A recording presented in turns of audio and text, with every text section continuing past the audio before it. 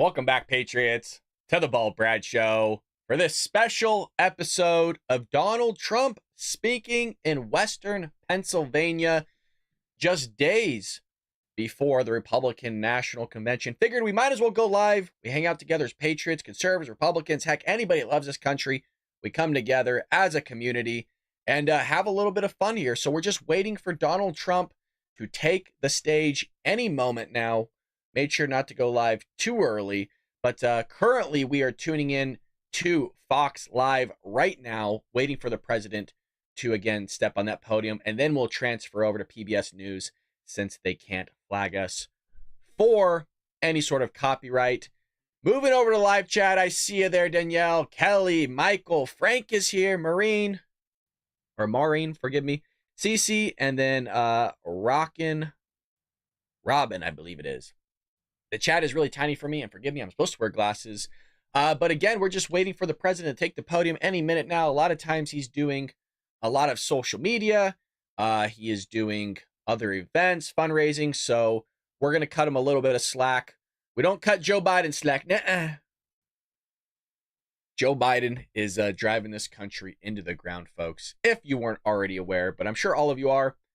Jeff, what's up, good sir? Jeff, aren't you supposed to be at the rally? I think you said you're going to be there today. What's going on, Kelly? Had a hard time getting to comment section here. Felt like giving up. Took me 5 attempts to get chat comment. Oh, no. Well, I'm sorry to hear that, brother. Glad you're still with us and willing to take the extra step to stay tuned in here at the Bald Brad Show. How's it going, Brad? It's going well. It is Saturday. I went out to a book fair. It's hot out. And figured, hey, you know what? Trump is going live for a rally. I feel like it's been a hot minute, maybe a couple weeks since we've tuned into one. Might as well see what the man has to say. And it'll be nice to, be able to see a man who can actually run the country and speak coherently and can, riff and go off the teleprompter. As we've seen from Joe Biden, he's not able to do that. So it was hot today to stand in the heat for 5 hours. Yeah, I bet, man. But anything to see Mr. Trump, one of the greatest presidents in modern history. There's a lot of news out. I don't want to touch too much because some of the stuff I am preparing for Monday's show. But I guess there's breaking news here where Richard Simmons has passed away, the fitness icon. That's a terrible news. He looked like he was sick, but yeah, Richard Simmons here has passed away, unfortunately. According to reports, he was 76. Simmons, who is known for his oldie workout videos. It was confirmed by ABC News. That's terrible.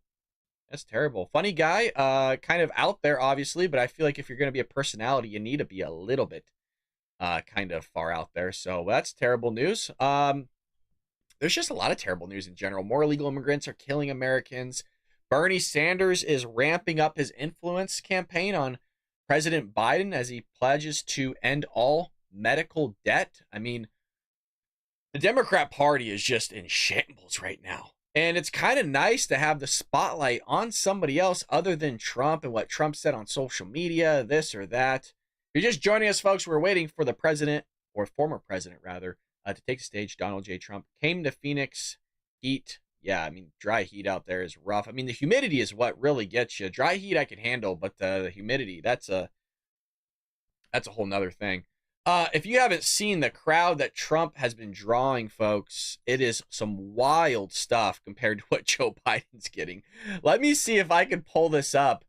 Jackie Heinrich has been following the Trump campaign, and there was some video of what things looked like for Joe Biden. And make sure I don't blow your eardrums out here. Here's Jackie Heinrich, who we love here. She's a senior White House correspondent of Fox News at Joe Biden's event. And this is what Joe Biden's rallies and speaking engagements look like. Remember, he's the most popular president in American history. This is what it looks like.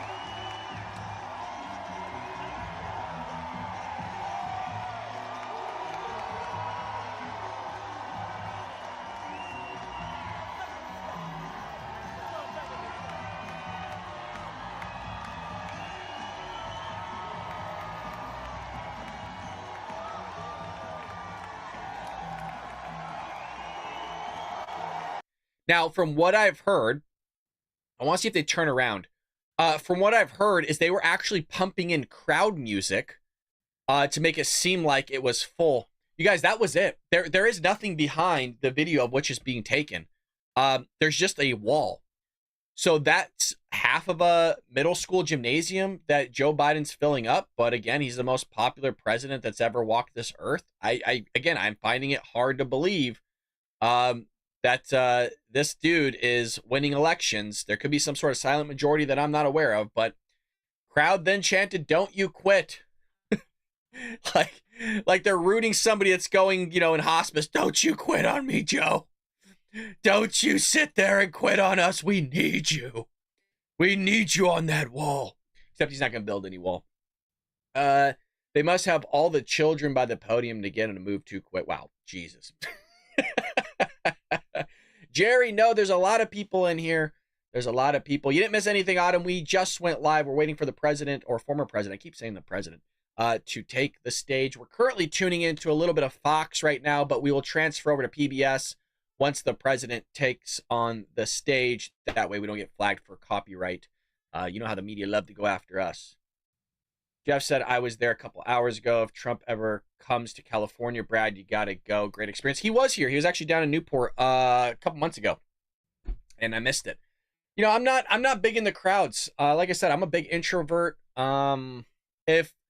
If I have to go into a crowd, I will, but I try to kind of stay clear of that. So I don't want to say it gets my anxiety up, but it drains my energy. I wasn't really big on that growing up of like, oh yeah, extroverts, introverts. But the more that I get older, just crowds, man, anybody, if I'm talking to more than 2 or 3 people, I just physically get drained to where I just don't have energy. So kudos to you, man, for standing out there. And, I'm not saying Trump doesn't deserve it, but, RD, I see ya. Hello, Rumble chat. Hello, we are gathering people. We figured we'd go a little bit early here, get everybody in while we can, and then, we'll progress forward here. Bringing the news, you got Jill Biden talking in Pittsburgh as pressure grows to oust Trump. Oust Biden. A sense of real security in the middle class. I think we've had enough of that. So the news is still coming out that Hillary Clinton, Obama have their fingerprints on this whole campaign, coup, whatever you want to call it, to get Joe Biden out of office. I'm sure many of you heard $90 million of donations have been frozen to the Biden campaign, which is a big hit. And it's just all falling apart around Joe Biden. I mean, Joe Biden himself is falling apart, but it's a whole nother level. Seeing this guy just rumble, fumble, mumble through his words. Wild stuff that people are still even willing to vote for him. And I think he was on drugs the other night during his press conference. I don't even really want to call that because it wasn't a press conference. The guy had the people selected ahead of time. They were all predominantly small news outlets. And the questions weren't even that good. Will says, one of the shows had a poll of like 12 retirement home women. And they were all like, we covered that on our show. Yeah. Joe's not that bad. Yeah, they were in a leisure home. And I said, maybe Joe's a frequent visitor. Who knows? Where was Jill Biden having her dinner? Pittsburgh. I am from Pitt. She just walked off the stage. So we're waiting again for Donald Trump to take the stage in Pennsylvania. As you can see, there's some other people are live. That's what it looks like. I can't play the audio because we will get flagged here on YouTube for copyright. But look at that crowd, man. Look at that crowd. You don't see this for Joe Biden. You didn't see it in 2020 either. Heck, you didn't see it in 2018. You didn't see it in 2019. You didn't see it in 2020.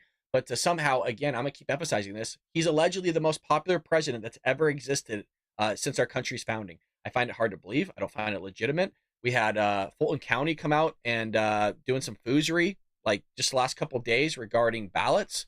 So, I mean, it's just funny how all this stuff starts coming out when, maybe this stuff should have came out, I don't know, in 2020 when the election happened.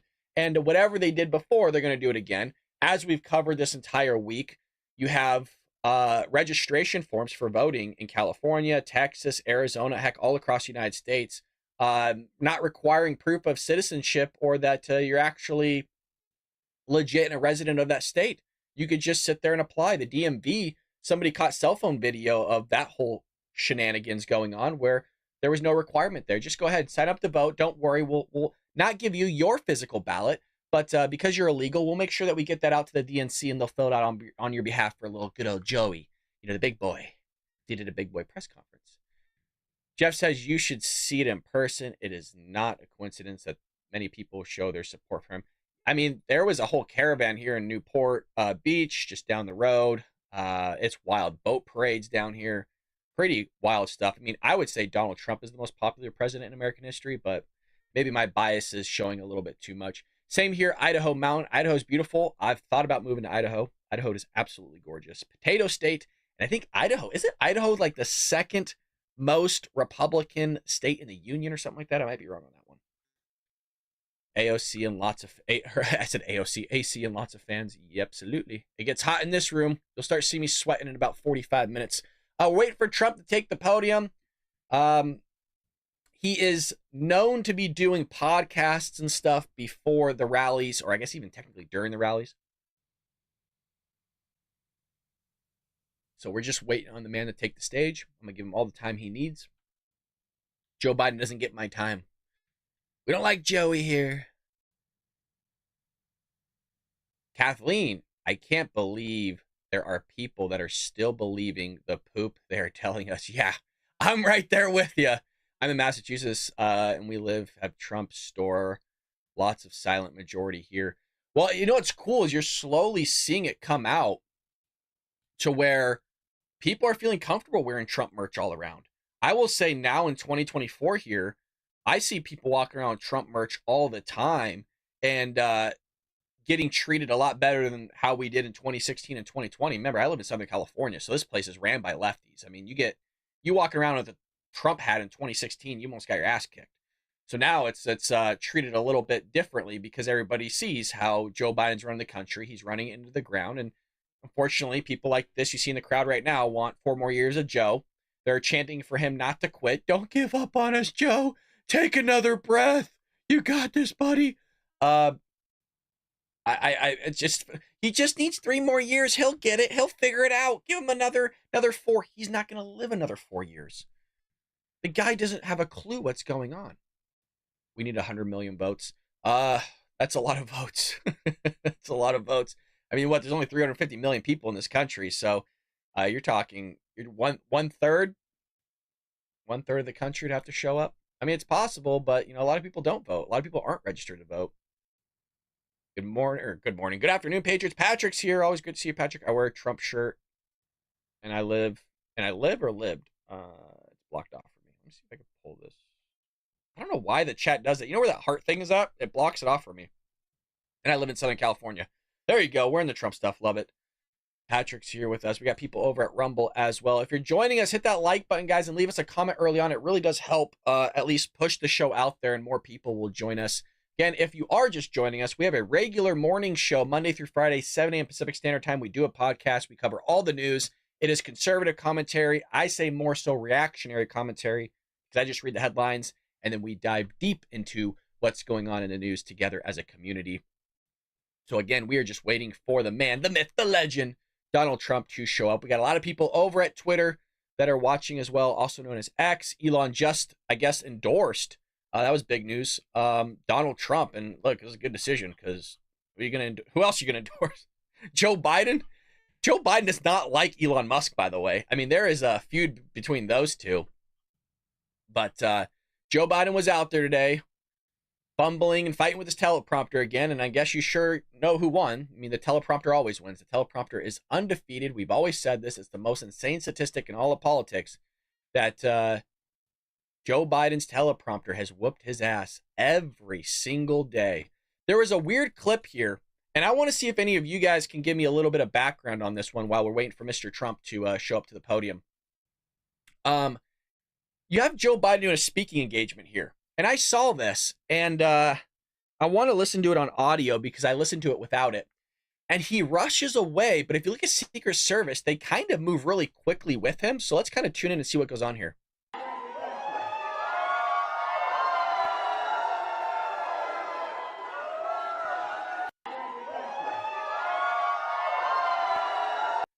one, it's a weird thing to hand the microphone behind you. Like, the guy was clearly going to expect him just to hand it right in front. And then he just rushes off. You know what I mean? It's weird. Look, and he skips away. Like, almost like there's an emergency or something. I don't know. It's a very weird exit. But I don't know what's going on with that. Also, a Michigan voter who has been voting Democrat for 50 years blasts Biden. Looks like they're waking up to this whole thing. Let's see what this man has to say here. I was going to suck it up and vote for Biden. But when I saw him in the debate, I think it would be reckless to vote for him. Tom Moran traveled an hour from Fenton to voice his view. He told us he's voted for Democratic presidential candidates for 50 years, but said this time he can't do it. I was going to suck it up and vote for Biden. Jeez, man, 50 years. 50 years. It just tells you, some people, it just takes time for them to wake up, man. You know what I mean? 50 years of Democrat policy has really crippled not just localities and states, but the country. It really started with Barack Obama. Barack Obama really did a disastrous thing to this country with his policies, but also just with the ideology as well. Donald Trump comes in office and tries to fix a lot and did fix a lot. And then you got another Democrat back in office, and look what he's done to this country. Some people just need 50 years to wake up. They've just been in a coma. Joshua says they need to turn his teleprompter around and let us read it. Absolutely. I just want to mention, you guys, we did call it here during that press briefing that he did, that they were calling the big boy press briefing. We called it and said, look, his poll numbers are going to go up, and they did. A lot of people saw, wow, he looked a lot better than he did on the debate, and he did. He was rambling, and he was just saying anything and everything he could, basically stonewalling, filibustering, and just saying a bunch of nonsense to the point where even I was like, what was the question again? He's been going on for like 10 minutes. He took an hour to answer 8 questions. That says everything you need to know. How many showed up to the Joe at his rally? I heard it was about 1,000 people. Take that for what it's worth. I was trying to find the video of the individual turning around at the Joe Biden rally, because there was nobody there. I mean, like I said, it looked like a middle school gymnasium, and he couldn't fill it up. So we'll make it for what you will. It really does boggle the mind, and I try to understand of how is this guy getting 83 million votes in 2020, and he couldn't fill a parking lot back then. He couldn't fill a freaking basement. So other than with himself. Now, Karine Jean-Pierre had a gaggle on Air Force One while Joe Biden was flying everywhere. So we got a few clips of that. This first one is that a Biden campaign intern, Michael Tyler, claims they are, quote, seeing strong support as a steady stream of elected Democrats call for him to drop out. So I'll play that all for you right now. Since last night, we're seeing strong support across our coalition, but most importantly, we're seeing it with our grassroots base. Since last night. So take that for what you will. I mean, they're known to be a bunch of chronic liars, and this is a junior Biden campaign intern. So again, even take that as a grain of salt. But he also comes out and says Joe Biden has been making gaffes for 40 years. He has made some last night. He will probably continue to do so. That's encouraging. How is he feeling about his performance last night, especially the 2 gaffes that he made calling President Zelensky Putin, and the fact that for many Americans, not just his detractors, those are what stick out? How are you guys going to campaign against that? Yeah, Joe Biden has been making gaffes for 40 years. He made a couple last night. He'll probably continue to do so. How is he feeling about... He's been making gaffes for 40 years. That is not what you want to hear. It's very reminiscent of the volunteer campaign guy that we saw. And he didn't know that Joe Biden was going to come visit him. And he goes, really? Wow, well, I hope he's awake.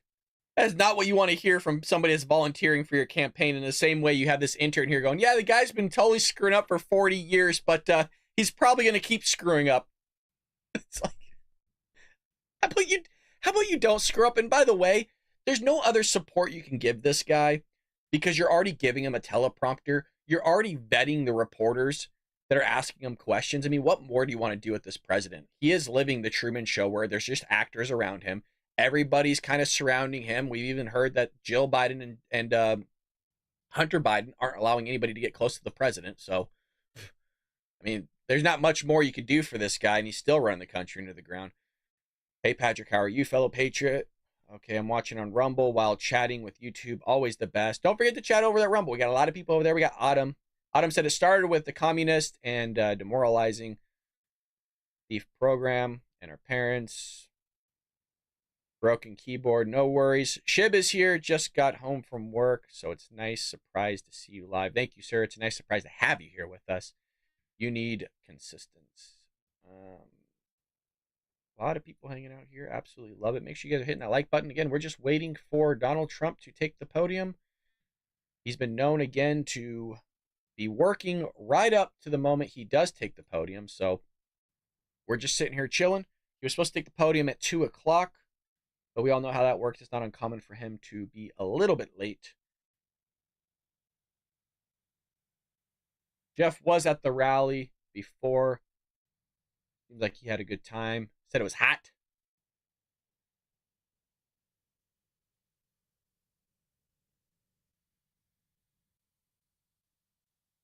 You guys have any questions about anything, let me know. Again, if you're just tuning in, hit that like button. We normally go live every morning, Monday through Friday, 7 a.m. Pacific Standard Time. We will be changing the first week of August to 6 a.m. Pacific Standard Time. But for right now, it's 7 a.m. Pacific Standard Time. We go over conservative news and, well, not even just conservative news, but just news in general. And we give our conservative ideology on it, our opinion every now and then. And we also call it the hypocrisy of the Democrat Party, the mainstream media, and the progressive left. A lot of news is coming out over this weekend. I don't want to throw too much at you because nothing has really changed. Just mostly the narrative is slowly changing behind Joe Biden, where in front of the camera, you have basically the media still asking for him to stop running for office. Behind the scenes, you have allegedly Obama and Clinton having their fingerprints on everything and trying to oust Joe Biden. The problem is they don't have anybody to replace him with. It says everything you need to know about the Democrat Party. They want him out, but they can't replace him with anybody because everybody they have in the Democrat Party predominantly sucks. I mean, it really is a crazy thing, right? Like, say Donald Trump doesn't say he just drops out for some reason. Okay, you got Vivek, you got Marco Rubio, you got Ted Cruz, you got Vivek Ramaswamy, Nikki Haley, whatever you like her or not. You know, you have like a deep bench here on the Republican side of the aisle. Democrats have nobody. And the people they did have, like Tulsi Gabbard's like, yeah, see you later. This party sucks. I'm out. Like Kennedy, same thing. They didn't like him, so he's like, ah, fuck it. I'm out of this party. So it shows you everything you need to know about that party, that they have nobody. What are they going to put up Gavin that's run California to the ground, that somehow lost $100 billion with a B surplus? How do you do that? Like, how do you screw up $100 billion surplus?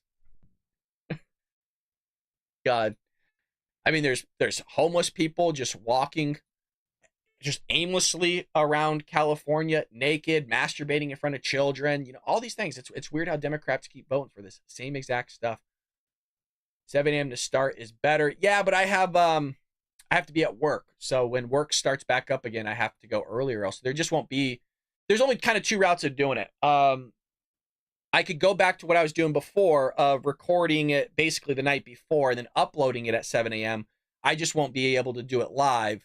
And the other avenue would be do it at 6 a.m. Pacific Standard Time, even though a lot of the country, right, is 3 hours ahead of us, Danielle. So that'll be 9 their time. But I kind of like doing the lives because I can get it done. There's not really much editing. I kind of do all the editing live myself. So most likely is going to be 6 a.m. Pacific Standard Time. And hopefully people will want to join us. If not, then it will still be there at 7. Do you really think that the donors will start over to start funding a new Democrat presidential candidate? No, Jeff, I don't. I think Joe Biden is the nominee. I don't think they have it in them to start doing over again. And they need a new convention and all this stuff. I just don't think it's going to happen. I think this is them. Just, you know, when people start to, again, we're just waiting for the president to take the podium. You know, when they start to have all this emotion, and Democrats don't really run on logic and reason too much. They run a lot on their feelings, right? We've heard a lot. That's why we call them snowflakes. When they get triggered and all riled up, you know, logic and reason goes out the window. and then they just start acting, spasming out, freaking out, oh, get rid of the guy. Rather than going, do you need to get rid of the guy? Or maybe just have a conversation with him about like, hey, maybe just don't talk as much. All they really need to do is not have Joe out there in the open. So, granted, let me fix that real quick. They kind of screwed up by having him go to a debate and totally butchering it. So, I mean, now they need to fix it, but that's here nor there. I think he's gonna be the nominee. I just don't think he's gonna drop out. It's too soon. F this bleep. I'm out. Works for me because it will go like 2 p.m. rather than 3 p.m. I went to a rally in Georgia in December 2020. Everybody's going to the Trump rallies. Deplorable. It's good to see you. Giving us the nice wave. Love to see it. If you're in the live chat, come join us. Again, we got people watching on Twitter. We're waiting for the president to take the podium. I don't know when it's going to be. I'm not at the rally myself. We'll be watching through PBS NewsHour just so we don't get flagged. It's a public broadcasting service, so it's safe to use. It will cost way more money to start over. Absolutely. Yes, it will. And again, like I said, they don't have anybody. Kamala Harris sucks. I mean, think about it. Whoever they put forward, it doesn't matter who it is on the Democrat side of the aisle, they're going to be challenged on the fact, why did you cover up Joe's cognitive behavior? You're going to act like you didn't know with all these meetings you've had with the guy? Really? They're all liars. I mean, I mean, I know none of us are shocked, but at the end of the day, they are just all liars. They lied about it. It's the biggest cover up in American history. And I think the second one to this is that we know about would have been, in terms of medical issues, would have been FDR and polio. And he actually came out later and goes, yeah, you got me. It's like, bro, we got pictures of you in a wheelchair. You can't stand up. Like, you can't hide it. And the same thing here. It's like, dude, we got hours of audio and video of Joe Biden slurring his words, fighting with his teleprompter, seeing dead people. I want to see if there's this clip that I can find while we're waiting of just Joe Biden during the debate or the press briefing. Joe Biden, what is it? Press briefing, where he's talking, but then he says, what are you doing? I want to see if I can find that clip. It was a really weird thing that he did, and I must have missed it. Joe Biden, what are you doing? Let's see if I can find it here. Jumping over like a spider monkey from one platform to another just to say hi, YouTube. Thanks, Shib. Shib's doing it all for us. I appreciate it, my friend. It's going to be tough to find that one specific clip, but really weird how he's just like talking. He's like, what are you doing? Like he's hallucinating or something.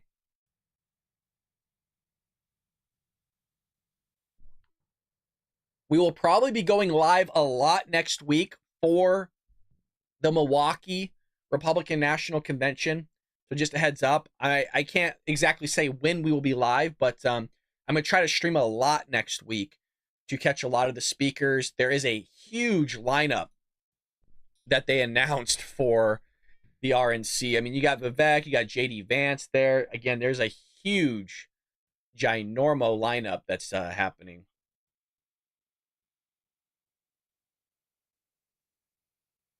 If you guys aren't following me on Twitter, make sure you do so because we do post stuff out there. There was this poll that came out right here from Rosenberg. Polls this week, Biden and Trump are basically neck and neck. Trump lead appears to be gone. This is as of yesterday, folks. So, like I said, we got to make sure we get out to the polls because regardless of Joe Biden just being dead, it's neck and neck right now.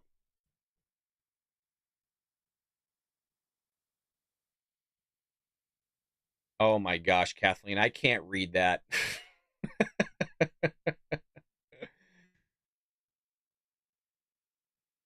Did anyone see the preacher take the pulpit and compare Joey to Joseph of the Bible? It's a remarkable spin. Remarkable spin by that preacher. Again, we're just waiting for Donald Trump to take the podium in Pennsylvania. Well, who do you think will be our VP? I heard rumors is that it's JD Vance, but I've given my hot take on this. Anybody other than Vivek, I'm going to be disappointed. I really, really want Vivek Ramaswamy, man. If it's not him, I'm going to be very, very disappointed. I just don't think JD Vance is new, guys. It's not like he has a ton of pull. I just think he's too new to politics, really. And that's not just my opinion, by the way. That's mostly from what everybody else is saying. Like, it's not like this guy knows what he's doing, really. As much as you might like him. I mean, you can say the same thing about Vivek Ramaswamy, but I think Vivek is able to carry Donald Trump's message in a way that nobody else can. I've seen Vivek work on podcasts. By working, I mean he's going as guest, and he's able to talk through a litany of issues very deeply, attached to Donald Trump, attached to foreign policy, domestic policy, in ways that I just haven't seen from J.D. Vance or Marco Rubio or anybody else. And that's who Donald Trump needs. He doesn't need somebody to act like another Donald Trump. He needs somebody that could carry his message to a level that he's not capable of doing. Donald Trump is very simplistic. He talks in big words. He's a celebrity. Yeah, he's a businessman, but he's a guy that makes everything in big picture. He does sound bites. That's what he does. Vivek has the Ann Coulter issue. How so, Will? I don't know what you mean by the Ann Coulter issue. I mean, she has a lot of issues, but at least she says what she thinks. I'll give her that. So again, we are just waiting for Donald Trump and Butler, and this is what it looks like at the Trump rally right now. I mean, that's a lot of people. Look at how he does his rallies outside, while Joe Biden has to go inside because Joe can't fill an outside area. Look at all those people, man. But don't worry. Somehow Joe Biden's most popular president ever. How? I don't know. Got other video images here of what that rally looks like. I gotta make sure I mute it. I don't get flagged.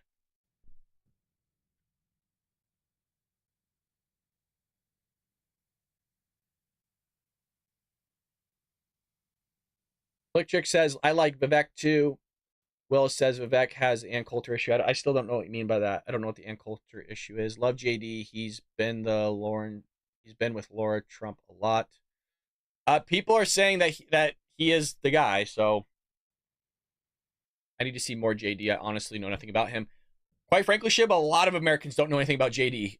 He's just really, I don't say he's been in the limelight probably since 2020. He did write a book. His book went to the national #1 bookseller, was the New York Times or whatever, but man, my mustache is really itchy. But a lot of people don't. He's just new, and that comes with, that's both good and bad. I mean, same thing with Vivek, but like I said, Vivek talks a lot better than JD Vance does, in my opinion. Our opinions can be different. And Coulter said she would never vote for him for president because he's not an original rooted American. Vivek and Ann had a discussion on it. Yeah, it's racist, but voters think like that. Well, when I just don't understand that. Ann Coulter said he would never vote for him because he's not an original rooted American. I mean, a lot of people aren't original rooted Americans. If she wants to, I mean, that goes back to the individual, right? That a lot of people were descendants of some sort of group of people that immigrated here. It's a silly argument, in my opinion. But if that's how people think, then whatever. But you're gonna think about that for a lot of candidates if you really go down and look at their ancestral roots. But if that's Republicans, or even, I mean, the one that's insane that Republicans or conservatives would think like that. And if they are, then I would really challenge that Republican or conservative to think about their mindset, because their mindset is wrong. That's a Democrat mindset, by the way. If a Republican or conservative is looking down the rabbit hole like that, they're not rooted as an American. One, that's not even how the ideology and the founding of this country works. And even if they're not, there's a lot of things that an immigrant or their family, in terms of their culture, can bring to this country to make it even a better place. But that ideology and culture talking about, that's a Democrat ideology. That is not a Republican or conservative one. Is 20 people in the Joey rally can only look fuller in a small enclosed room. You're absolutely correct. Like I said, it was like a half-size gymnasium, like a middle school gymnasium. I'm trying to find the footage that I saw earlier today. I was swiping through Twitter, and somebody did turn around, and for the life of me, I cannot find it. of Joe Biden's rally. Let me see if I could still look it up in here in real time while reading your guys' stuff here. Maybe this is it. This might be it here before my computer explodes.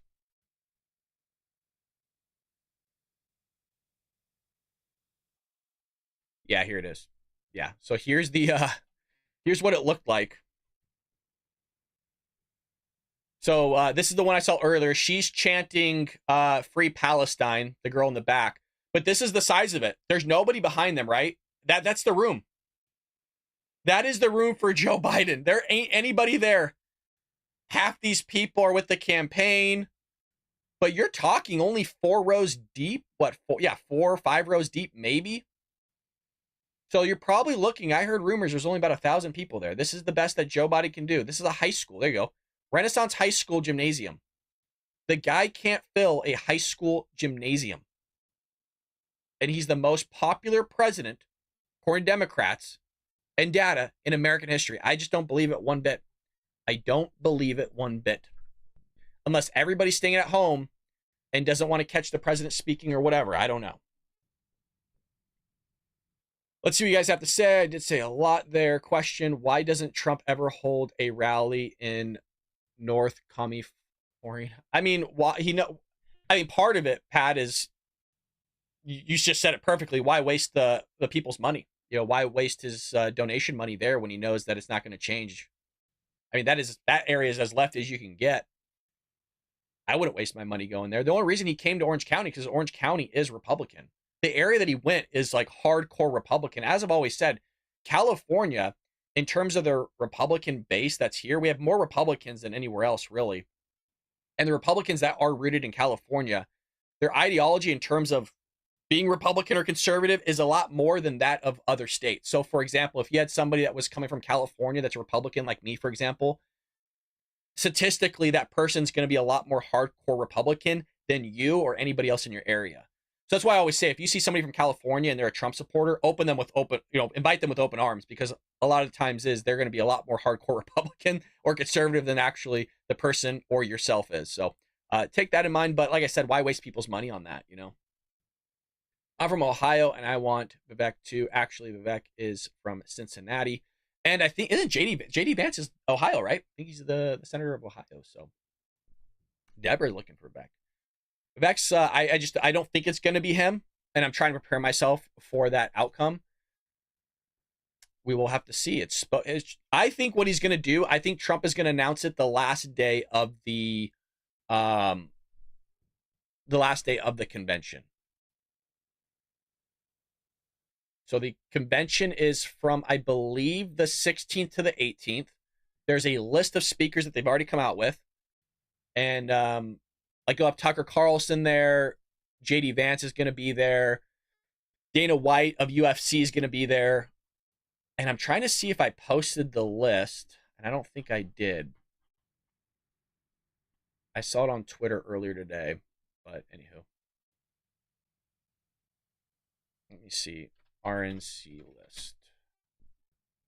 Yeah, here it is. So here's some people that are going to be there. Family, you got Donald Trump Jr., Eric Trump, Laura Trump, which is obvious. Kimberly. And then the entertainers, Matt Brooks, Tucker Carlson. That's going to be a good speech. Charlie Kirk, that's always a good one. Vivek Ramaswamy, which we want to see. Dana White, as I mentioned. And then you also have a lot of political people. Look at all those senators. There's JD Vance, as I've mentioned. Tom Cotton, I've heard, is one of the top 5. Rick Scott, Marco Rubio. So his VP pick, according to the campaign, is supposed to give the speech next week. So we'll be making sure that we tune in on that one. And like I said, there's going to be a lot of lives next week for the RNC. I want to see a lot of these people's speeches. I'm probably just going to be live. Like, there'll be times when I'm on camera and I will probably turn off my camera. It's just going to look like this. And I'll probably just turn off my camera and let it run for a bit. And then I'll come back. So we're going to be live a lot next week. Again, we're just waiting for Donald Trump to take the podium here. The man is busy at work. Vivek is strong, man like Trump. That's who we need as VP, strong and tough. Yeah, he doesn't put up with any BS. Don't get me wrong, I'm not saying any of these other picks are bad. I mean, they all have their positives, and everybody has their likings to a certain VP pick in the same way they like their likings in a president. So I got nothing against um anybody's opinion, really. It's just you guys asked me who I'd want. I'd like Vivek. I got nothing against really even all the other ones. I can't believe Trump would pick a guy who was originally a never Trumper as VP. If you weren't 100% before, I wouldn't trust him. Yeah, I'm sure there's some truth to that. Who were you talking about specifically, though, Will? About a never Trumper before? Vivek is strong man. We read that one. I'd like to see Trump pick. Yeah, see, there's a lot of Vivek people in here. Well, Vivek was also running for president, so did any. Yeah, but even though he was running for president at the same time, his message was very similar to Trump. And I think at the end of the day, he knew he wasn't going to win, even though he said he did think he was going to win. But he's the one that mostly went in line for Donald Trump. And also too, you guys know how this works. Like, look at even Nikki Haley's going to get behind Donald Trump. You guys know how all this stuff works. They got to sit there. It's politics. They're going to sit there and rag on one another. You got to pick sides. We all know how this stuff works. So just because somebody might have said, oh, well, I'm not going to vote for this guy, or, oh, he did that when they were going up against him. Again, look at Ted Cruz. Look at everybody else. You rally behind the guy. We all know how this works. So don't even take it personal. Politics. BB just wants to pick his nominee off camera, really. Vivek would speak a lot of younger. Yeah, he would. Yeah, a lot of people want Burgum as well. Would be a good pick for VP as well. Maureen says there is hardly anyone there. Yeah, at the Joe Biden rally, absolutely. There ain't anybody there. A guy can't even fill a freaking high school gymnasium. Isn't that wild? Something else that came out today. Let me bring this. Oops. I did not mean to click on that. There was this that came out today as well. Let me see if I can find it here. It was regarding the Georgia state election. Yeah, check this out. Breaking. The Georgia State Election Board has scheduled an emergency meeting today. Why? Because corrupt Fulton County officials have created a team of monitors for the 2024 election that have no approval from the state. They're getting ready to cheat again. I've been saying this for 3 years now. The fact that we didn't want to look under the rug as Republicans and conservatives, meaning the politicians that we elected to represent us, they're going to do everything they did in 2020 all over again. And you know what? Yeah, we're going to blame Democrats for it, but also I'm going to be blaming Republicans because they don't have a backbone for anything. They're not even willing to light up Merrick Garland for $10,000 a day fine for sitting there and basically not following suit with a subpoena. But Steve Bannon does that. He gets like 18 months in federal prison. JD Vance also, what does he even bring to the ticket? Ohio is secure. I don't want to risk a Senate seat for a VP pick. Will makes a great point. This is what I said about specifically Ron DeSantis was Florida needs Ron DeSantis right now. Ron DeSantis' term is up, I believe, after this go around here. And that's why I also didn't think it was his time. I don't think Ron DeSantis would be even a good VP pick because he's too much like Trump. There's only one Trump. There's only one Donald Trump that the White House could contain and the American public can handle. And having two of them, that's why I think, Vivek's the man. He can act like Trump when he needs to, but he does it in a way that's a lot more softer than I think Donald Trump does. Whistling out of his nose as he's breathing. Jesus. Isn't Jill in Jill is in Pittsburgh. Yep, giving her a little speech. She's the one running the country. We were looking at her speech earlier, or we weren't listening to it. We can't really take too much of her giving a speech for Biden. Yep. Let's see what's going on in the news right now. Again, if you guys didn't hear, Richard Simmons passed away. That's terrible news. Let me scroll through what we got going on here from the people that I'm following.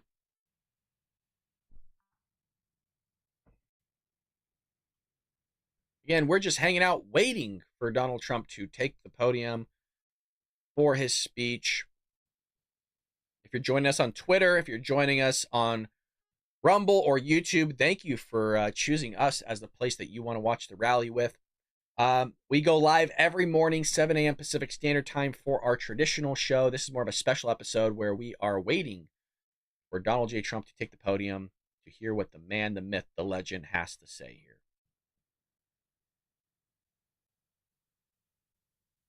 you guys have any questions about anything, we were talking about whose Trump VP pick should be.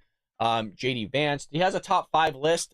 Look, Vivek's not even in the top 5 allegedly, but we'll see. A lot of people think it might be a surprise. We all know how Donald Trump works with his PR stuff. It could be Tulsi Gabbard for all we know. Who the heck knows? Ron shot himself in the foot for trying this time. Yeah. I think he can come back, though. I mean, look, he's doing great things in Florida. It just was not his time. I mean, it's not anybody's time. It was Donald Trump's time. You know what I mean? It's tough to go up against Donald Trump. He has a strong base. I'm one of them. And I think more of the question that we have here is not even about Republicans, because a lot of the Republicans that were put forward were great. It's how Democrats have nobody. Who are they going to put forward? Chuck Schumer, AOC, Gavin Newsom, Ilhan Omar. Like, who do they have? They don't have anybody. It's funny how during his presser, Biden was talking about Kamala Harris, because a lot of the conversation is about her moving up to the presidency and having Joe Biden drop out. And he's like, well, she's done a lot of great things. The things I put her in charge of, she's accomplished and ran it perfectly. I'm like, no, she didn't. You put her in charge. She was called the border czar. You put her in charge of the border, and she didn't solve anything. The border still sucks. Like, what have they fixed? Well, we got the CHIPS and Science Act, move forward. We have spending trillions of dollars of your hard-earned money on infrastructure. I love that Mike Johnson stepped up and did the SAVE Act. I think that will help, I hope. Well, remember, Kathleen, that was just in the House. It still has to go through the Senate. And in order for it to pass in the Senate, you have to have some Democrats cross over and actually vote for it. I don't think it's going to pass in the Senate, unfortunately. It's a great bill.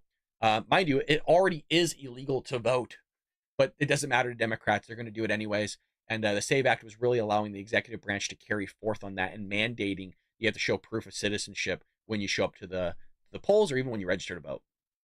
Which, again, the Democrats' talking point isn't that it's a bad idea. It's a bad idea because it's a burden upon Americans. It's a burden to like the 30 million people that don't have IDs to vote. By the way, you would look at how many of those 30 million Americans actually do vote every single year and are registered to vote. So it's a really silly thing. And it's honestly racist because some of the stuff they're saying is like, oh, black people can't get an ID. That's not me saying that, by the way. That's Democrats. I'm like, whoa, dude. Like, what? They're human beings just like the rest of us. They just have a different skin color. Like, what does that do with anything? It still boggles my mind that we're still in this, like, pre-1960s mindset as the Democrat Party. Dude, they're just regular people. They go get IDs. They can do anything and everything that we can. Like, what the hell? Borders are, yeah, absolutely. Did you know Project 2025 was done before Trump was presidential, was done when Obama was president? I did not know that. I've read up a little bit on 2025. Not everything in there is bad. I mean, it's really kind of, if you kind of look at it, and they talk about this on their website, it's really just a plan, an initiative to have a better functioning executive branch when Donald Trump is voted into office. And they've even said themselves, again, I haven't read the 900 pages that 2025 makes up, so please take my thinking as a grain of salt here. I'm just telling you what I've read so far. It's just one of those things where they felt like, hey, when Donald Trump was initially elected into office in 2016, he had a lot of people that were holdovers from the prior administration that really bogged down the system and didn't allow Donald Trump to really carry forward his presidency in a way that could have been unleashed if he didn't have those holdovers. And so what they wanted to do was, hey, let's start implementing more now. Let's start planning for Donald Trump to get in office. Let's start figuring out a cabinet. Let's start actually interviewing people right now. Let's figure out what we can do so that day one, when he steps in, everything's already been set in stone and he can hit the ground running. Now, I'm sure there's a lot of things in there that I don't agree with. There's probably things in there that I don't like. But like I said, I'm not about to read 900 pages of something that I truthfully, honestly don't really care that much about. I'd rather be honest with you. I mean, is that all of us too?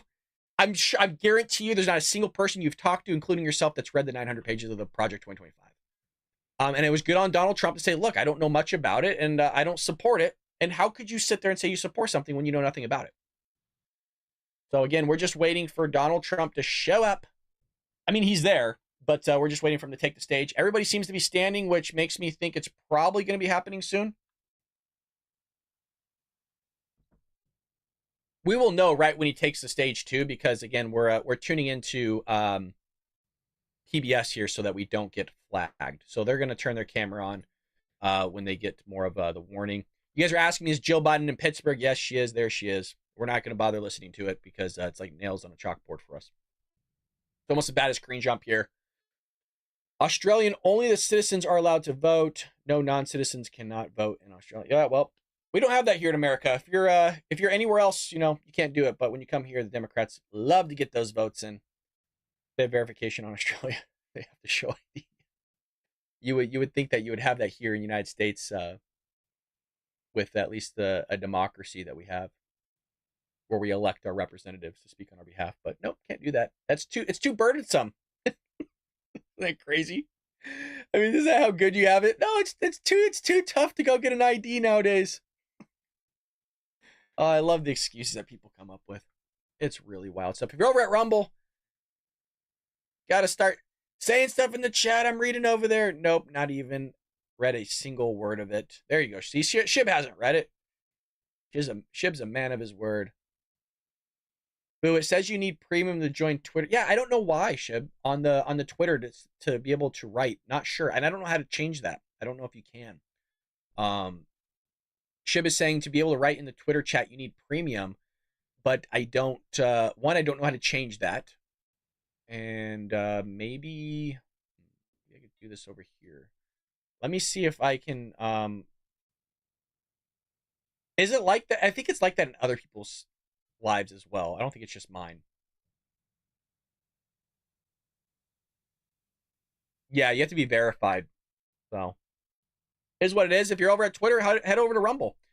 Here, I'll post the link to our Rumble to those that are in my Twitter, and maybe you can click on it. And I will see you over at Rumble.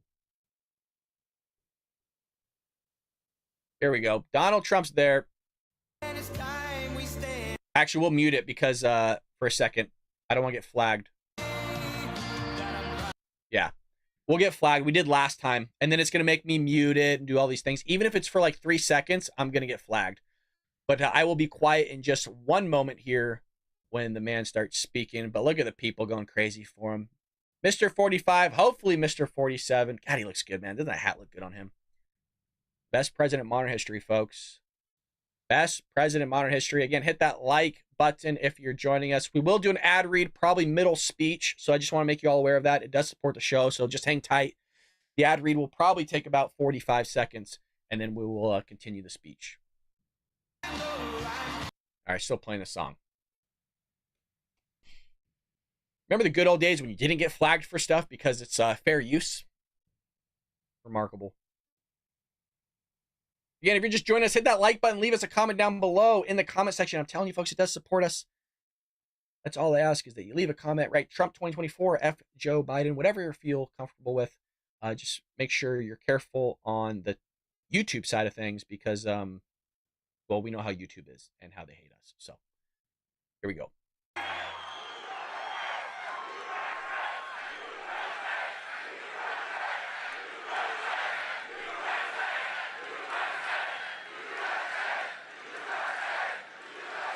This is a big crowd. This is a big, big, beautiful crowd. I wish the fake news back there would show it. I wish they'd spin their cameras and show it because nobody would believe it. You know, the other day, Biden was saying, I got big crowds, meaning him. He gets big crowds. He doesn't know what a big... And there were like 93 people there. 93, you know what that is? That's where the front row Joes sit, right here, 93. We got more than 93 front row Joes. Hello, Butler, and hello to Pennsylvania. I'm thrilled to be back in this beautiful Commonwealth with thousands of proud, hardworking American patriots, and that's what you are, and we got to bring our country back to health because our country is going to hell if you haven't noticed. Millions and millions of people are pouring in from prisons and from mental institutions. We're going to stop it. We're going to get it stopped. We're going to bring them back. As he said, we're going to bring them back. We're going to deport. With the help of everyone here tonight, we're going to win Pennsylvania this November. We're going to defeat crooked Joe Biden and laughing Kamala. Paris. And we're going to take back the White House, and we're going to take back our country. We're going to take it back. Our country's been stolen from us. You see that? It's the greatest, one of the greatest crimes is what they've done over 4 years and hiding what the obvious facts are, isn't it, huh? Isn't it a shame? You run for the president of the United States from a basement, Look at that little kid dressed as Trump in the back. Very dishonest stuff, but you know, we're going to have the greatest election. I tell you what, we did fantastically in 2016. We did much better in 2020. You know, we did much better. And it was rigged. It was a rigged deal, but we did much better. But it's nothing compared to the enthusiasm all over, not just in Pennsylvania, all over. There's nothing compared to the enthusiasm that we've seen over the last year. Because, I mean, a year, think of it, year and a half ago it started. It really started from immediately after the election, you want to know the truth. But a year and a half ago, we were seeing crowds of people desperate to have rallies, desperate to have anything to take back our country. And we're going to take it back. Next week, the Republican Party will hold its convention in Milwaukee, Wisconsin. And 5 days from now, we will officially accept the Republican nomination for President of the United States. Right? And we're going to get a good senator. I'll tell you, you have a real stiff right now in office. He's a stiff. You know, your current senator, I never met him. I don't think I've ever met him. I was only there 4 years, but I don't think I ever met him. I'll tell you, that's your senator. He votes with Biden or whoever happens to be furthest left. We got to get him elected. McCormick. We got to get McCormick, press McCormick. He's a good man, too. He's a valiant fighter. He's a great, great gentleman. So we're going to bring him up for it. Can we bring him up for a couple of minutes later? A little bit later. All right. You get ready, McCormick. You get ready. I'll get you up here. The world will see a vibrant Republican Party that is bigger, stronger, more confident, and more united than ever before. And that's what we are. We're the most united party. Now, you know, I'm watching the fake news go crazy because they're saying the Republican Party has not been united since Ronald Reagan like it is right now. It was united under Ronald Reagan the second time. It was very united. And they said there's never been anything like it. They've never seen a movement like this. Make America great again. You know, Joe Biden talks about we have to stop MAGA. MAGA means make America great again, Joe. It means make America great again. That's all we want to do. If he was doing the job, I wouldn't even be doing this. I'd be at some beautiful place with a gorgeous ocean, the Mediterranean, the Atlantic, maybe the Pacific. Thank you. Thank you.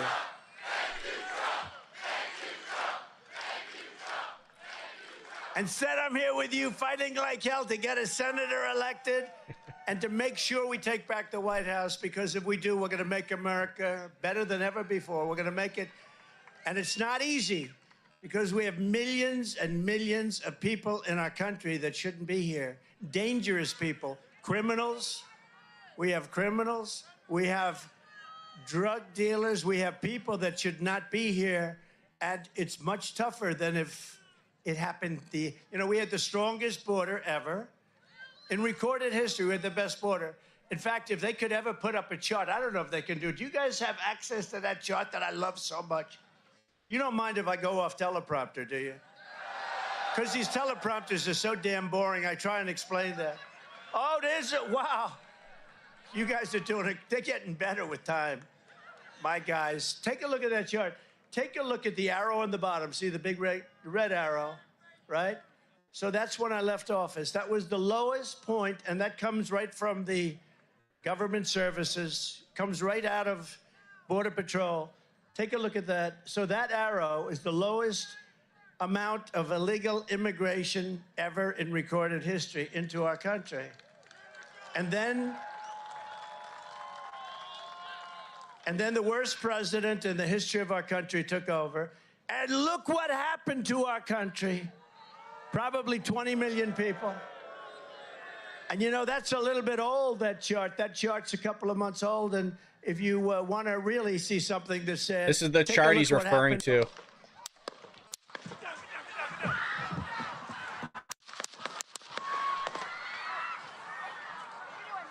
What just happened? What the fuck? Holy shit. Shots fired.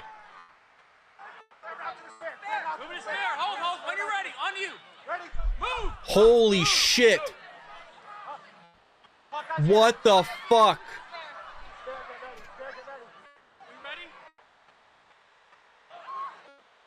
Holy shit.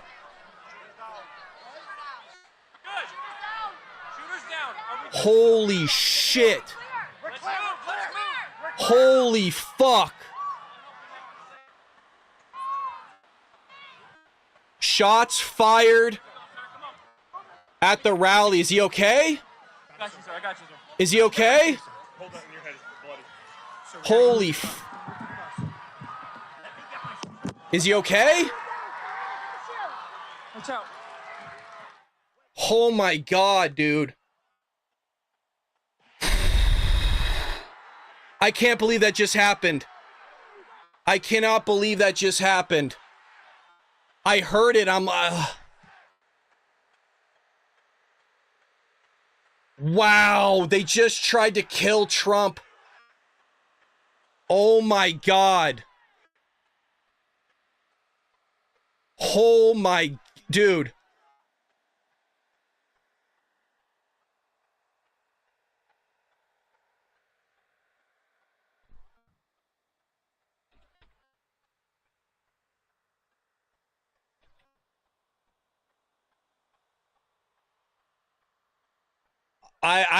Dude, I'm shaking. I can't believe that just happened.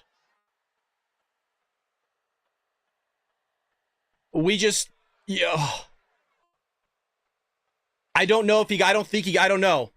I can't believe that just happened. The shooter's down, supposedly. We heard it live. The shooter is down. If you're just joining us...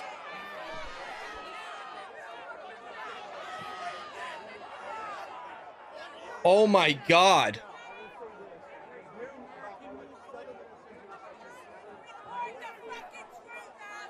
Holy shit.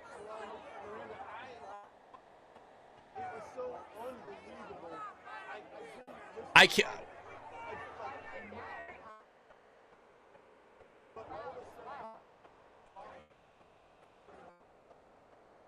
We're going live on Fox. From this over in Butler, Pennsylvania, where he was hosting this rally. And you did hear moments ago a popping sound. Some people are saying he got shot. You saw the former president duck down behind the podium. You saw Secret Service members step up there, shield the president, and escort him to safety at this moment. We don't know if this event is going to continue on after all of that, but we do have some live reporters there on the ground. I want to go ahead and take their shot as they are reporting there live from the event over in Butler, Pennsylvania. Let's go ahead and listen to this. Not sure exactly where those shots came from at this point. We're trying to figure it out, but to hear that and then see the fall down there on that stage, I can't put into words. Talking to the people in the crowd and me as you're trying to... Oh my god, dude, what the hell? We're just trying to figure out. Okay, we've lost. Okay, Alexis McAdams there at the rally with former President Trump, where it sounds like, and it looks like from what we can tell at this moment, that there was a shooting. It sounded like multiple shots fired. It appeared that there was some injury to President Trump. We do not know the extent of it. We know that he was holding his fist in the air. He was pumping it as he was taken away by the Secret Service, hurriedly getting him into a vehicle and getting him out of there. You saw that there is an ambulance there on the scene. That is I can't believe this just happened, any, man. Rally like this, any I event cannot like this, believe for this just very happened kind of live. Situation. We know nothing about the former president's potential injuries or current condition, other than we saw him pumping his fist and holding his fist up. There's enormous security at these rallies, Secret Service, local, and many others who are involved. You can see that this crowd is stunned. Alexis McAdams is there explaining just the mood of how this would feel. You witnessed it if you are watching this rally. We are trying to find out what happened, if there is a suspect, if the suspect is in custody or taken down. This is insane. insane. It would not be surprising because there was very quick response, as there always would be in this kind of situation. This is developing very. We're live on Fox, and we're gonna stay live right now. I can't believe that just happened.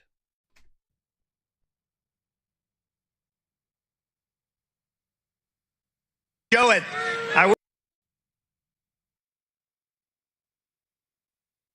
I'm trying to see if somebody has video of it right now. Obviously you can hear the shakiness in my voice because I'm being told the guy got hit, meaning Trump.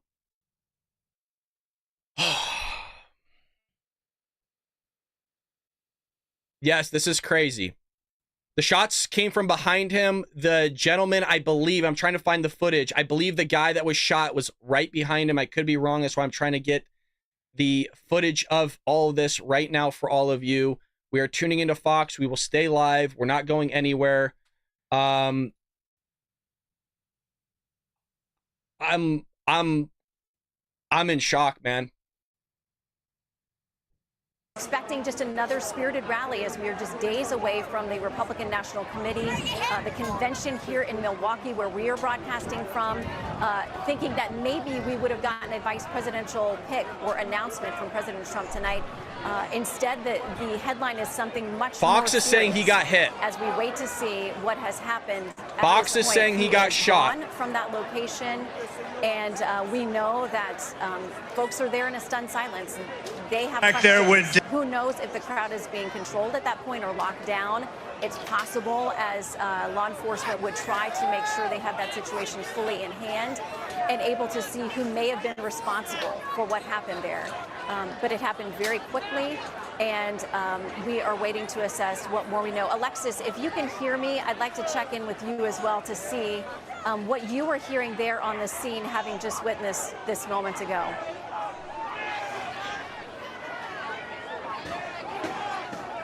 It appears we do not have Alexis. I mean, it's always possible that they're moving reporters away from some of these areas, or I'm trying to find simply lost their. I'm trying to find the clip for you guys. All right, here we go. I got the clip. We took over, and look what happened to our country. Probably 20 million people. And you know, that's a little bit old, that chart. That chart's a couple of months old, and if you want to really see something that's said, take a look at what happened. Oh, fuck. He grabbed his ear.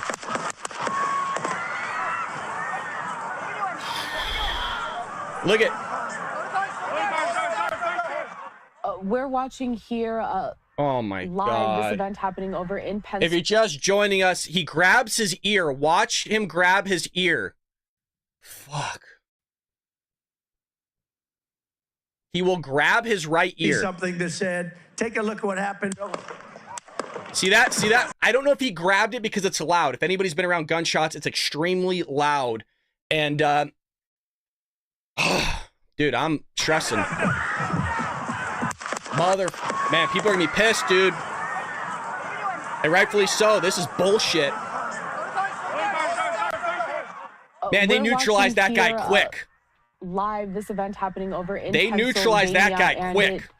It seems like popping sounds over in the background. That's what gunshots sound like, lady. Members kind of have a former President Donald Trump duck there from the podium. I'm going to pump up the audio so we can keep listening. I want to see if we can see blood on him right now.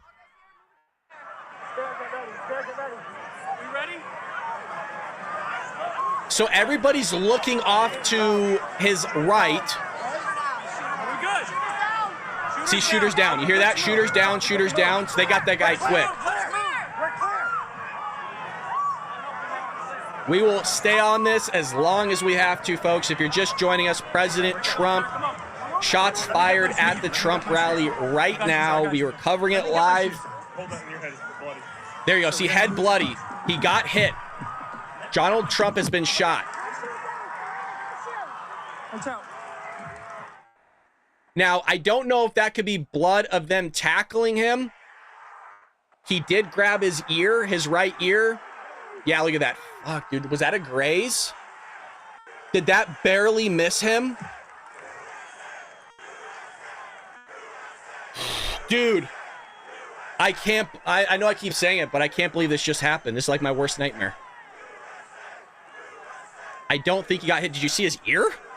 Like, dude, did you see the blood on his ear? He literally just said, like, hey, you're bleeding. Think he got grazed? I think he got grazed too. Yeah, maybe. I mean, either way, he got shot. See that? Your head's bleeding, and watch this. Watch his ear. You'll see the blood. Here, watch. I'll see if I can pause it for you.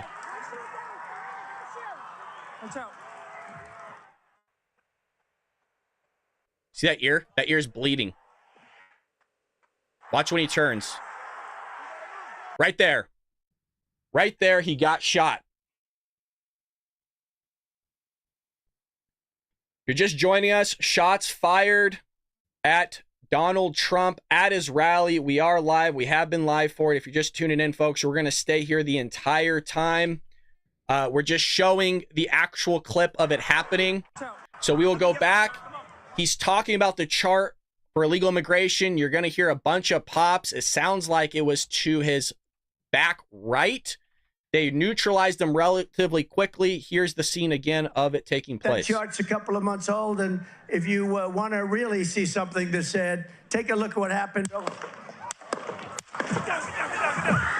Yeah, he got grazed. Him grabbing his ear like that, dude, oh my God. Said, take a look at what happened.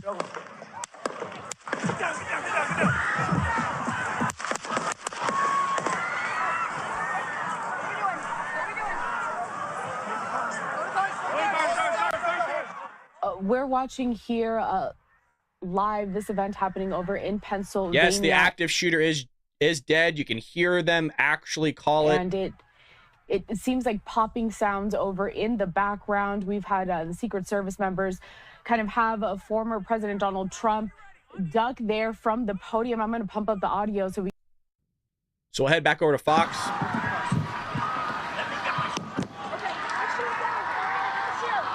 Watch out.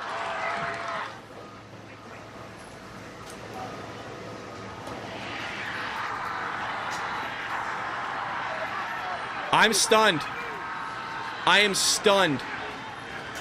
I have goosebumps. Fuck.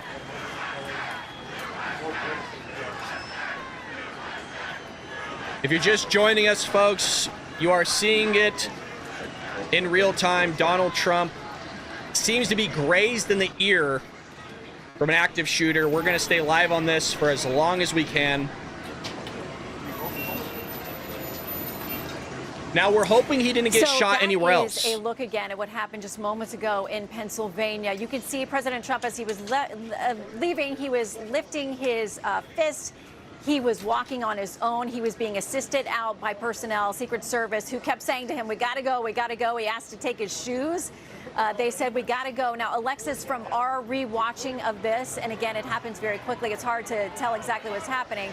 There is a moment where he reaches up to his ear. Hard to tell if he was struck by something or what exactly that was about. But obviously, Alexis, he was very quickly. No, he was struck, man. He was shot in the ear. That was a graze for sure. He was down for a few moments as they made a plan to get him out of there. But Alexis, it's hard to tell whether he took any kind of actual physical injury, if it was the shock of it, if it was more the forcing him to the ground for his own protection. No. But he clearly was fully. The odds of you grabbing your ear, being thrown to the ground, which he was, and it all in that same spot. No, that was a shot. That dude, basically just got shot in the head. Yeah, so I think one of the things to point out is that people heard pops. That's, we were saying in the beginning, like, you don't know exactly what it was that we heard. But it sounded like, possible fireworks or explosions, and it was multiple pops in a row. And the screaming you hear below, Fetzer, I'm going to have you kind of show here. These are kind of just some people that are very upset after what happened, Shannon, so that's why you hear the screaming, but they're blaming kind of what's going on with the media, saying it's the media's fault. So that's what's going on right now. But going back to exactly what we heard, so it was like that series of pops, and then something also important to point out was that smoke. So in terms of what kind of possible weapon or explosive was used, we're still trying to figure it out. The former president did either, probably fall to the ground, was pushed to the ground pretty quickly when they all popped up there, the Secret Service, and tried to jump in and protect him. We saw people swarm. I mean, this place is full of law enforcement, right? Shannon, from going to these large events like this. They check every single person when they come in. They check your bag. They check everything. That tells me, I'm wondering if it's off in the distance. Trying to figure out exactly who was and who else is hit, by the way. From that crowd here, where you can see where's anybody in the crowd hit here, or if it was somebody kind of on the outside, on the perimeter, kind of here, where he was able to kind of drive up in his motorcade, because there is just a retention pond in some I can't believe we just saw this. The road that the former president actually drove in on is behind that red barn, so there is some open areas in the neighborhood and the house back there. So in terms of if the person even had to be in the property, I don't think so, because you could have thrown something, like if it was a firework or some type of explosive like that, right over the fence. So I think it just really caught everybody by surprise. In terms of him grabbing his ear when he came back up, I don't know exactly what kind of injury he possibly had, but he was able to say to them, thanks, Jennifer, we will be here all night. He tried to send that message by putting up his fist and telling the American people and these voters here in the swing state that he was out here to connect with them and talk about improving America and getting back to the White House. But this is always something you kind of think I'm about. pissed, man. I'm shaking because I'm so mad. Somebody's so important up on that stage, and there's so many people. It could be a sniper. We don't know for sure. The do their best to make sure that he's safe. The pop sounded really close, but again, you don't know how things are funneling as far as Alexis, echoes. you're so right. I mean, there's never anything short of the fullest of security. If you're just tuning in, Trump we want you to be safe there. shot. So we're going to check back. Looks like it grazed his ear. Bring in Fox News contributor, former NYPD inspector Paul Morrow. This is terrible. Paul, you wouldn't want this with any president. I don't care if it was Joe Biden or what. Exactly what's going on here, but we know the level of We've been live the entire time, folks. We were live when it happened. Service protectee. Your thoughts as we are just starting to learn a little bit more about what happened here, Paul? Well, first thing I would say off the top is that we should remember that in any incident like this, of the first 10 reports, 9 are going to be wrong. So we shouldn't overreact and obviously wait for the facts to come in. It does look like he stood up. If you're just joining us, you see it right there, the blood on his ear. He grabbed his ear. We were watching it live when it happened. Multiple shots. If he had any injuries below that, but, he seemed to be fairly spry. So, this is breaking news. Donald Trump was, in fact, I'm confident to say shot. I saw it live. I know in his ear. Detectors, which are slow and cumbersome, and sometimes we're watching Fox. Now, you guys don't know, normally I don't wear my headphones. What caught me, because we were looking at the immigration chart in real time that he was referring to that everybody else is seeing, I'm hearing pop, pop, pop, pop, pop. I am a Second Amendment advocate, shoot firearms, train in firearms. Like, that's what caught me when I'm hearing my headphones. So if you're just joining us, yes, we were all here together. We watched it live. Donald Trump, we're hoping everything is okay. I'm shaking myself, dizzy. Thank God it looks like it wasn't more serious. Now, here's the thing. The reason why, and we'll keep playing it. So that people can see. It appears that President Trump his ear and quickly. The reason why I'm hoping he's not shot anywhere else is if you know Reagan, the Reagan assassination attempt, he was shot in his side and they didn't realize it till he's already driving to the hospital. So we'll make sure we're on top of this with all of you. Stick with us. We'll be here as long as we need to be.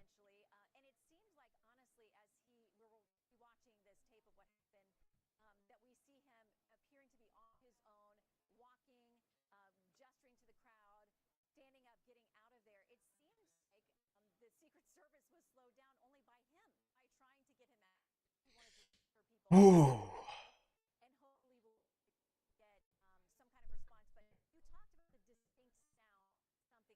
Oh, it's way more than 2 shots, man.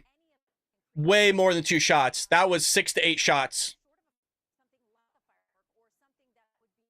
Yes, it's funny how they keep saying fireworks. That's what gunshots sound like. Let me, again, let me try to go grab the clip for all of you again.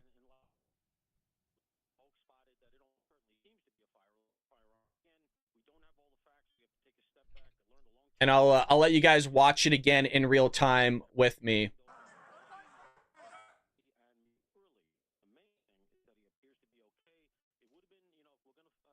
So again, I'll pull it up for you guys so that you guys can see it live when it happened.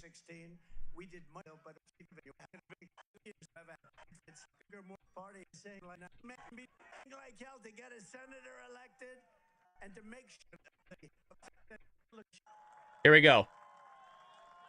This just took place about 20 minutes ago. Here we go.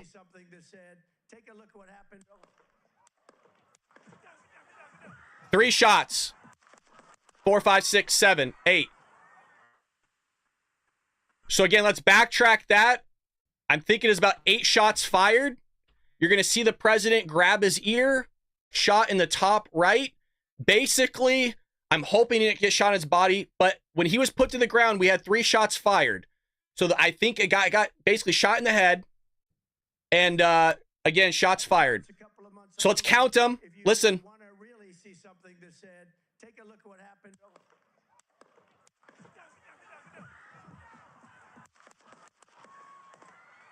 I think about 8. I'm thinking it's 8 shots. We're watching here. If you want to really see something that's said, take a look at what happened.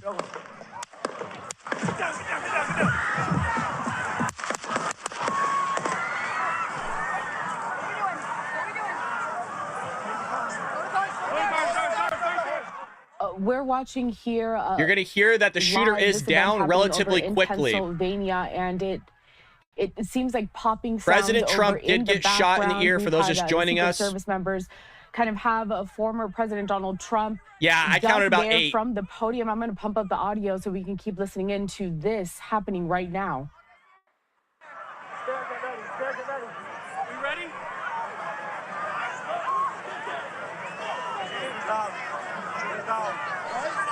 Are we good? Shooters down. Are we good to move? We're clear. This is insane. We're clear. So what you're going to see is the president's ear right here is going to be bloodied. See that? Let's go back a little bit. And good on him, man. Give him the fist pump. Hell yeah, Trump. Hell yeah. The ear's bloody. What we saw, again, if you're just tuning in, we're not going to stay away from this. I'll keep showing it over and over again. The president seems to be shot in the ear, grazed him. But yeah, we counted about 8+ shots. About 30 seconds in, it seems like they were able to get rid of the shooter relatively quickly. We'll go back to it. You're going to see him grab his right ear. Want to really see something that said. Basically, I think after the first shot. Take a look at what happened. Right there. I think the first shot got him. See that? I think the first shot got him. He grabs his ear. And then the second shot, I don't know. That's the thing. The second and third shot we get, everything else after that, I don't think hit. I think there was bodies on top of him. Ah, see that? I don't like that.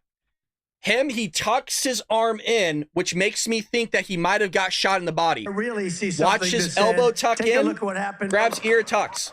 Boom. I think he did get shot in the body. I could be, obviously, I hope I'm wrong. See something that said, take a look at what happened.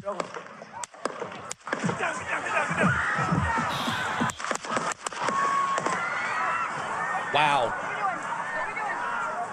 We don't know if anybody else is hit right now. We're watching here.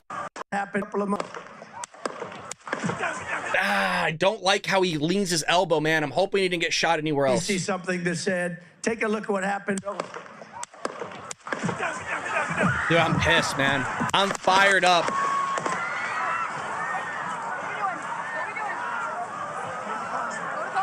I cannot believe we just saw that happen live, too. Here, Again, if you're just joining us, we have been live the entire time. Donald Trump believed to be shot in the ear. I don't know if he got shot in the body, but that reaction tells me it seems to be the case. I think he sees the SS coming, starts ducking, hoping it wasn't a second hit. I'm hoping it wasn't a second either, but Reagan was hit. Very similar, and we didn't know about it. So we're going to make sure we keep this because we'll have more people coming in. If you're just joining us. Did not look like he was bleeding from his ear. And everybody in the front row, we were just all started praying for him. And you took cover. I mean, everybody up here too kind of got down. Did you didn't get down at all? When did you see move in pretty quickly? Did you see the police move in? Yes. And I guess they're trying to.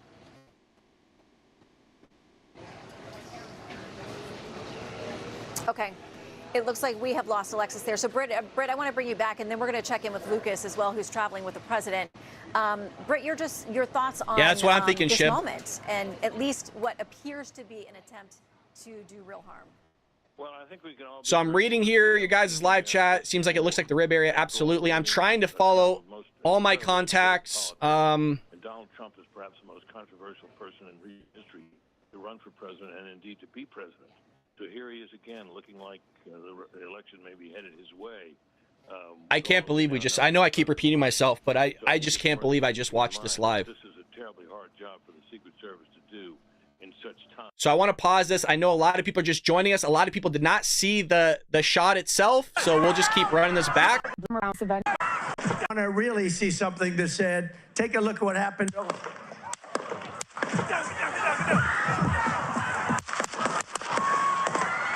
Well, here, we could do this. We could slow it down. If you're just joining us, President Trump was in fact shot. We watched it together. So why don't we do this? We'll slow it down. We'll all count together here.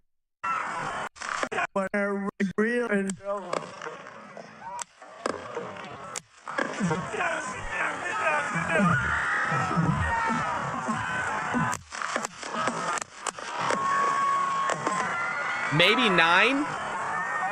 I'm counting 8 to 9. I feel comfortable with 8 to 9. That's what I'm counting. Yeah, they got the shooter, Snarf. He's down. They got him relatively quickly in about 30 seconds.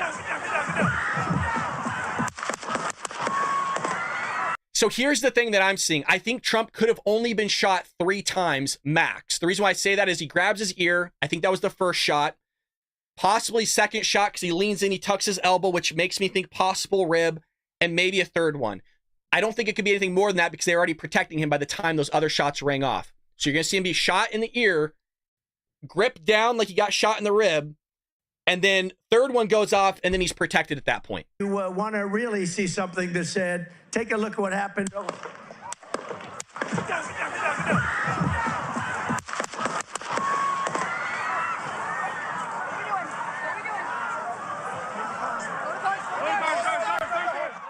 We're watching here live this event happening over in Pennsylvania, and it seems like popping sounds over in the background. We've had the Secret Service members kind of have a former You're going to hear them really quickly say he was fired. You actually hear from the members themselves. The audio so we can keep listening into this happening right now. We ready?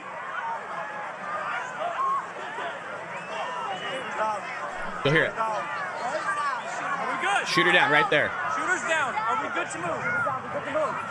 We're Let's clear. move. Let's move. We're clear. Wow. If this doesn't get your ass out to vote, ain't nothing, man. Nothing will. Let me get my shoes. Let me get my shoes. I got you, sir. I got you, sir. Let me get my shoes. Hold on in your head. Let me get my shoes. God, what a badass, man. Look at him. Oh, this guy's tough as shit. Watch out. Look at this, man. Oof. Yeah, baby. Hell yeah.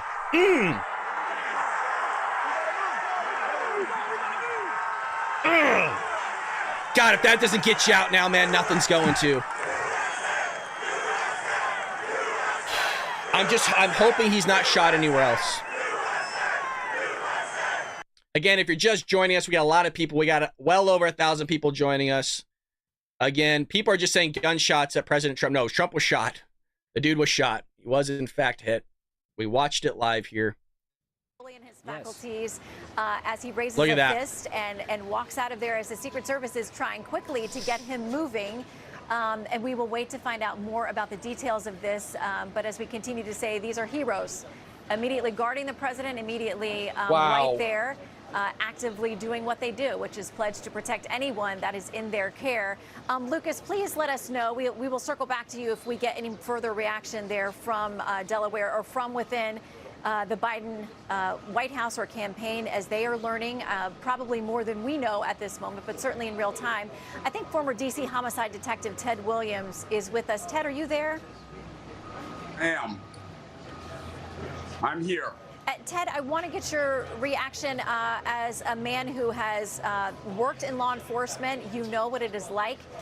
You have a better sense than we do, probably, of everything that goes into covering protective people who are in the care of law enforcement at every level, primarily federal, when they go out and do this as a former president.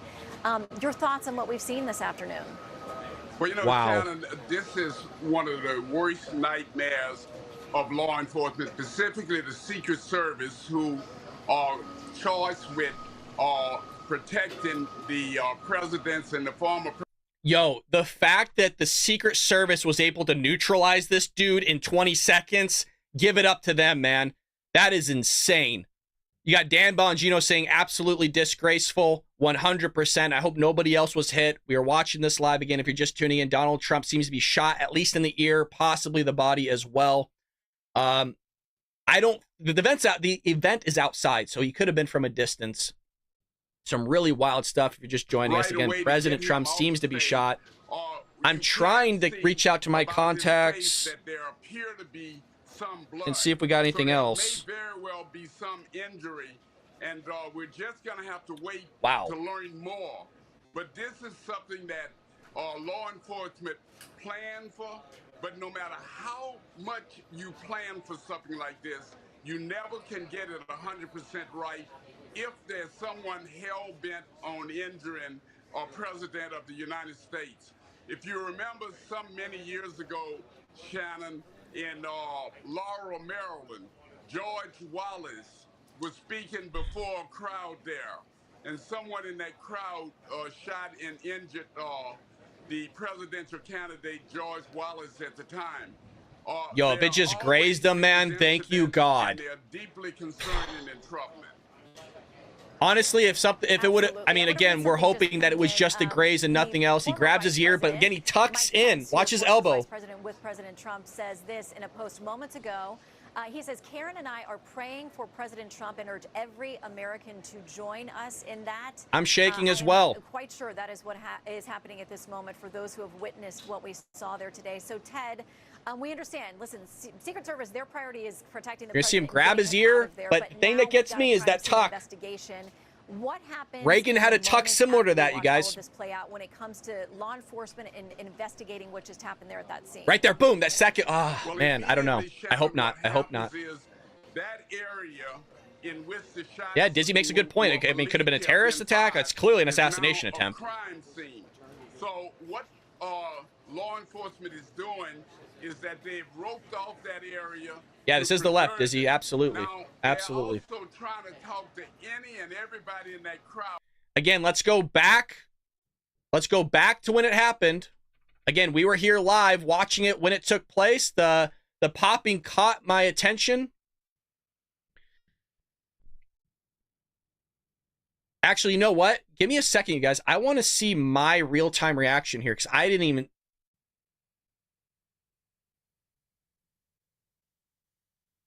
Let me go back. If that's okay with all of you. If you want to really see something that says... This is the chart he's referring to.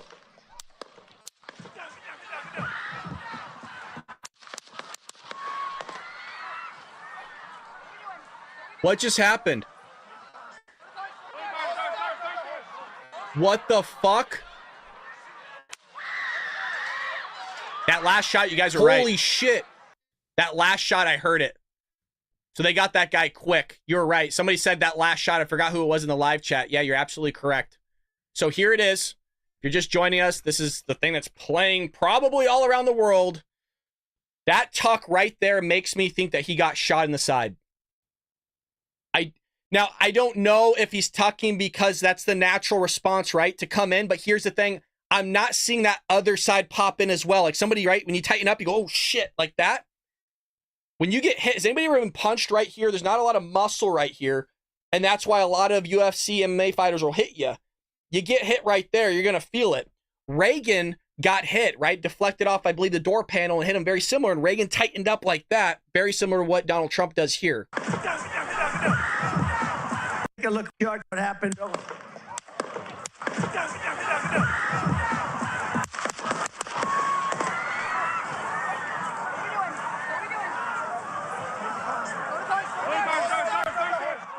We're watching here live this event happening over in Pennsylvania, and it seems like popping sounds over in the background. We've had the Secret Service If you're just joining us, Donald Trump appears to have been shot. We were live when it took place. My fear is that he got shot 2 times. I believe he got grazed in the ear, and I believe he got shot in the side. That's not confirmed. Don't take that as confirmed, but watch his side tuck in. And you know, that's a little bit old, that chart. That chart's a couple of months old. And if you want to really see something that's said, take a look at what happened. That's the first one. Ear, side, boom, down.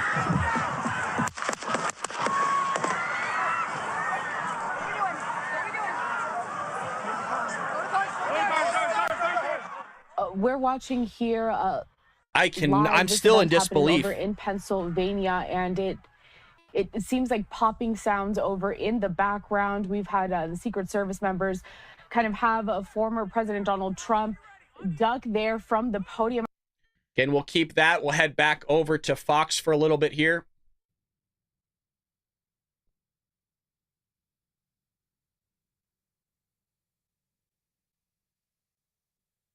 Again, if you're just joining us, folks, Donald Trump appears to have been shot. We were live covering the Trump rally. We are a conservative, Republican, independent show here. You're seeing it with me. And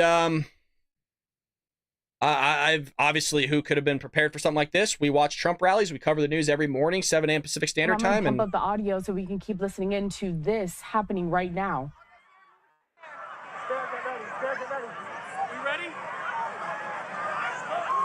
I originally thought it was somebody in the stands. Originally. Are we good? Shooters down. Are we good to move? We're clear. Let's move. We're clear. Oh, man. Come on. Let me get my shoes. I got you, sir. Let me get my shoes, sir. Hold on, your head is bloody. So we got to move to the box. Get the fucking podium out of the way. Who gives a shit? Take care of the guy. God damn. Watch out.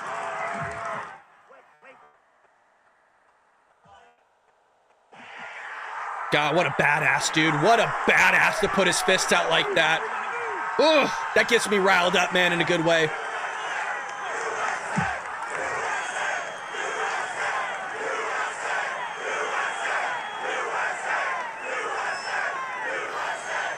If you're just joining us again, Trump appears to have been shot. Look, I think max 3 times, right? Because there's a pop, pop, pop. First one got him in the ear. You saw the reaction relatively quickly. Again, we'll do this together like we have been doing. That tuck, right? First one, you're going to see him grab his ear.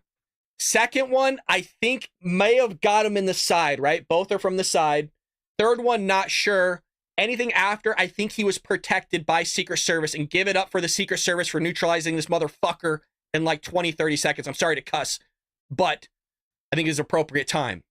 So again, we're going to watch this. You're going to see him ear, first shot, boom, second shot, third, not sure, gets down. I want to really see something that said, take a look at what happened. First one, ear, boom, boom.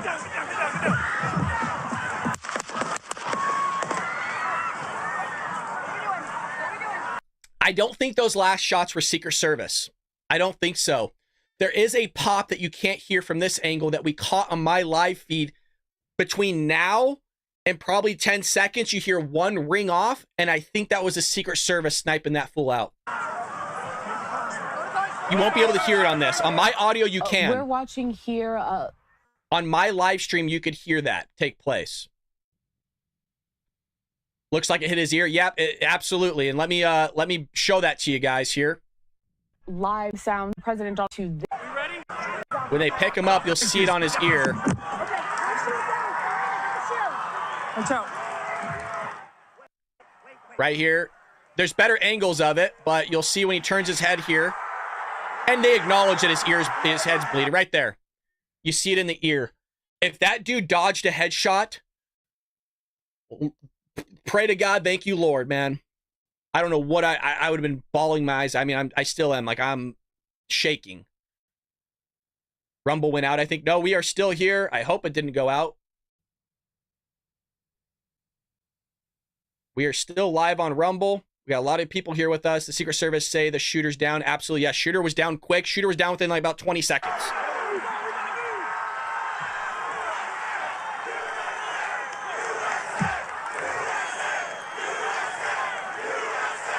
You think there's more than one gun?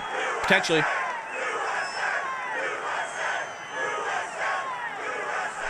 People say we're still live. Good. We will be live. We're going to hang in there, folks. We're waiting for more information. Okay, again, we have contacts with White House correspondents. Moments ago, what sounded like a popping noise. No confirmation as of yet as to what that could have been. It really could be anything at this point. We don't know if it was shots fired in the distance. We don't know if it was possibly fireworks or something of that nature. But you see that entire crowd there really just kind of rampant in this situation. I am going to take them off the screen because we do see some vulgarities on the screen. Oh, well, why would you see vulgarities? People are going to be pissed, man. Like, yo.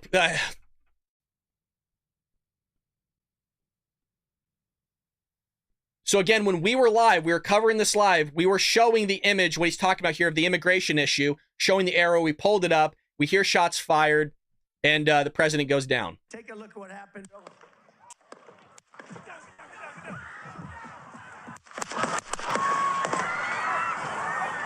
We'll turn it up, you guys. I can't turn up any louder than what we have it, so here it is. You see something that said, take a look at what happened.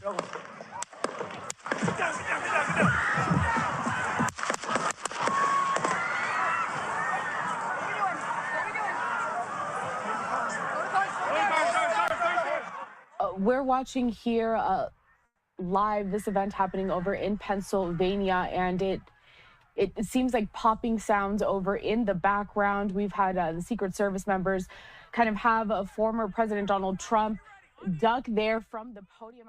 Yeah, Lulu, I'm not going to believe that until later. They said the same exact thing about Reagan. Has not been enough time, in my opinion. They say the exact same shit about Reagan, and Reagan was shot in the ribs. I hope they're right. I hope he is okay. Are we good? Shooter's down. Are we good to move? We're Let's clear. move. Let's move. We're clear.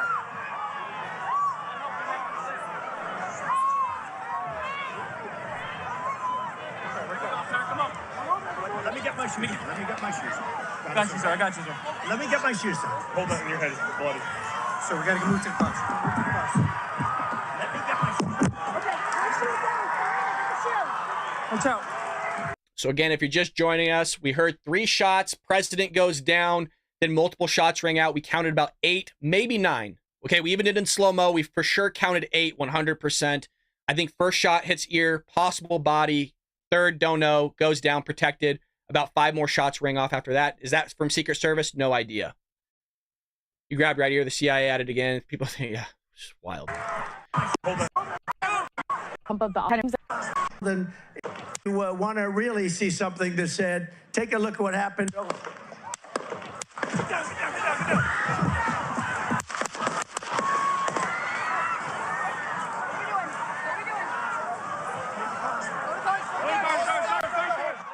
We're watching here live this event happening over in Pennsylvania, and it seems like popping sounds over in the background. I'm holding back tears as well, man. Secret Service members kind of have a former President Donald Trump I am, Podium. I'm going to pump up the audio so we can yeah, this is, look, I don't want to see this happen to anybody, but, you know,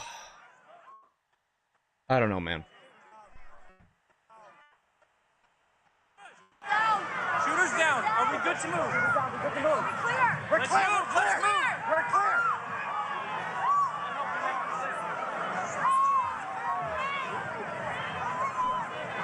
Come on. Let me get my shoes. Let me get my shoes. I got you, sir. I got you, sir. Let me get my shoes, sir. Hold that in your head. It's bloody. So we gotta move to the bus. Move to the bus. Let me get my shoes. Okay, my shoes down. My shoes. Watch out. Wait.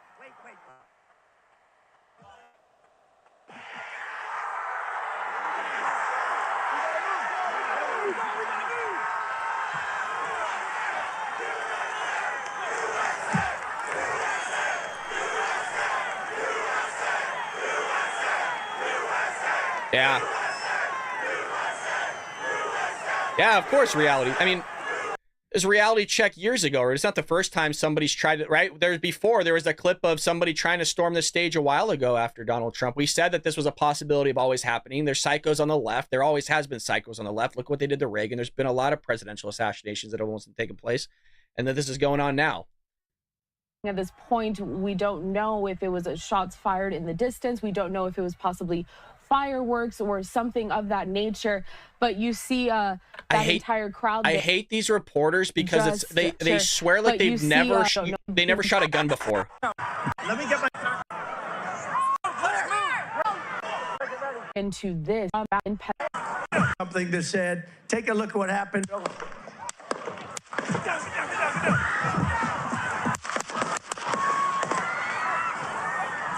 If you're just joining us, it does appear President Donald Trump has been shot in the ear. Let's tune in live to Fox. Into the motor vehicle that took him away.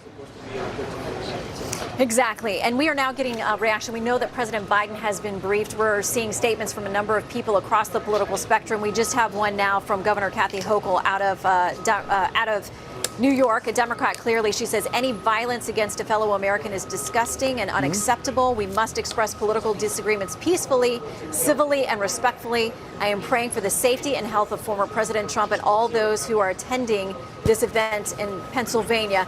And Britt, we talked about, like, maybe does this actually take the temperature down because people realize just how overheated things have gotten? Well, it's certainly something to hope for, Shannon.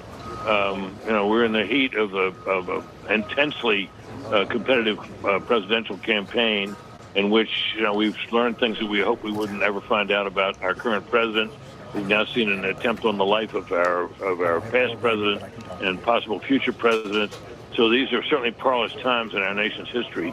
And these pictures we see now of the president, his face covered in part with blood, are going to live with us for a long time.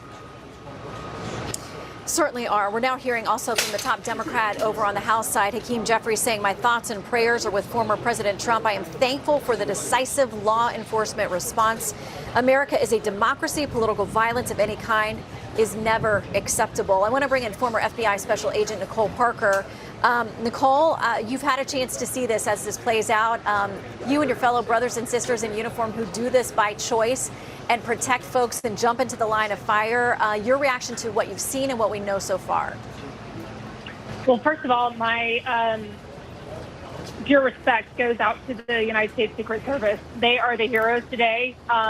Secret Service, that is their job. They put their lives on the line. You saw how they rallied around President Trump immediately in the aftermath, and they were willing to take a bullet for him. And that is what Secret Service agents do. And, we haven't had an attempted assassination of a president in a very long time.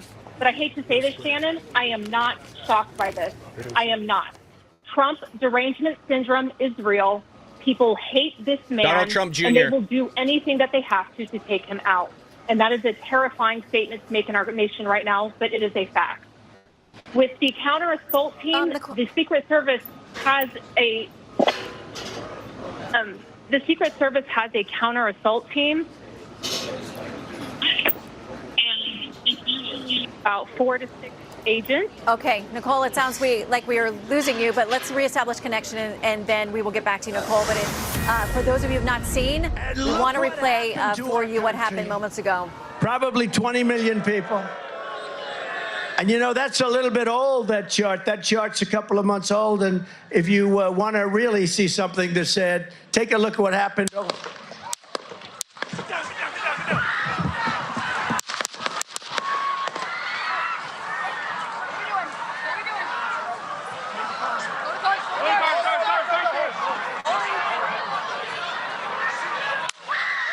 That last shot, you guys hear that? I think that was Secret Service shot.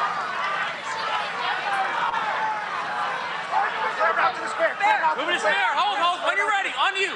Ready? Move. Up. Move. Go. Up. Hawkeye's here. Hawkeye's here. Move it to the spare. Spare, get ready. Spare, get ready. You ready? Are we good? Shooters down. Are we good to move? We're good to move. We're clear. We're clear. Let's move. We're clear.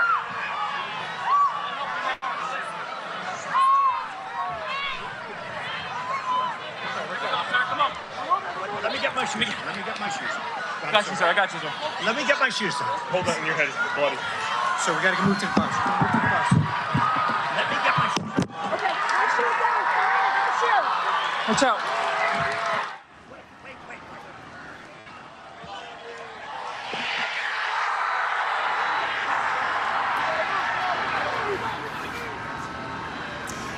That incident, as we are learning more, we are told President Trump, defiant and on his feet as he was leaving, is fine. That's according to his campaign. That's according to the Secret Service as well.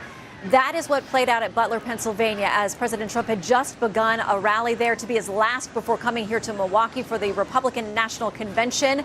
I want to toss it now to my colleague, Jason Chaffetz, who picks up our coverage from here as we all still try to digest, Jason, and learn more about what happened this afternoon. Yeah, nobody wants to see this, but when things happen, you got the Secret Service who jumped in there, put their lives on the line. That's what these men and women do. That's not me. Saying he's worried about getting his shoes. Look, the Secret Service, of which I've studied quite deeply, they have all these protocols in place. They're going to have multiple locations on where to take the president. They are going to get some criticism and questions about how anybody could get that close, if indeed it was a firearm that was there. But once that comes into action, the Secret Service will tighten its perimeter around the other protectees, the Trump children. You don't know how wide this might be. Is it just a lone Yeah, but it could have been the side as well. We don't know. Don't know if the reports about other people being injured there are true or not. Are you leaving? And that will be interesting to see if how that plays out. But the president there with the flag in the background, blood coming from his face, standing defiantly, I think will be a little rattled. Perhaps the most defining moment of this presidential election year. They tried to incarcerate him. They've now had an assassination attempt on the president. And the temperature in this country, we all need to take a deep breath. But at the same time, you know what? This country, we have got to make sure that we can have free, fair elections. To our country, and probably 20 million people. And you know, that's a little bit old, that chart. That chart's Okay, you good?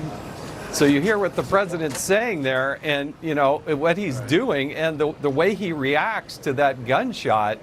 Now we don't have a full confirmation that it is an actual gunshot, but that's what people on the ground are saying. I'm fairly familiar with firearms. At least that's what it sounds like. But until somebody definitively from the Secret Service. Yeah, I don't need anybody to tell me that those are fucking gunshots, man. I've been around gunshots outside. Local law enforcement is going to be there. You're going to have tactical teams. You're going to have SWAT teams. You're going to potentially have National Guardsmen there that are there to support the effort. When you have such a large, massive crowd, you have law enforcement of all sorts that is there. So, the initial reaction from the Secret. Again, if you're just joining us, we're going to stay here. We do a live show every morning, 7 a.m. Pacific Standard Time, folks. We cover conservative news.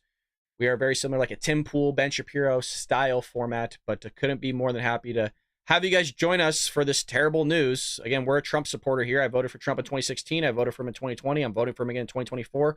You know, this is what the left does, folks. They're destroying our country. Wrote an entire book on it. I'm not even going to bother plugging it. We do need to do an ad read, and I don't want to do it under these types of circumstances, but we're going to do it relatively quick here just to get it over with. So we've been, let's see if, I don't even know if I should. Let me see if I can cancel it.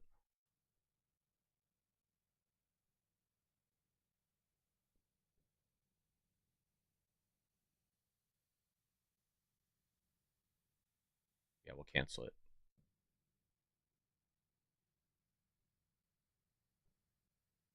There we go. Hopefully the stream's still up. Hopefully I didn't mess up anything.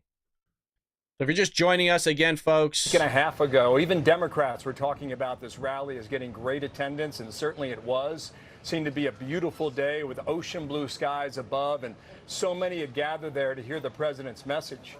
I think the image we're watching, that low camera shot, the still camera frame, has already become somewhat iconic in American politics. You have a former president trying to do something we have only seen one other time in American history, and that is recapture a job he used to have.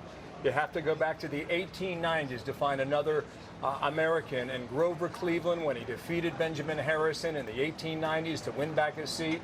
Donald Trump has had an eye on this seat ever since he left Washington, D.C. in January of 2021. Butler, Pennsylvania is the kind of community where Donald Trump has made a political living now for really going on 8 years. These are the people who have turned red in a significant way in county after rural county across the country. These, Shannon, basically are his people. And as we watch that and listen just to the gnat sound of that rat-a-tat-tat, without drawing any... Truly, truly wild stuff. Folks, we're watching this on Rumble. If you haven't downloaded the Rumble app, you have to, because YouTube is probably going to censor a lot of this stuff. They're censoring conservatives or censoring Republicans like us, and there's a possibility that our stream might be taken down. So make sure you head over to Rumble, folks, and download that app. Once you download it, search for my channel, Bald Brad. We will be here live for as long as possible without being taken down. Rumble will not take us down. So if you're over at YouTube, head over to Rumble, folks, and give me the follow over there. Click the link in the description or pinned in the chat. You can get on your phone, you can get on the big screen, Apple TV, Android, all that stuff, folks.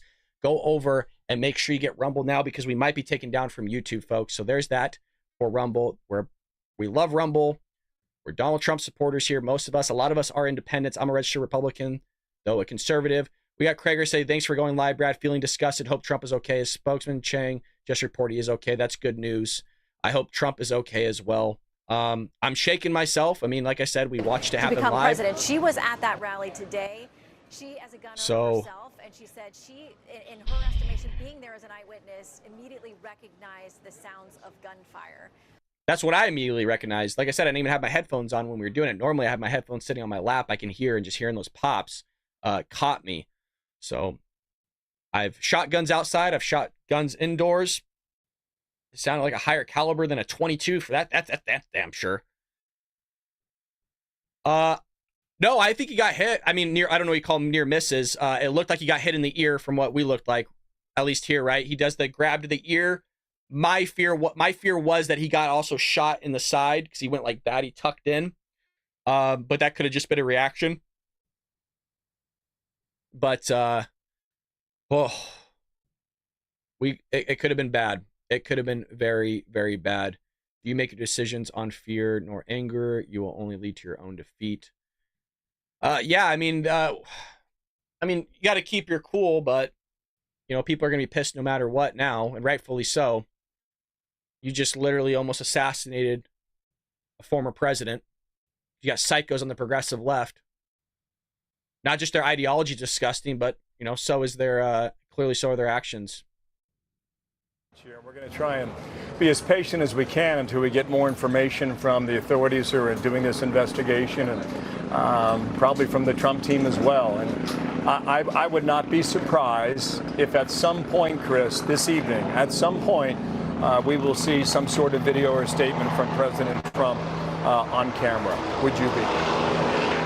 I would not be surprised at all, and I think it would be fairly quickly, Bill. You know, you could see him pumping his fist when they first got him up, and as he was getting into the car, much to the dismay of the Secret Service agents. And this is a moment.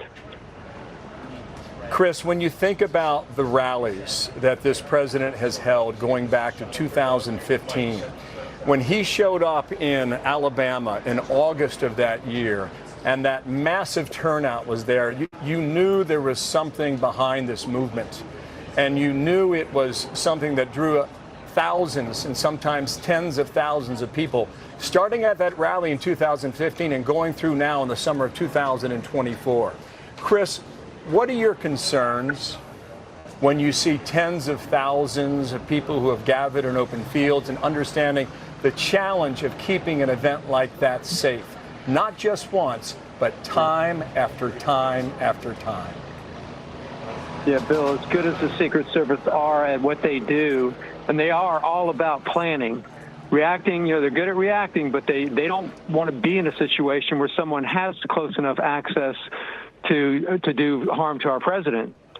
So, that's their primary job. And they will tell you they've never fired their gun in defense of a presidential candidate or a president because of how well they plan and how well they use intelligence, which comes from everywhere. But these rallies, these Trump rallies, are a security nightmare. It is nearly impossible if someone is intent on injuring the president, to prevent someone from getting access. And they try to put up concentric, different levels of perimeter access. People, but you can look at these rallies, and it looks like everybody gets in. And we have a presidential candidate that wants everybody to get in, and wants them to have access, and that raises the risk. Chris, thank you for your time. We want to go to an eyewitness now who was there at the rally. Here we go. Yeah, we've got Pennsylvania Senate candidate David McCormick. He knows what it's like to be in the middle of a heated campaign. But David, I understand you were there. What more can you tell us from your vantage point? And do you know if anybody else was potentially injured? Yes. Thanks for having me. I'm still at the rally. It's all very chaotic. But I was in the front row. And President Trump had just announced me and had suggested I come up and invited me to come up on the stage. And then he said, no, he'll have him come up in a minute or two. And then there were a number of shots, and the crowd just sort of, went to the ground, and the Secret Service came and, very quickly tackled the president. But there were 7 or 8 shots, and it was hard to tell whether they came from one direction or from 2 different weapons. It wasn't clear. At least I couldn't tell. And then, sadly, someone behind me up in the bleachers was definitely wounded. And there was a lot of blood, and, that's what police came in and helped carry that person out of the stands so they could get the care they needed. I'm not sure if others were injured or not. It was all, as you might imagine, very chaotic. But it was a very scary moment, obviously, because our president and innocent bystanders were under siege. Yes, sir. Can you Again, if you're just with us, we have been live this entire time. Here's the real-time reaction of this all taking place. Let me go ahead and find it for you guys. We were covering the immigration thing. And I'm hearing these pops on my headphones that you see me wearing right now. And you'll see me on the screen here. See if we can get to it. All right, here he is talking about the illegal immigration stuff, and I wanted to show the viewers, hey, this is what he's showing on his screen. This is what takes place. You want to really see something that says... This is the chart he's referring to.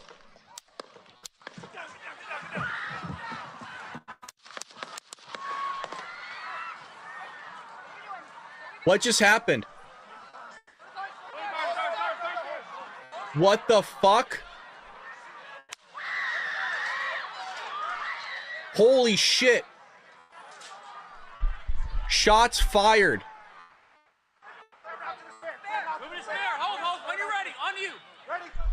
Holy shit. What the fuck?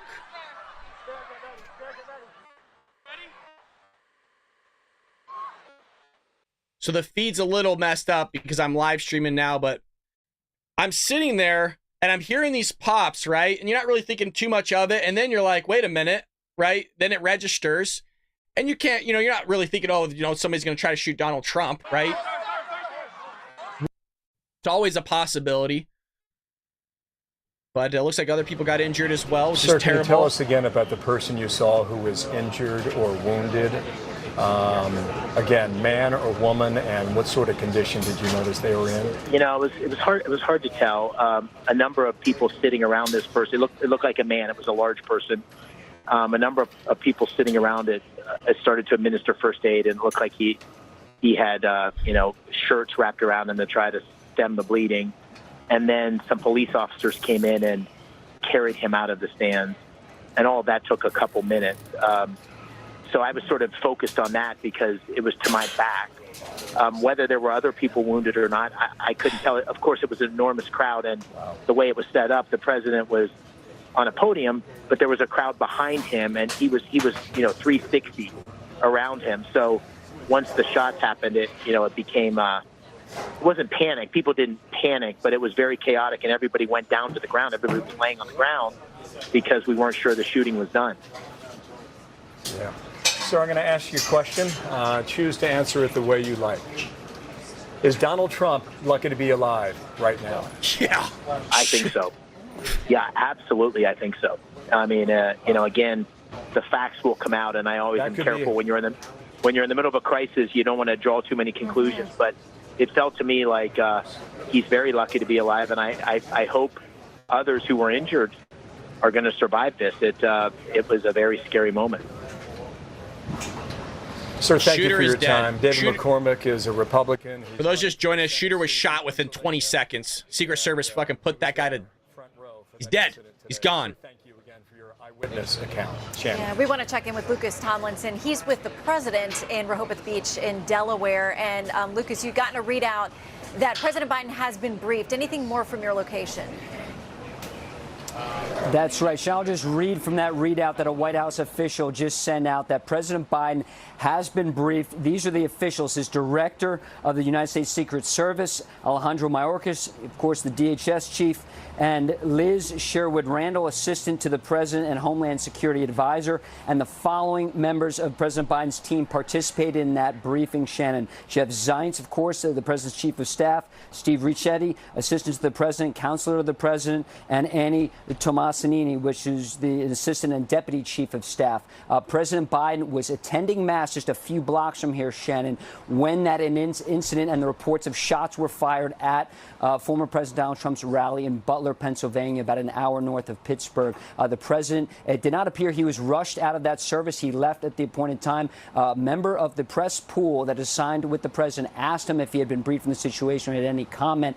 President Biden said no. He returned to his house in Rehoboth Beach. That's where he is now. The pool is holding outside his residence.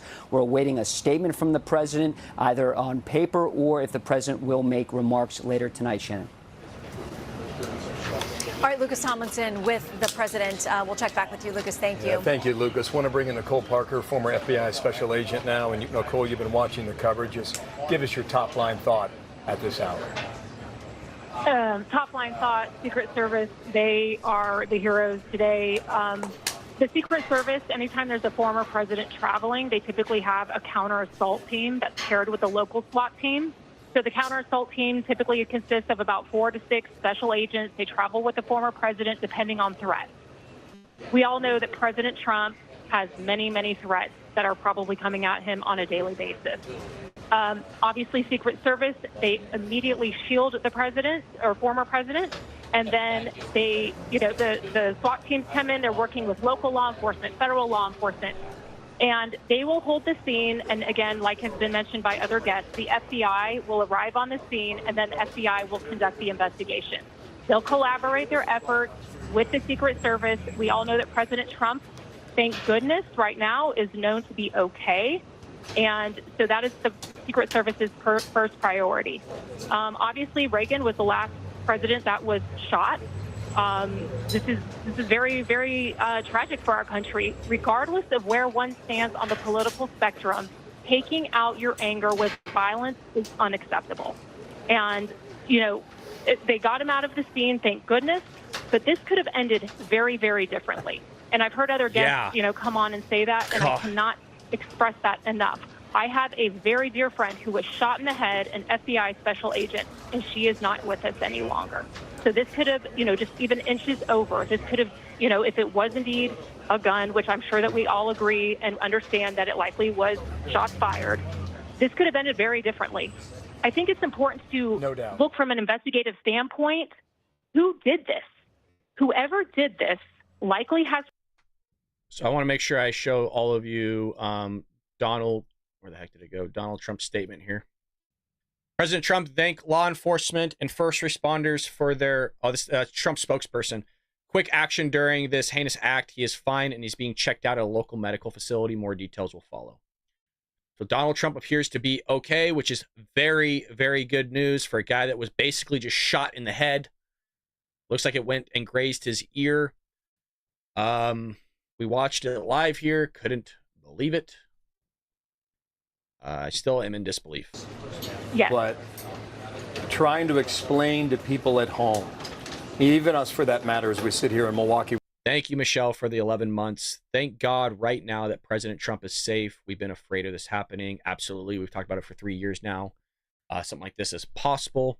I didn't actually think it would happen, but there's evil. There's true evil out there. 30,000. If this doesn't get out our asses to vote in 2024 in 3-4 months here, folks, nothing will. Get out and vote Trump in 2024. This is bullshit. This is Joe Biden's country. Joe Biden has sat there, allowed this to happen. We don't know who the guy is. There's some rumors out there on Twitter that I'm seeing right now. I'm not going to post that scumbag's face, but we got to get out and vote for Trump 2024, man. Las Vegas. There was someone that was at a hotel room firing from way far off in a distance, nowhere even near where that concert occurred, if we all recall that awful mass shooting in Las Vegas. Again, this could have ended very, very differently. But, everyone's all hands on deck. And like we said, the Secret Service goes in before, because I've worked with Secret Service. I've done events with them. They go in and they sweep the entire facility. Reminds me of Reagan before, too, Frank. A former president is coming in. I guarantee that area was swept. It was looked into. Everyone had to, go through metal detectors. That's something for the FBI to look into and to investigate. But you're right. It's a very difficult task for law enforcement to do. Yes. But again, it speaks to how strong President Trump is. He is so determined in his message that he's willing to do these rallies. He is a warrior. Nicole Parker, thank you, former FBI. Thank you for being with us. We'll check back in later. Shannon. Yeah, Bill, we want to bring in our colleague, Martha McCallum. Martha, your reaction as we are getting information that the former president seems to be okay, but what a shock to the system for Americans watching this play out this afternoon. Hello, Shannon, and what a shock indeed. I mean, this is an incredible, awful event that we are watching playing out. When you see the former president of the United States with blood around his ear, and the details of all of this, we're still really waiting to find out what happened. We all hear those initial pop, pop, pop, and then a second round of gunfire that may have come from Secret Service. We don't know. Vivek says, grateful to President Trump for his sacrifice, grateful to God for protecting him. Amen to that, brother. But it appeared when the president clutched his ear, it appears as if something is coming from behind him. And I looked really closely at the scene behind him. The people that you can see, at least, in the bleachers behind him, do not appear to all turn and look at one place of where this might have been coming from. So, this is video that needs to be looked at, obviously, frame by frame to figure this out. But the only good news right now is that the former president, by his own campaigns. So I got this clip here for you guys. It looks like law enforcement neutralized a shooter at the Trump rally who just tried to assassinate President Trump of Pennsylvania. Shooter is believed to be dead. I don't know who this exactly is right here. To me, as you're trying to figure out if you're okay, what's going on, was he shot, was he wounded? Then we heard him on the microphone, Shannon, saying, let me grab my shoes as they tried to take them off. So we're just trying to figure out what happened. To me, I don't think that's the shooter. I think that's the person that was allegedly hit. So not just Donald Trump, but we have people in the crowd that look to be hit. Donald Trump seems to be okay. Thank you, God. shot in the ear, it seems like. Campaign season that we are watching unfold right now. These are very, very edgy and difficult and unsettling times in America, Shannon. Yeah, and Bill, I know you want to jump into, but I want to let you know, Martha, we have a lot of reaction from across the political spectrum, everybody denouncing this to a one. But we're hearing from former Congresswoman Gabby Giffords, who obviously is one of the most well-known surviving victims of one of these attacks. She says political violence is terrifying. I know. I'm holding former President Trump and all those affected by today's indefensible act of violence in my heart. Political violence is un-American and is never acceptable. Never. Martha? Well, she knows that firsthand, and she suffers from it every day. What happened to her was horrific. And, you know... No, the left doesn't get accountable for anything, does he, unfortunately? Donald Trump doesn't pay a parking ticket on time, grand jury.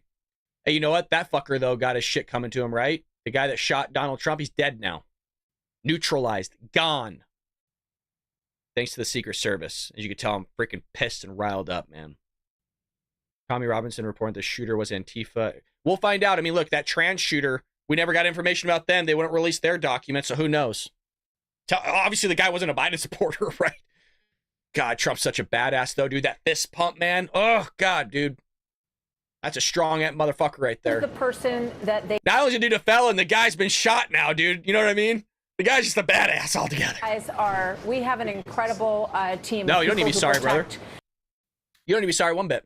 You don't need to be sorry one bit, dude. You know we love you here. That we're still waiting to learn the details about exactly what happened here and where this person who started this incident is right now. And that is the story of this evening. And I do expect, as I heard Bill say earlier, that we will likely hear from President Trump tonight. So we will stay tuned for that as well, guys. I will be here. We're waiting for Trump, man. You know that guy's going to be coming out.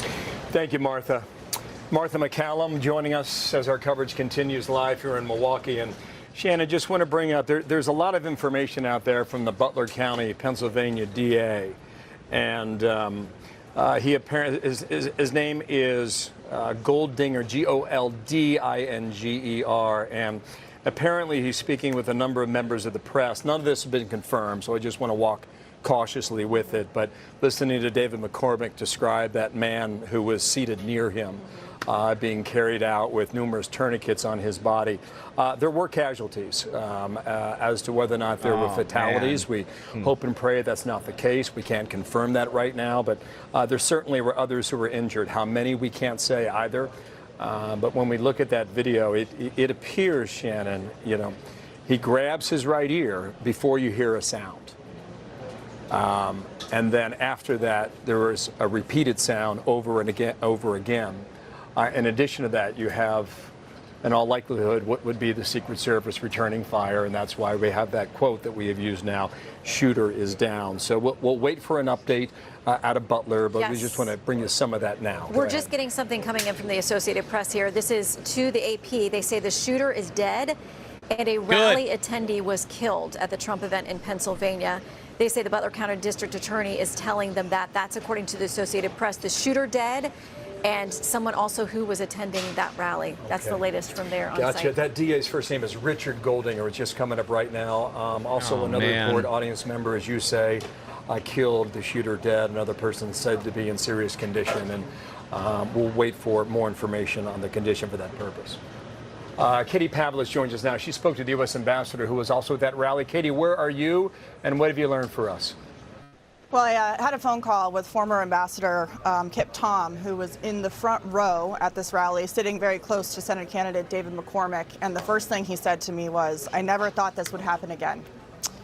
He then went into details about what he saw. He said he saw gun smoke and bullets flying from multiple directions. And that's what we've heard from a number of people tonight, given their first eyewitness testimony being there. And he also had the same opinion that the president was lucky to be alive, which of course is what Senate candidate Dave McCormick very also lucky told to be alive. You guys earlier about the current situation. So I'm sure we will hear from the president. We are 2 days from the RNC convention. He has every intention of moving forward and showing up there. It's pretty incredible to watch him walk off that stage shouting, "Fight, fight, fight."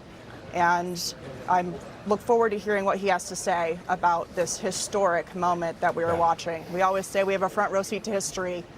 And this is a terrible day for the country and the current situation that we're in. Katie, thank you for that. Katie Pavlich. There's rumors swirling around the internet right now. Take it as a grain of salt, you guys, okay? That this was an Antifa member. They're posted on Twitter. I'm not going to post the picture of the guy because I don't know if it's legit. It's just from one source. They're saying this comes from the Butler Police Department, that this guy was a member of Antifa, did post to social media. So, look, I wrote about Antifa in my book. Joe Biden said they were just an idea, that they weren't a member, they weren't real people, so I don't know. Guys are, in shock. One, you can't leave because they've closed down the roads. And two, you're still trying to figure out exactly what happened. What did you hear when you were inside of that rally? CNN are idiots. 7 or 8 shots. That's what I heard. She's better at this than me. I let her do the talking. But what did you do as soon as you heard that? Did you try to get down? No, or? I did not. I stood up and tried to film it, but it didn't work very good. They're the ones that hit the ground. Okay. So walk me through, too, I would have taken a shot for him. What you heard. I mean, you were pretty close, or where were you? We were right behind where the chairs are at. And we started hearing, I thought it was firecrackers. And I'm like, who would be shooting off firecrackers in here? Well, then somebody started yelling, hit the ground, hit the ground. And when I looked over, then I saw the smoke from the gunfire. So then everybody hit the ground, and he kept standing. I was like, you got to get down, Bob. You got to get down. They're going to shoot you. Because if they would have had like a machine gun, they could have taken us all out.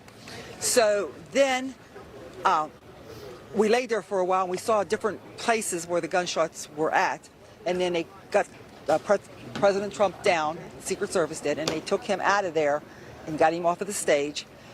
And he was bleeding. And so then my son and daughter-in-law was back behind us, back behind the fence. And we was worried about them. We couldn't call them. And so we started trying to go after them then when they finally let us up. And they had been right by the fence where the other shooter was. There was one I heard in the water tower. There was one by the fence. And still, obviously, initial reports. But what we do know, according to the AP, this is coming, Bill, from the Butler County District Attorney's Office, saying the shooter dead and a rally attendee killed. So this is all still developing out here. But to hear those numerous... So again, the rumor is right now on the media is that from Butler Police Department, which again, this is all happening, I believe in Pennsylvania, Antifa member allegedly. Again, there's people out there, folks, that don't carry your ideology. And we have people here that actually do support the show and keep the lights on in here. I know it's not the time to be showing it, but again, if you're a frequent avid buyer of Starbucks, we have a great coffee brand that we use every morning. It's called 1775coffee.com, folks. If you head over there, you can get 15% off by using Studio. Again, 15% off using Studio. These are people that actually carry your ideology and your values, unlike these scumbags that just shot at former President Donald Trump. They are scumbags. They're people that we shouldn't be supporting. The Democrat Party supports them. The progressive left supports them. We support brands. We support President Donald Trump here. Rumble 1775 Coffee, folks. Get over there. Use Studio right now. 15% off. And hell, you might need it because we're going to be in here for the freaking long haul here today, folks. They support us. They take care of us. I know it's not the time to do an ad read, but we got to keep the lights on here nonetheless. Again, thank you for tuning in with us. We're going to keep live in it, folks, he here. was like leading us. You could hear him yell to the Secret Service members saying, let me get my shoes. I mean, he wanted to walk away. There he is leading us like it's okay. You know what I mean? I mean, that gives you goosebumps. Were you afraid for your safety? After when I heard the get down, then I realized, yeah, for sure it was for sure shots. But when we started to pray, I felt protected, and I just want to give God all the glory. God gets all the glory. That's that the Trump reports, was protected yep. and people were protected. Some of you are writing the guy's name in the chat. About I guess a fatality. I'm sorry. I pray God comforts those people. We've been praying the whole time since it happened. I've heard nothing about two shooters, involved. only one. Did you see any blood on the former president when he got back up? I talked to ABC News, and they just said that there was. ABC News said there was someone in his ear, but they said that could have been from Secrets. That may not have been his blood, and it may have been from Secret Service getting him down. Okay, thank you for talking to us. I'm glad that you're Trump's okay. Blood. Thank you. So we're just going to walk you a little bit over here, just kind of see what the scene is going on here. This is where everybody was lining up, okay, before they went in. We're talking like 8 hours in the hot sun out here in Butler County, where these people people wanted to catch a glimpse of the president. They were out here buying hats and doing everything they could to kind of get ready for the day. He was up there only for a few minutes, the former president, before this shooting happened. We were in the media area, and when we heard those pops, you kind of look around, you try to get your bearings and figure out what's going on. Then you saw the Secret Service really swoop in there and get into action quickly. The former president down on the ground behind that podium. We were talking with some law enforcement out here as well when they were trying to figure out what was happening. They were trying to survey, Bill, where these possible shots were coming from. But one person we talked to who was out here on the ground with law enforcement said it sounded like there was a silencer, and that's why people were wondering really what it was, because you couldn't hear it. It was like muffled. And so that's why they moved in so quickly and tried to do everything that they could to make sure the president was okay. All right, Alexis McAdams on the scene. Okay, so just stay with us if you want. Do you want to hear from anybody else? Sure, Alexis, if you are ready to go with if you want to. I know you guys are in rolling coverage. We just might as well. We're trying to grab as many people as they're walking out. Yes, but you were inside, and just kind of tell me what you heard. He tells it better than I do. Okay, what happened? Well, we were basically standing. There was a Trump campaign people at the tent right there on the corner, and we kind of went all together towards where he was speaking as close as you could get. And one of the kids was really tall, so my wife's like, "Hey, can you take this, and get me a picture of him real close?" And next thing you know, as soon as he pointed the camera, all hell broke loose. Walk me through how many shots, or pops rather, you heard and what you were thinking. I mean, were you afraid for your safety? You're here with your family? No, I just wanted everybody to be calm and don't panic, because they're not aiming for us. You know what I mean? So. Do you ever think? I mean, you came to this big rally. I think you think about. Birthday, well, my wedding anniversary. Okay. And it just seems odd. Yeah, well, to know, though, that there's that many people waiting here, and then they did check everybody. I mean, did you think the service, the Secret Service, did a good job checking people? Or was there anything that did you bring in bags or anything? I think it was as good as you could expect. I mean, I was expecting a lot of people here, and that's what we got today, so. What would you say to the former president if you could talk to him? We love you, and we'll back you. We're backing you. Were you worried that he was badly injured when you saw him hit the ground? That's the picture, page 1 tomorrow. I just was mainly trying to get people not to panic and overrun each other. I mean, in a situation like that, everybody just wanted to scatter. Did you get out pretty quickly? I mean, there were a lot of people that were pushed into that. Yeah, I wasn't worried about getting out quickly. I just wanted to, the people around me to be safe. I mean, that's all you can hope for. And knowing how much is going on in the world, and when it comes to politics, I mean, it's like you can't. Thank you, Michelle. We need to pray for our country. We're in so much trouble. Absolutely. Thank you for the $5. That's really kind of you. Trump 2024, man. Like I said, you got a Trump supporter right here. We got a lot of Trump supporters in the chat. We're predominantly conservative news. We go live every morning, Monday through Friday, 7 a.m. Pacific Standard Time. Well, that's what we're hearing out here. Thanks for talking to us. We'll keep living with y'all. We're not going anywhere. Alexis, thank you very much. Really great stuff, Alexis. Thank you. We'll get back to you in a moment here. There was a lot of reaction coming in, Shannon. We just want to rifle through a little bit of what we're picking out. Robert Kennedy Jr., who's running his own campaign for the White House in the summer of 2024, sent out this on X a moment ago. Remember, this is a young man at the time when his own father was shot and killed in Los Angeles in 1968. He said, "Now is the time for every American who loves our country to step back from the division, renounce all violence, and unite in prayer for President Trump and his family." In addition, former President George Bush, 43, he said, "We're grateful that President Trump is safe following the cowardly attack on his life." Here's another one from Team Trump, and Stephen Chung, who is in all likelihood traveling with the president, was with him there today in Butler, Pennsylvania. Quote, he says on X, "President Trump thanks law enforcement and first responders for their quick action during this heinous act. He is fine and is being checked out at a local medical facility. More details will follow." We'll try and get more reaction as we move through the evening here. There is, Shannon, as we go, there's a lot of information flying out there, and a lot of it's on social media, and we're trying to parse what we think we can report now and what we can't. We're getting this from a BBC interview. Again, this is global, you guys. What you're seeing is global. Here's a gentleman who says he saw the guy. Someone who was here. You weren't inside the event, but you were just outside. Tell us what you saw. So we had a party here all day.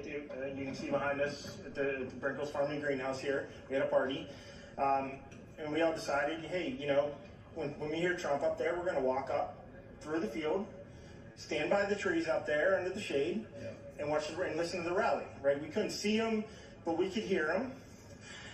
So we walked up, and probably 5 to 7 minutes of Trump speaking. I'm estimating here. I have no idea, you know. But we noticed a guy crawling, bear crawling up the roof of the building beside us, 50 feet away from us. So we're standing there, and, you know, we're pointing at the guy crawling up the roof. And he had a gun, right? He had a rifle. We could clearly see him with a rifle. Absolutely. Wow. We're pointing at him. The police are down there running around on the ground. We're like, hey, man, there's a guy on the roof with a rifle. And the police were like, huh, what? You know, like they didn't know what was going on. You know, we're like, hey, right here on the roof. We can see him from right here. We see him. You know, he's crawling. And next thing you know, I'm thinking to myself, I'm like, why is Trump still speaking? Why have they not pulled him off the stage? I'm standing there pointing at him for, 2 or 3 minutes. Secret Service is looking at us from the top of the barn. I'm pointing at that roof, just standing there like this. And next thing you know, 5 shots rang out. So you're certain that the shots came from that guy on the roof? 100%. 100%. Wow. He was up there for a couple of minutes. He was up there. You saw him up there for a couple of minutes. Absolutely. At least 3 to 4 minutes. And you were telling the police and the Secret Service? We were telling the police. We were pointing at them for the Secret Service, who were looking at us from the top of the barn. They were looking at us the whole time when we were standing by that tree. Could they see binoculars? Could they see him? Probably not, because the roof, the way the slope went, he was behind where they could see.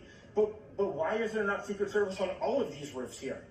I mean, this is not a big place.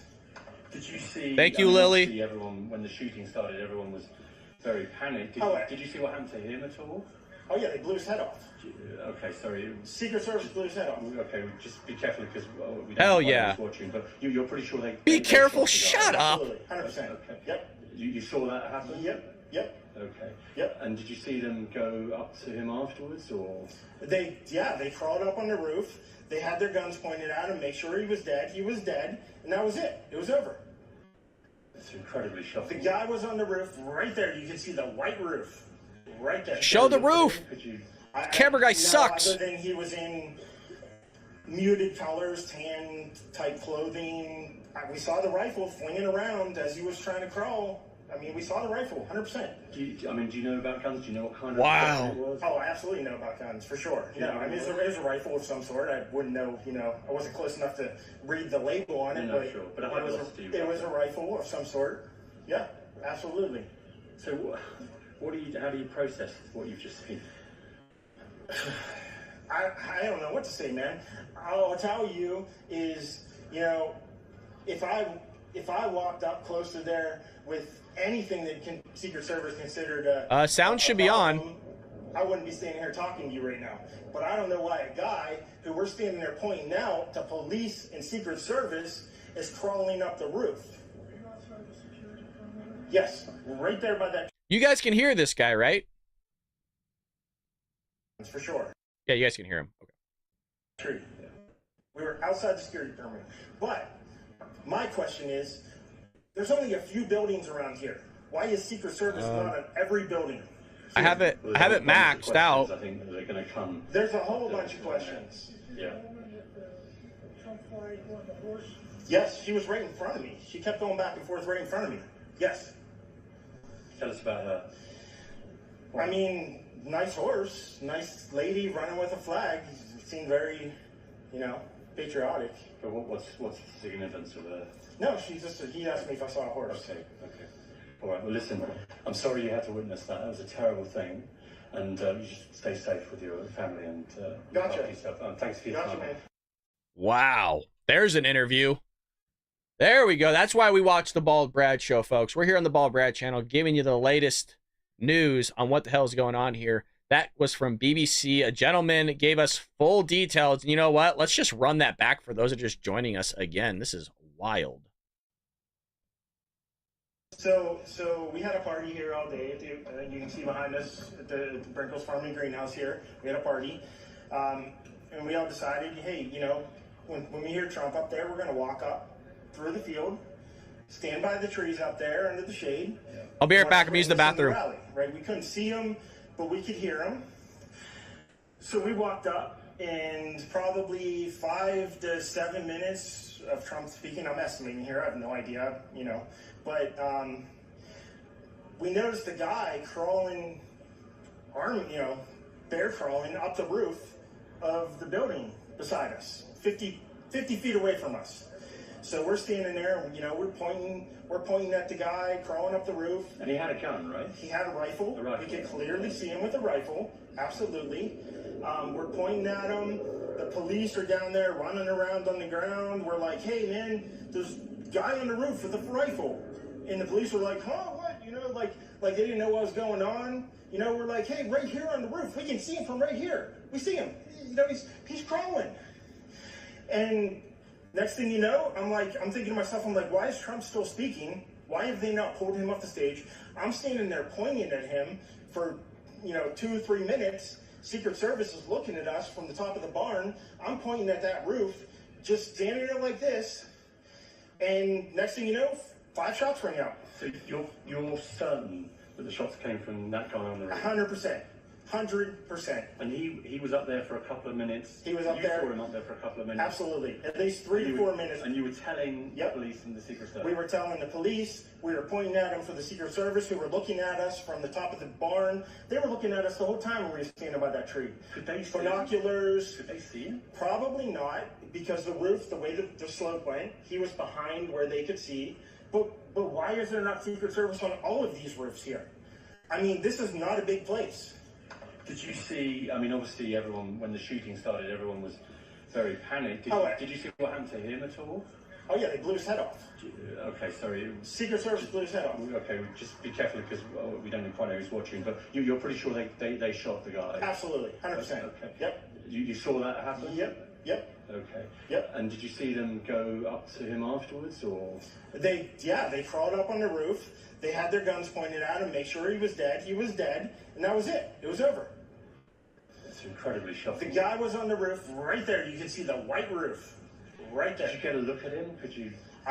No, other than he was in muted colors, tan type clothing. We saw the rifle flinging around as he was trying to crawl. I mean, we saw the rifle, 100%. Do you know about guns? Do you know what kind of weapon it was? Oh, I absolutely know about guns, for sure. No, I mean, it was a rifle of some sort. I wouldn't know, I wasn't. So that's that. We'll jump back over to Fox here, see what's going on. Service agents' blood on their hands that got transferred to him. I didn't know what it was, but it didn't appear to be overly serious when taken in combination with his defiant attitude and his fist pump. I think he wanted to let us know he was all right. How shocked were you? I mean, you're getting ready to go to the RNC. I mean, everyone's mind was on the excitement at that rally, and then you hear these pops, and it's, what a lot of people is their biggest fear when they come to a big event like this. Well, I can't say it's one of mine. I as separated as we are politically in this country, I am not one who thinks that we're on the verge of hostilities. I didn't think that I would ever see anything like this happen. And even like my initial reaction was, it's a joke, it's a prank. And it was only when I saw the actions being taken by the Secret Service that it became apparent that it wasn't. They were able to move in pretty quickly. You could see the snipers up on the roof. At this point, we're hearing that the possible, suspect or person was killed, and then a person also that was at the rally was killed. I'm sorry about one. I'm not sorry about the other. Tremendous wake-up call for our country. This can't be condoned. It can't be tolerated. And, we have a very open society. We have a very open political discourse. It should never include violence. Never. Any groups that espouse violence, there should be no tolerance for it. Last thing, when people were moving out before the Secret Service cleared us out too, did you talk to anybody and kind of what are people out here saying? Are they nervous? Are they scared? Very many people were upset. The whole gamut of emotions, from being upset to prayer, to concern, to anger, to shock. I think I saw it all. Are you going to the RNC still? Oh, yeah, absolutely. I fully expect to see President Trump on the stage on Thursday accepting the nomination. Okay, thank you for talking to us. I'm glad you're okay. So that's what we're hearing out here on the ground, but definitely many people are still shaken up, as you can expect, trying to figure out what happened. And we also have the mayor, Alexis, Bill, if you guys want me to talk with him right now. The mayor, I know you guys were trying to get him earlier. Go for it. Yeah, I think they were talking to you on the phone. Yeah, we'd love to hear from him. All right, so tell me, you were up on the stage, you were near the former president. What happened? I was actually with the president about 15, 20 minutes before that awful thing occurred. And my wife and I and my family were seated front row, just left of stage. And obviously a complete 180. We all came in here with smiles and hope for the future. And what's happened today, I'm speechless over. All I can think of right now is that this is representative of the vitriol and the hate that a lot of people in the United States seem to have for people with conservative ideals and principles behind them. And I'm just sorry that it's come to that. And I'm sorry that it's come to that here in Butler County. Where were you standing when the former president ended up hitting the ground there, right behind that podium? Was Donald's there? I was standing right on the barrier to the left of the stage, front row. And at first I heard that first crack. I started to look around. I thought it couldn't possibly have been a round. I thought for sure it might have been a firecracker.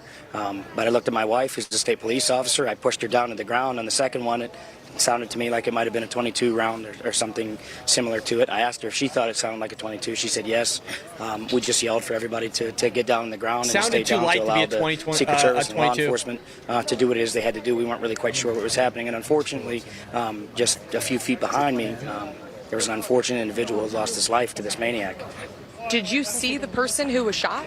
I did. I did see some of that. Of course, I didn't see the shot itself. But I did. So you turn around, so you push your wife down, you look around for your family, you take cover yourself, you see the president get back up, give that fist pump, you turn around and you see somebody in the crowd had been shot. They were shot, and they were on the bleachers, and it was just a really sad thing to witness. And unfortunately, I understand that individual lost their life. Was it a man? Was it a woman? What did you see? From what I saw, was that there was a gentleman there who was shot, and very sad just to witness that. I can't think or imagine what his friends and family must be feeling right now, thinking he was coming here to come and enjoy a day with fellow Republicans, and would end up losing his life. And my thoughts and my prayers go out to his family. You know all the local officials. I mean, this was federal, state, local. We're all out here responding to this, and they responded quick. Have you heard from any of your partners in the law enforcement area here in Butler County, and what are they saying? I've heard from a couple individuals, but I just want to say, unfortunately, this time I don't want to comment on anything I might have heard, because I don't want anything to be shared that might make it more difficult for law enforcement professionals to get to the bottom of it, and I certainly don't want to make their job any harder. So, at this time, I'm going to say that I know everything that you know, ma'am, and we'll keep it at that. But you are hearing that it was definitely gunshots that were fired. That's what I'm hearing, and from my own experience, and I did spend some time in the Marine Corps. My wife is a police officer. My father-in-law is a retired police officer. My brother-in-law is a police officer. We know the sound of gunfire when we see it, and from what I witnessed and the blood on the ground, it seems that certainly is the case, and it's just a disgusting thing to have had to happen today. This was a huge day for you. It was the mayor of a tiny area here to have a big rally in Butler County. You were excited to have the former president out here. Did you get to talk to him much? I did. I got to spend a few minutes with him, and I was elated just to have been able to talk with him, my wife and I, again, just 15, 20 minutes before the shots were fired, and we had a pleasant conversation, and he was kind enough to even say that I watched you, and you did a good job, and I thought, wow. A lot of people are asking where Joe Biden is at. Remember, the huge thing was Donald Trump wasn't around on January 6th. Where's Donald Trump? Look what happened, all these things. Where's Joe Biden at? We're all waiting for Joe Biden, the president of the United States, to make a statement. How long is it going to be? We're still waiting for Joe. Remember, it was all a big deal when Donald Trump didn't come out immediately. Where's Joe Biden? Yeah, typical. Yeah, the only thing, Alexis, that we're trying to clarify, if he can, did he see that on stage or in another area of that rally? Let's see if he wrote on Twitter, Biden. It probably Did wouldn't you even be him. see, Probably a staffer. The shooting happen when you saw the shooting happen, and you saw the person who was shot? Well, how close were they to the stage? Were they? And do you think that these shots Nothing were fired from inside of the Biden. rally or outside? Not the even rally? a staffer. I was trying to figure that out myself, ma'am. What I can tell you is that I was seated That's in the Joe front Biden's row, account as of right now. stage left, so to the right of the president, as near to the stage as you could be. The individual who was shot was in the bleachers about 15, 20 feet behind me. So, you know, again, I was scanning the crowd and trying to figure out if shots were coming from within or without. I'm inclined to believe that it was from outside, but you know, I don't want you to hold me to that, of course, because there was just so much going on right there. Still developing that area where the motorcade pulled up behind, and you were in that area when you were greeting the former president. But it looked like there was some space, right? It's like a neighborhood surrounding this. So we saw what it looked like inside the rally. We saw the stage, we saw the bleachers, we saw the thousands of people. But talk to me about kind of what's outside, since you know the area. I mean, is it a neighborhood, and could people have driven up pretty close? You know, there are single-family homes in this area, so yeah, absolutely. And then, of course, there are major arteries for traffic that come through here. You know, it's not ridiculous to think that somebody who was a good shot could set up outside of this venue and with the right conditions be able to reach out and touch somebody in a bad way. So, you know, whoever this individual was or individuals were, I'm not really quite sure because I haven't heard anything as far as what exactly had happened, but all I know is yes, I mean, it's certainly possible, but I just never would have thought that it would be possible here in our home. Butler County is very much so Trump country. We adore the president. He was very good to us during his tenure in office, and I never would have imagined that him coming here to Butler County would have meant that he would have had to experience this. And you know, I'm glad that the president's safe. I heard that he's doing okay now. But again, I just want to go back to that individual who lost their life today. That individual came here looking for hope and inspiration in this upcoming cycle, and unfortunately is going to be with us. So I just hope the world sees what happened here today and is inspired to action. And when I say to action, I mean to prayer, to vote, of course, to bring God back into our society here, because this is the act of a godless society that we saw today. Thank you for talking to us, Mayor. I'm glad that you're okay. Glad your family's okay. Unfortunately, as you just heard, you know, one person who was at that rally confirmed dead, according to local officials. We're still trying to figure out exactly what all played out here. Just terrible. All right, Alexis, thank you so much for all that on-the-ground coverage and with the witnesses there. Bill, and you and I, as I remember years ago, were doing the morning show the morning that Congressman Steve Scalise was shot. And that horrific situation and what happened there on that ball field as they were practicing. He's got a post now on X saying, praying for President Donald Trump, there is never any place for political violence, and he would know it better than anyone would. And thank God he's had a full recovery. It seems like President Trump is in a much different situation, by all accounts doing fine, defiantly raising his fist and wanting to let that crowd know he was just. If anybody ever says shit about January 6th again, I'm going to bring up the fact that they just tried to fucking assassinate a former president. Don't say shit to me, Democrats or left, about any January 6th bullshit compared to this. I don't want to hear a damn thing ever again about January 6th. Insurrection. You just almost killed a former president. Don't give me this crap about January 6th. Nothing compares to this. This is bullshit. Grabber, please play it for the people, Harris, end quote. Harris concludes by saying, pray for our nation's 45th president of the United States. More reaction to Gabby Giffords was a Democratic congresswoman from Arizona. She went home for a Saturday morning appearance in Tucson, Arizona, when she was shot in the face. And Gabby Giffords survived. She was always one of these members of Congress who was always willing to talk about the issues and come on the air and debate them. And she always did it with a smile. And then later with the now Senator Mark Kelly from Arizona, her statement is this: political violence is terrifying. I know. I'm holding former President Trump and all those affected by today's indefensible act of violence in my heart. Political violence is un-American and is never acceptable. Never. Shannon. So we're told now, of course, this is a federal investigation, that the U.S. Secret Service is handling this, and all of our questions about what happened there today go to them. I believe Congressman Byron Donalds, a Republican out of Florida, is with us. Congressman, your thoughts at this moment we have reached in our political climate so inflamed and what appears to be an attempt to take out a former president? My first thoughts are, you know, relieved and grateful that President Trump is okay. My second thoughts are that this violence in our politics has got to end. I mean, I know that we talk about these issues in inflamed tones, but there's no excuse for violence. Trying to assassinate a president, former president, elected official, there's no place for that whatsoever. And I know the Secret Service is going to do everything they can to continue to protect President Trump. I think my third thought is Americans need to get out and vote.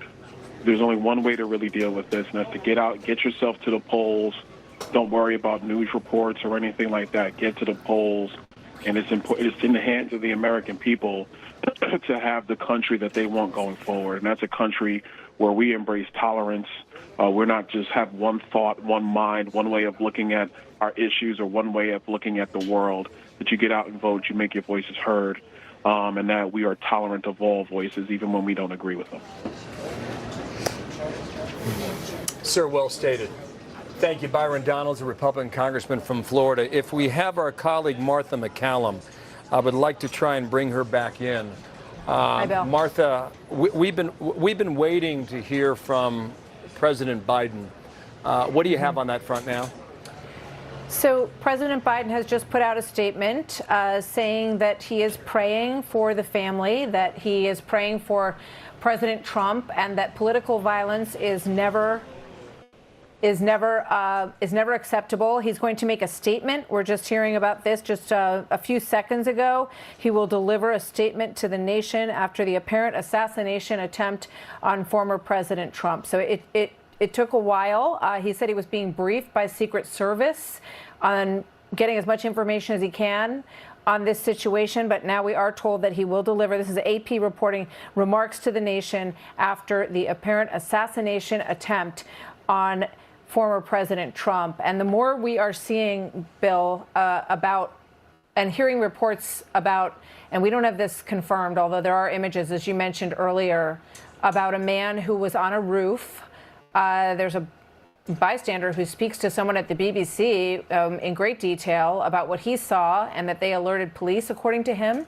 So we have to obviously be very careful with all of this. But there is at least one person who has lost their life, and the former president of the United States is extraordinarily lucky to have survived what is looking like an attempt on his life. And, it is just an extraordinary series of events that we're seeing unfold here, but it is absolutely shocking. But, we were talking before about the people in the stands, and if it came from further away, if it came from a building top back there, it explains why everyone continued to look forward, and we think that someone on the upper left-hand side of those stands went down and was shot, according to these, details that we all have to confirm. But that's why you didn't see people, sort of darting in any direction to tackle anyone, if indeed the person who did this was over on that roof. So a lot of information out there, as you said, Bill. We want to be very cautious about this, but it is becoming increasingly likely that the president was just extraordinarily lucky to be alive, and we hear that he is fine, and we're waiting for more from him. But President Biden will be speaking from Delaware, we're told, fairly shortly. Yeah, thank you, Martha, for that. We'll wait for that. Lucas Tomlinson's in Rehoboth Beach, Delaware. Tells us Biden will speak soon. Behind me at the police station, so we will await that. Alexis McAdams is doing terrific work. She's our reporter on the scene in Butler, Pennsylvania. And, she was dispatched for this assignment, and this assignment was expected to be a pump-up rally before the Republican convention gets underway in 48 hours from now here in Milwaukee, Wisconsin. And Alexis, you have a very different story in your hands right now. Hello again. Yeah. Hey, Bill. Yeah, we had no idea that this was obviously going to take place. We were trying to figure out what those pops were. And when we were up on that media stage, I was standing there watching the former president talk about immigration, and he was actually referencing a big graph and saying, look how many things have changed under the Biden administration, and this is why I'm a good choice. And then all of a sudden, you heard all these pops, which now we are hearing from law enforcement sources were possible gunshots. So we're trying to talk with people who were inside of that rally, Bill. I'm just going to check in with people as we develop here live with this coverage. So you were inside. What exactly did you hear and what did you see? So we heard something that sounded like a firecracker, and we turned around, and there was people behind us, and it was two of our guys, I think, in camo uniform shooting back. And then we seen a guy inside the crowd here, probably 15 away from us, get shot. They said there was a casualty, and he was dead, and somebody else got shot. And then apparently our guys were shooting on top of the building, and everybody started cheering once they got the shooter. You could see him up on top of the building there. Okay, so when this was all happening, because now when you play it back, you can kind of figure it out and make it more succinct. But when this was happening, did you know where these possible shots were coming from? I mean, I could see the guys literally. The shots that we heard at the time, we thought it was somebody. Turned around, we seen smoke literally coming out of the barrel. The guys behind us. At the time, we thought they were coming at us, but it happened to be our guys shooting back at him. So everybody was freaking out, thinking we were going to get shot by the people right behind us, but they were actually protecting us, shooting the shooter. And where was the shooter, according to what you're seeing and when you were there? Here, and our shooter's up to our left, probably, 40 feet away or so, up on top of that building or whatever it was. Yeah, but the possible shooter, whoever possibly fired. In the crowd that got shot. I don't know if he had whatever. Somebody said he had a pistol. I'm not sure if that's true or not. But somebody in the crowd got shot from our guys or somebody. I don't know. And he. Whatever. Okay. So it's a confusing situation. But when you heard those pops, did they sound like they were coming from in the crowd, outside of the crowd, outside of that fence near the retention pond? It literally sounded like it was 20 feet behind us, right outside the fence, right there. I mean, it was literally 10 feet behind us. The guys that were our guys were 15 feet behind us. We literally watched them shoot back. I mean, they were right there. How many shots did it look like the law enforcement fired at a possible shooter? 2 to 4. I mean, there was at least two different sets of shots. You could hear 2 different guns. There was 4 shots from at least one and 2 shots from another gun that you could tell. There was 2 different guns that I could hear. I don't know which was which. It was hard to tell which was which. Okay. All you could see was smoke, and you could hear the bullets, and then you seen people and somebody got shot, and you could actually. Yeah. Okay. Well, thank you. Glad you're okay. But that's what we're hearing. At least one person shot in that crowd has died, according to the Butler County District Attorney. Bill, we'll keep you posted on what else we hear. All right. Thanks, Alexis McAdams. Back with you momentarily, Shannon. All right. We're going to bring in Congressman Dan Muser out of Pennsylvania. Congressman, thank you for joining us. What can you tell us? Hi, Shannon. Hey, much of what you heard was quite accurate. The president was 6 minutes to his speech, 7 minutes. Next thing you know, we heard gunfire. Some people speculated. Somebody said there's first images of the shooter dead. Like it was very close. I was sitting in the front row to the right of the president with Dave McCormick, Senate candidate, as well as Mike Kelly, one of my colleagues. And then we saw the president. The first picture, wearing camo, and he dropped he hit the deck. He knew he was being fired upon, and that's pretty much when everyone began. And then Secret Service did its job. Secret Service was up there fast, and they got on top of the. They returned fire on the shooter pretty fast. I mean, it sounded like it was real close to us. And I'll also add the one fatality that I believe is a fatality. I don't want to overstate things. Was no more than 20 feet behind us. So certainly our prayers and are certainly with that individual. Yes, sir. In which direction was the Secret Service firing? Well, I didn't see the Secret Service necessarily firing. The pictures that I've just seen of what the likely shooter up on the roof certainly makes sense, because that did seem to be where the sound of gunfire was coming from. But I actually did not witness the Secret Service returning fire. I saw them scattering and on the move pretty fast. But when I said the Secret Service responded, they were on top of the president to protect him first. But I will tell you, once even the Secret Service surrounded the president, there was additional shots fired. So it was quite a terrible scene. I'm sure. Sir, thank you for joining us. Dan Muser is a congressman from Pennsylvania. He doesn't represent that district necessarily. His district's a little further east in Pennsylvania, which is going to be a battleground state in November. But tonight, it is the story and the. Tucker Carlson called this. Okay?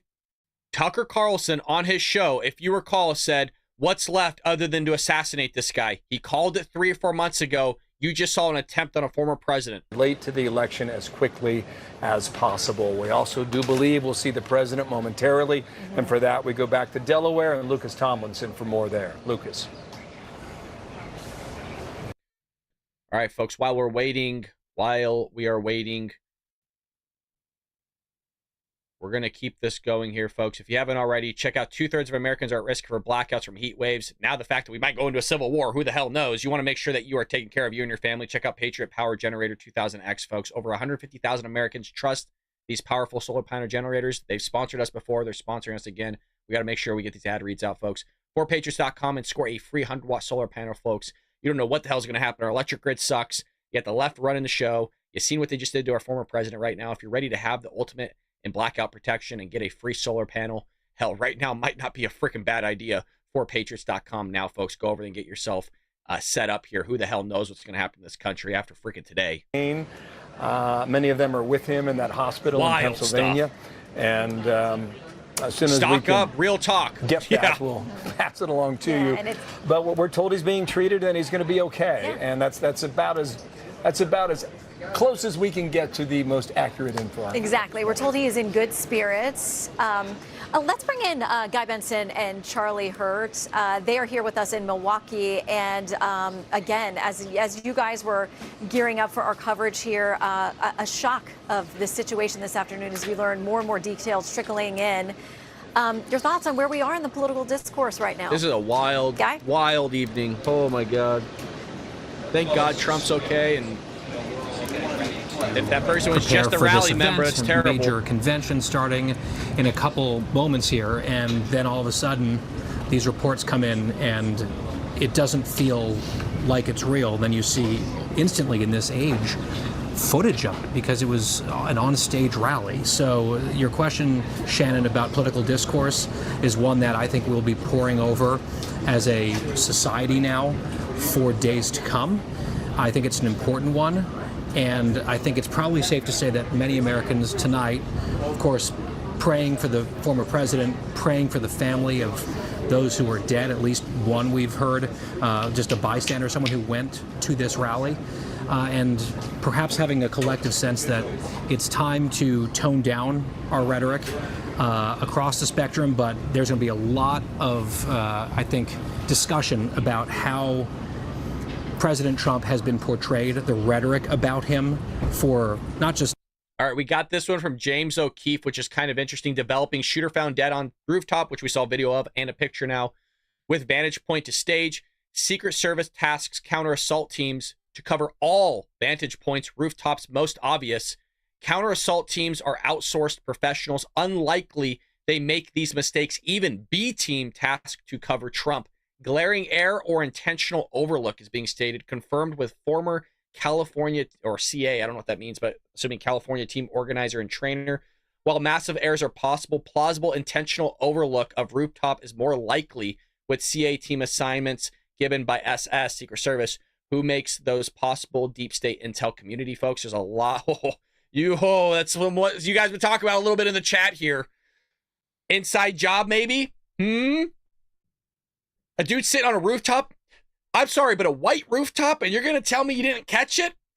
The fact that you have the guy on the BBC interview, like, yelling, this guy was sitting there going, yeah, but I saw the guy on the rooftop. Me and my friends were pointing at him saying, holy shit, guy with a rifle! Guy with a rifle! Really? And he's like, yeah, the cops were kind of looking around, like, not really doing much. Find it a little weird, man. A little weird that all took place. Weird. Here we go. Place in America for this kind of violence. It's sick. It's sick. It's one of the reasons why we have to unite this country. We cannot allow for this to be happening. We cannot be like this. We cannot condone this. And I want to thank the Secret Service and all the agencies, including the state agencies, that have been engaged in making sure that people and we have more detail to come relative to other people maybe injured in the audience. I don't have all that detail. We'll make that available to you. I may be able to come back a little later tonight, but we'll put out a statement if I'm not able to if it's not convenient for you all. But the bottom line is, The Trump rally was a rally that he should have been able to be conducted peacefully without any problem. But the idea that there's political violence or violence in America like this is just unheard of. It's just not appropriate. Everybody must condemn it. Everybody. I'll keep you informed, and if I'm able to speak to Donald, I'll let you know that as well. So far, it appears he's doing well, number one. Number two, that they're thoroughly investigating what happened to anyone else in the audience. We have some reports, but not final reports. And every agency in the federal government, I'm going back to my phone to speak with the federal agencies that are being put together again to give me an updated briefing. Has anything happened? They learned any more in the last couple hours. So thank you very much, and I hope I get to speak to them tonight, and I'll get back to you if I do. Okay? Mr. President, do you think this was an assassination attempt? I don't know enough to. I have an opinion, but I don't have any facts. So I want to make sure we have all the facts before I make any more comments. Thank you. Are you worried, President, safety? Was the security failing, Mr. President? Dude, still doesn't answer. Doesn't even take questions. Unbelievable, man. Unbelievable. So it was brief. He just walks off the stage. The comments from Hobbit Beach, Can't even Delaware. take anybody's questions still. Question about whether or not he thought it was an assassination attempt.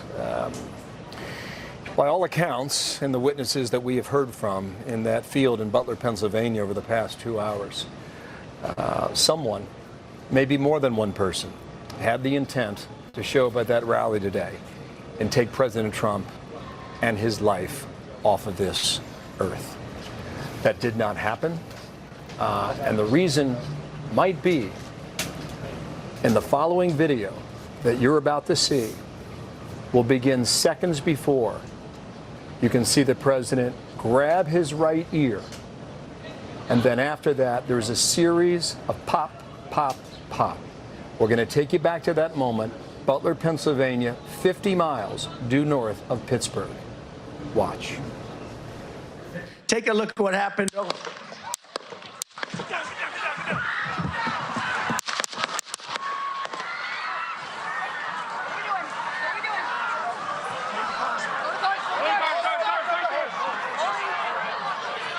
You'll hear one more.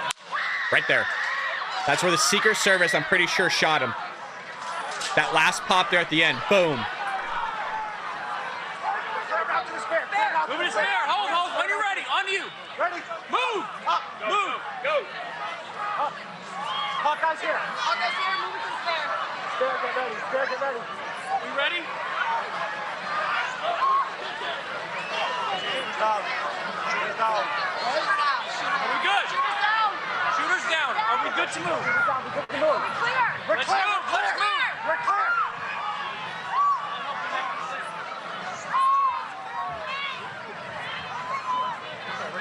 Come on.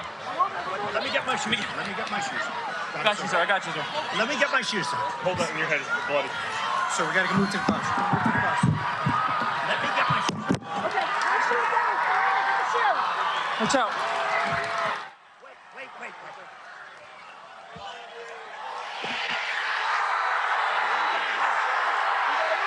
What a badass, man. What a tough motherfucker, dude. Wow.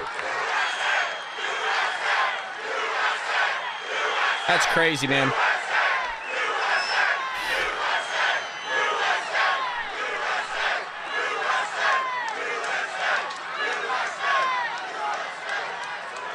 Tell you what, sure in hell ain't a conservative Republican that just tried to assassinate Donald Trump. There ain't no spin in this one. Well, I think we can all take a wild guess on what side of the aisle that guy was from, huh?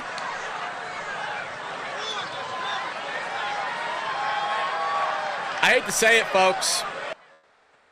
We gotta pull out the wallets and start contributing to Donald Trump here if you haven't already. Max out those donations if possible. We need the man in office. You keep letting the left run the show, this is what you're gonna get. Trump 2024, baby.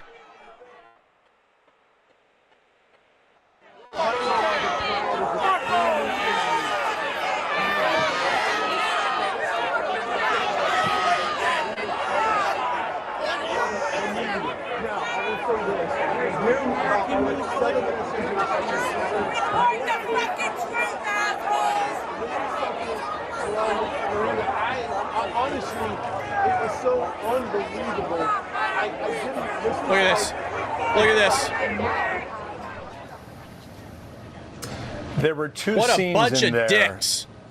and White House we refers to share one Trump of those assassination with you attempt now. as an incident. There's an Look at iconic photo, Look at this including spin. this one, of the president with his fist up in the air, which appears to be the time when he shook the Secret Service off and looked to the crowd God, that pisses me and off. pumped his fist in the air. There's another shot, a low angle, right there, when you see the blood across the right cheekbone and the American flag against a brilliant blue background sky in Pennsylvania today.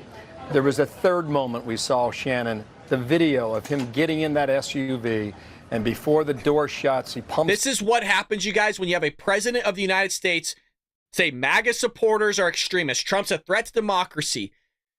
Joe Biden's words, quite frankly, could have pushed somebody to do something like this. Now, I'm not going to say that's full-fledged what took place here, but I'll tell you what, it ain't no Republican or conservative that just did this shit. No. It's what happens when you start calling people extremists, a threat to democracy. They're a terrorist in their own country. It's a remarkable thing that, again, we covered this last week during our show. If you're not with us, folks, hit that like and subscribe button. Follow us over at Rumble. We go live every single morning, 7 a.m. Pacific Standard Time. We covered the fact that Joe Biden's DHS advisory board sat there and said, if you're a MAGA supporter, if you've ever served in the military and are religious, which is basically a lot of conservative Republicans, then you are deemed a terror risk in your own country. From President Trump tonight, I think. Thank God Trump is alive. They've got to be considering that Thank and letting the folks Lord know that he Trump is alive. Good, at least by all reports, in good spirits, that he is fine and safe. That's what we've heard from Secret Service and from his campaign as well. I would imagine he will be anxious, even if it's something on social media or elsewhere, to put out a message and let people know how he is doing. Just days away from coming here to the convention where, frankly, security is always exceptionally tight. I can only imagine that the city will be even on tighter lockdown if that is possible. There is a march planned here in Milwaukee protesting the Republican Party. I really do mean this. And actually, let's go to Dan Bongino here. Let's see if Dan Bongino is commenting on this. How do you miss a guy on a rooftop? There we go. Here we go. There you go. That's what we're looking for, Dan. That's what we're looking for. United States Secret Service director must resign. She was warned about this and she ignored the warnings. How the fuck do you miss a dude on a white rooftop with a rifle? How do you miss that? And it's not like he was far. You're damn right I'm riled up. On that. Butler, Pennsylvania is a town of about 13,000. Now I'm pissed. Butler, Pennsylvania pissed. as a county is about population 200,000. This is north of Pittsburgh. It's considered rural. This really has How do you miss a guy the on a backbone rooftop of Donald Trump's political career. A white rural rooftop. America How has do you hitched miss a their guy on a wagon white to his rooftop? movement, and it all started in November of 2016. It got stronger on the election of 2020. And this is the reason why, running a campaign, trying to take back the White House, the president will go to a place like How Butler, do you miss Pennsylvania a today guy before on a tens white rooftop? of thousands of people. Yeah, and knowing what a prize it is, the vice president was there today in the Philadelphia area. The first lady was there in Pittsburgh today. It is a prize, part of that blue wall that the Biden team has talked about they need to win, and that the Trump team thinks they may be able to pick off this time around. Meantime, on the political front, as we talked about moments ago, the Biden team taking down all outgoing political advertising, commercials, essentially a pause on what we are looking at in the middle of a very heated campaign season. I believe that we have Congressman Steve Scalise with us, who is a wow. People are on social media saying that it was a BB gun. What a bunch of idiots. And thank God every day that you have recovered. But I got to ask you how this sat with you today, watching this play out. Well, it was difficult to watch. It brings back a lot of emotions. My first thoughts were to pray for President Trump. Early reports, you really weren't sure what happened. You saw blood coming from his ear, but as we see now, it was a clear assassination attempt. I think there was maybe some divine intervention in preventing that from being much worse than it could have been. There were other deaths. We pray for all of those that were injured or killed innocently. The shooter was down and you saw law enforcement take swift action, and we saw that too on the ball field. Law enforcement is the first to go run towards the danger. They did it today. They did it on the ball field, and that's one of the things that keeps more people safe when evil people show up to do things like this. Look at this, you guys. Look at this shit. If this is real. Trump has been Friends, I'm in the middle of Times Square, and I just got the news that President Donald Trump has been shot, and I am completely shocked. I've heard it appears he's okay, but look behind me. I'm in the center of Times Square. There's huge video monitors behind me, huge TVs behind me. Not a single report on the news about the president being shot. Now, on the other side of Times Square, we're looking over Times Square. This is the center of New York. You see all those video monitors outside? Right? See all this? None of them are reporting that the presidential candidate for the Republican Party. Pretty remarkable stuff. Pretty remarkable stuff. And the baseball field, rather, in Washington, D.C. with your colleagues. And a gentleman had driven from several states away. I believe it was Illinois, if my memory serves correctly. And he had a trunk load of weaponry. And he'd laid in wait for you and other colleagues to be there at 7 o'clock in the morning. Yeah, you could see his ears missing right there. And I believe that the shots hit you around 7:14 a.m. I think Rand Paul was at bat, I do believe, taking batting practice.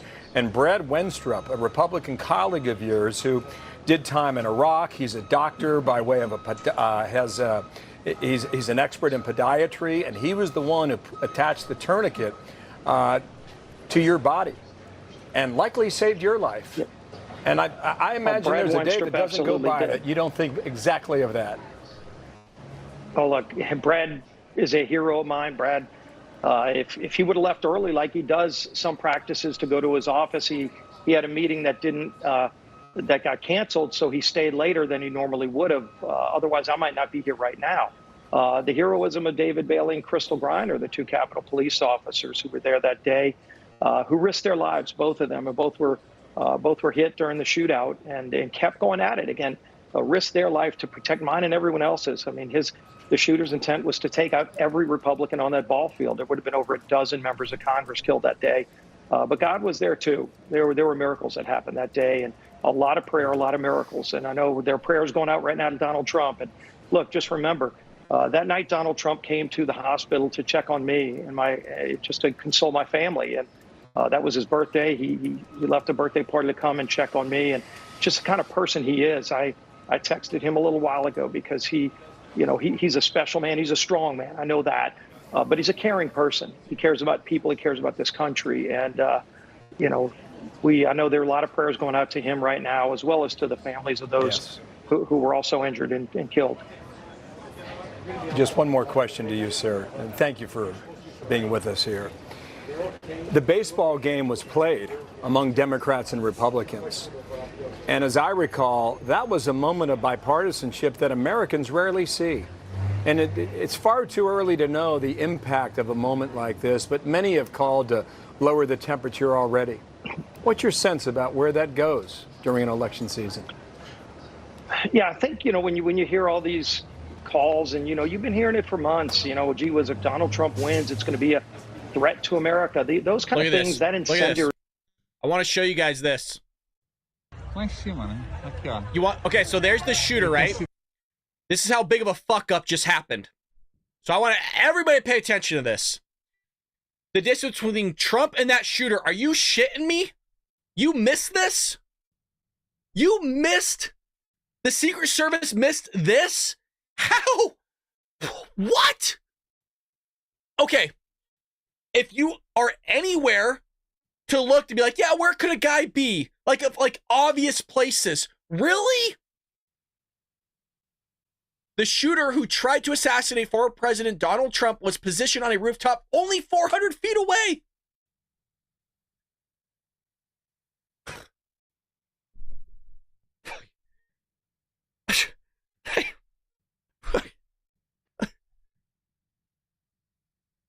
Is anybody else as dumbfounded as me? Is anybody else as dumbfounded as me? Look, I like conspiracy theories, but yeah, a lot of people are saying deep state. A lot of people are saying inside something. I don't know how you missed this. I don't know how you missed this. Wouldn't you have that whole area covered over there? Really?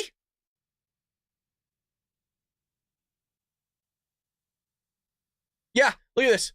I'm far from an expert shot, but 400 feet shooting a target that's basically still, it's almost impossible to miss. Yeah, the BBC guy sitting there, we saw the interview. Yeah, the guy's up there on the rooftop. I was yelling for him. Yeah, everybody's up there on the rooftop. Nobody did anything. Idiots, man. Signs about the former president. That message you just got from Eric matches some of mine. How do you miss that? Which is great news. It is an indelible image now. That picture of him with his fist in the air, with the bloody ear and face. I want to just talk for 1 second about some of the other reporting, and we're trying to dig this out. But Pennsylvania State Police, through a number of news organizations, has sources saying that one of the shots may have hit the teleprompter, and that a glass shard may have hit the former president's ear. We don't know that to be a fact yet, but that is what Pennsylvania State Police have been telling some reporters there. The teleprompter doesn't look to be hit. The other thing is, obviously, Martha mentioned this earlier. Teleprompter looks fine. The shooter, it looked like this person was on top of this building. There were eyewitnesses that said that they thought that that's where the shots were coming from, and that person was dead on the building. We're trying to figure all of that out with the video that surfaced online. But what's important for people to realize is that in these moments, how do you miss a body in a white rooftop? Online goes way faster than where authorities 400 are feet. or what is true. So you have to. They missed we have to try to find out real facts from real folks, and that's what we're doing right now. How do you miss Travel that? well, okay? We'll see you real soon. Brett Baer. We'll see. And I'm not talking about the shot. I'm talking about Secret Service. Yeah, you bet. On his way to Milwaukee, Wisconsin. Shannon. Yeah, okay. Do we want to start from the beginning to play this video for folks who have not seen it from the start? I believe we're going to get that racked up for you so you can watch the moments as we were all sitting here watching this live. We're going to give it to you as it went down. You can see as President Trump touches his ear, and it all goes from there. Let's watch. Take a look at what happened.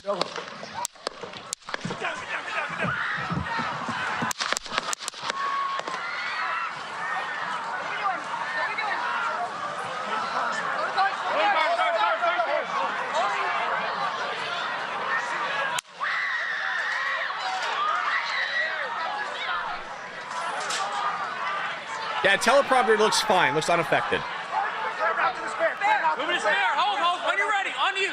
Ready. Move. Up. Move. Go. Up. Hawkeye's here. Hawkeye's here. Move to the spare. Spare, get ready. Spare, get ready. You ready? Hawkeye's a badass code name, by the way. Are we good? Shooter's down. Are we good to move? We're clear. We're clear. Let's move. We're clear.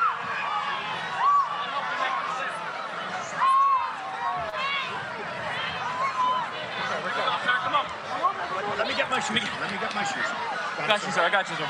Let me get my shoes, sir. Hold that in your head. It's bloody. So we got to move to the bus. Move to the bus. Let me get my shoes. Okay, my shoes down. Watch out. Wait.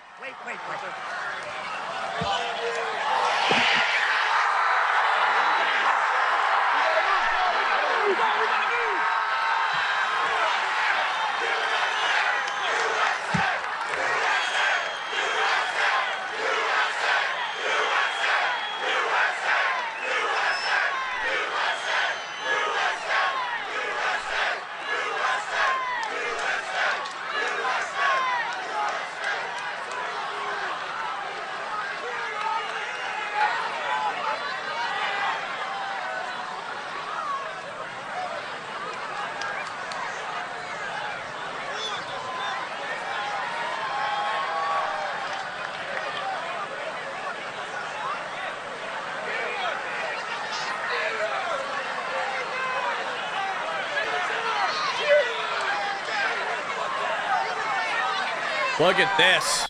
Look at this. About to piss you guys off.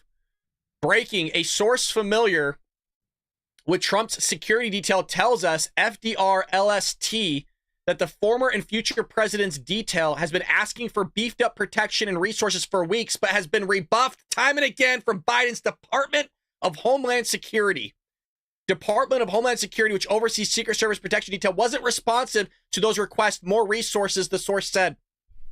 I'm going to fucking lose it, man. I'm going to lose it. Was Biden's regime behind the attack, or did it deliberately do everything it could to allow this to happen? Folks, how do you miss a guy on a white rooftop? How does that happen? And you're right, I'm pissed. Nobody can explain that one. Fuck. And now this comes out that you're asking for more protection and you just ignore it? You just ignore it? On top of the fact you've been calling us extremists, a threat to democracy, racist, bigots, xenophobes, all these things for years, and then you're completely like, I don't call for violence. Really? Really, Joe?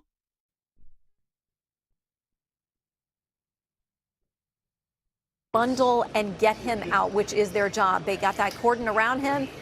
And what probably slowed them down, Bill, was him wanting to make sure that people knew he was okay. Shannon, you were sitting here when the rally began, and you tossed to it live on the air, and you described it to me as about happening, 5 minutes into his address. Yeah. And I think for all of us, frankly, when we hear the news and then we see it and we watch it, yeah, it's stunning. But when the news starts to settle in and you realize that that was so close to hitting the right temple on the former president's head, and that could have been a kill shot. And there are some reports suggesting that the shooter was outside the perimeter where this rally was being held. We haven't confirmed that. Some people talking about him being on top of a rooftop. Maybe that's true, but the investigation is going to play out when it... Here's a different angle, you guys. It's graphic.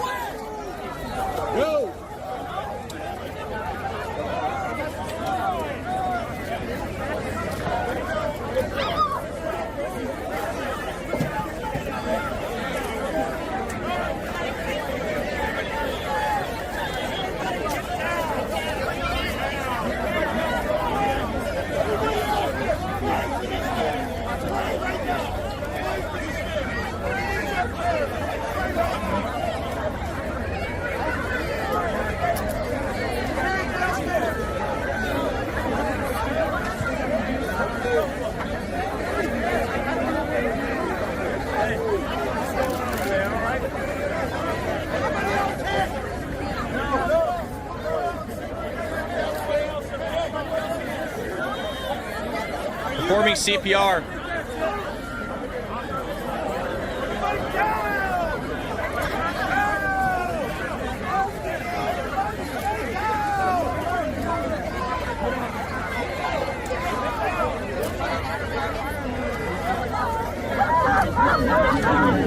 Oh man, that's bad.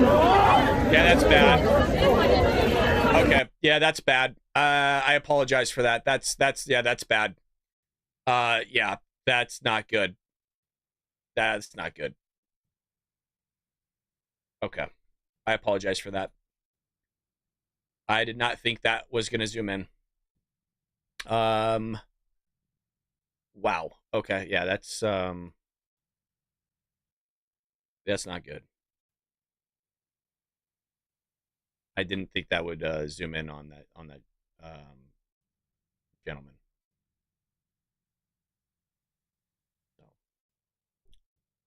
Now, we don't know if that was a supporter or who that is, but that's terrible nonetheless. Yeah. That's not good. You know, again, my understanding from what I'm hearing from my sources is similar to what you're hearing, that the person was not inside of the event, but firing from a rooftop, which does make sense when you hear that it was the counter snipers that actually eliminated this threat.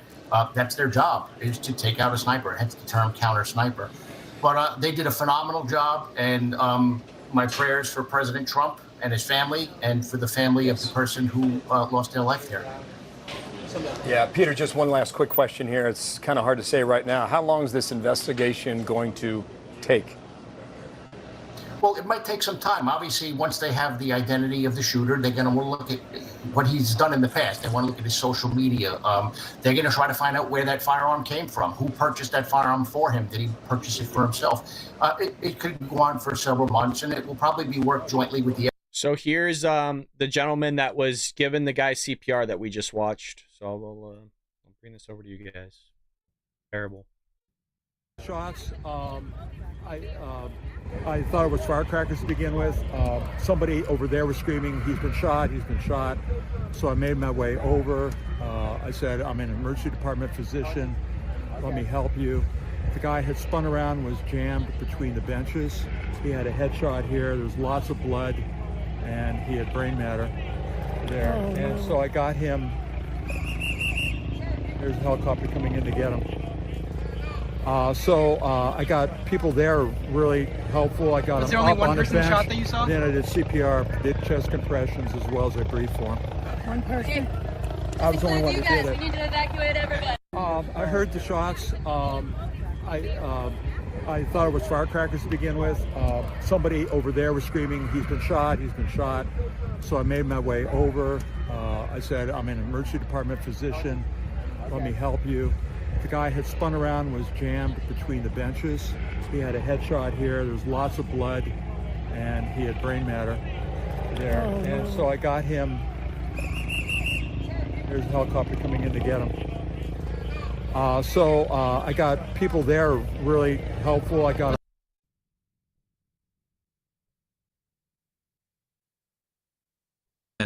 that just chills you to the core. The terror, the horror, and this at a campaign rally for a man running for president. This has no place in our country. And just to zoom out for a moment, think about the volatility that we already faced in American politics. With all the legal issues surrounding President Trump, the type of rhetoric that the former Attorney General just alluded to in that statement that we read, the turmoil on the Democratic side of the aisle with their likely nominee and some of the drama there, we were heading into a convention season, a summer season before a presidential election that was already simmering at about an 8 or 9 out of 10 on the temperature scale. And now we have, on top of it, what very much appears to be an assassination attempt against a former president of the United States and the leading candidate for president in the country right now. So I think it's totally appropriate for people to be calling for prayers for the former president, his family, and all those affected by what happened today. I think if you're the praying type, it might be in order to pray for our country right now, because these are dark days. And I think if we can take a collective step back and a breath and pray for our well-being as a nation, that is probably a good idea on a night like this. Senator Josh Hawley saying there needs to be a full congressional investigation into how this could have happened. Yeah, there needs to be an investigation. Somebody fucked up. Guy sitting on a white rooftop. How do you? Here's a different angle of it. Took over, and look what happened to our country. Probably 20 million people. And you know, that's a little bit old, that chart. That chart's a couple of months old, and if you want to really see something that's said, take a look at what happened.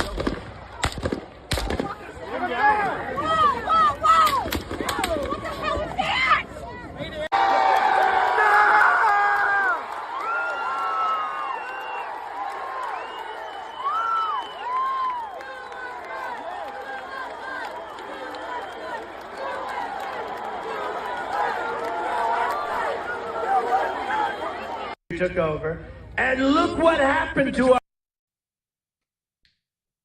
Oh, you fucking missed a guy on a white rooftop, but unbelievable. I mean, nobody else here can wrap their head around it.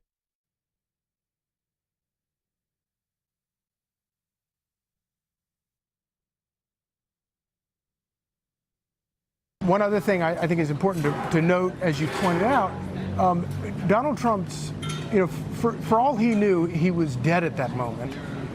Yet he took a moment to want to hold back and make sure people knew that he was okay. And to me, that is a sign of bravery and toughness and a concern for our political process in this country that is sorely needed. And I think he should be lauded for that. He is the toughest son of a gun to, I think, ever run for president. Jake Gibson, a producer at Fox News, covers the Department of Justice and many other things for us, sends this message. Urgent, shooter dead, AR recovered. Federal law enforcement source says the shooter is dead and that an AR-style rifle was recovered at the scene. That from Jake Gibson, working the story back in Washington, D.C. Yeah, and we are hearing from Matt Reedy, who is one of our producers, who is often on the campaign trail. He's out talking with folks here in Milwaukee, where we are getting ready to start the RNC, getting their reaction to this. He talks to one man who says this: "It is a tragedy. I hate to see what this country is becoming. I personally believe that we're onto some devastating events in our future. And, you know, at the end of the day, I think Trump's just trying to make things better." Regardless of where you're coming from politically, guys, you said maybe it is time to pray for this country as a whole, for those who don't already do that, because it feels so divided.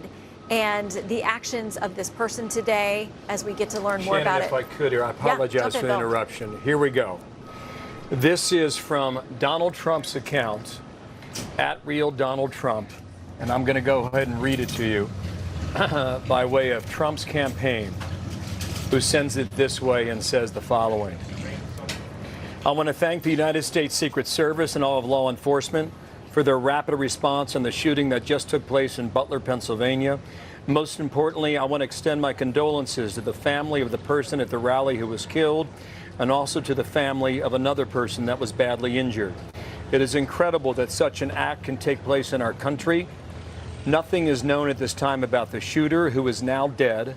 I was shot with a bullet that pierced the upper part of my right ear. I knew immediately that something was wrong and that I heard a whizzing sound, shots, and immediately felt the bullet ripping through the skin. Much bleeding took place, so I realized then what was happening." He concludes in all caps, "Wow, God bless America!"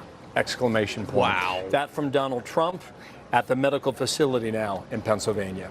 Yeah, and my goodness, you can see, as we saw these photos, you could see his bloodied ear and that blood across his face and his cheek there as well. And one of our guests, Peter Forcelli, who was on moments ago, said, based on how, you know, guns and trajectory and sound work, he probably was hit before he even realized the sound of what he was hearing.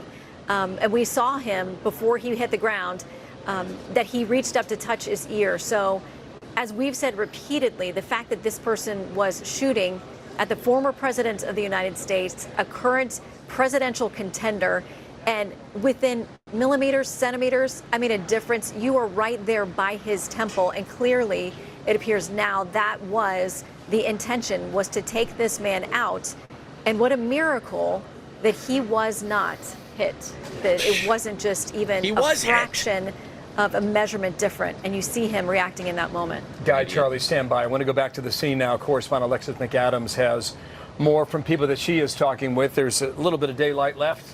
The days are long this year. It's kind of nice in the summertime, but mid-July, that summer heat in Pennsylvania must have been a remarkable day for so many tens of thousands who showed up for a rally to support a man that they want to put back in the White House. But this day is ending in a much different fashion.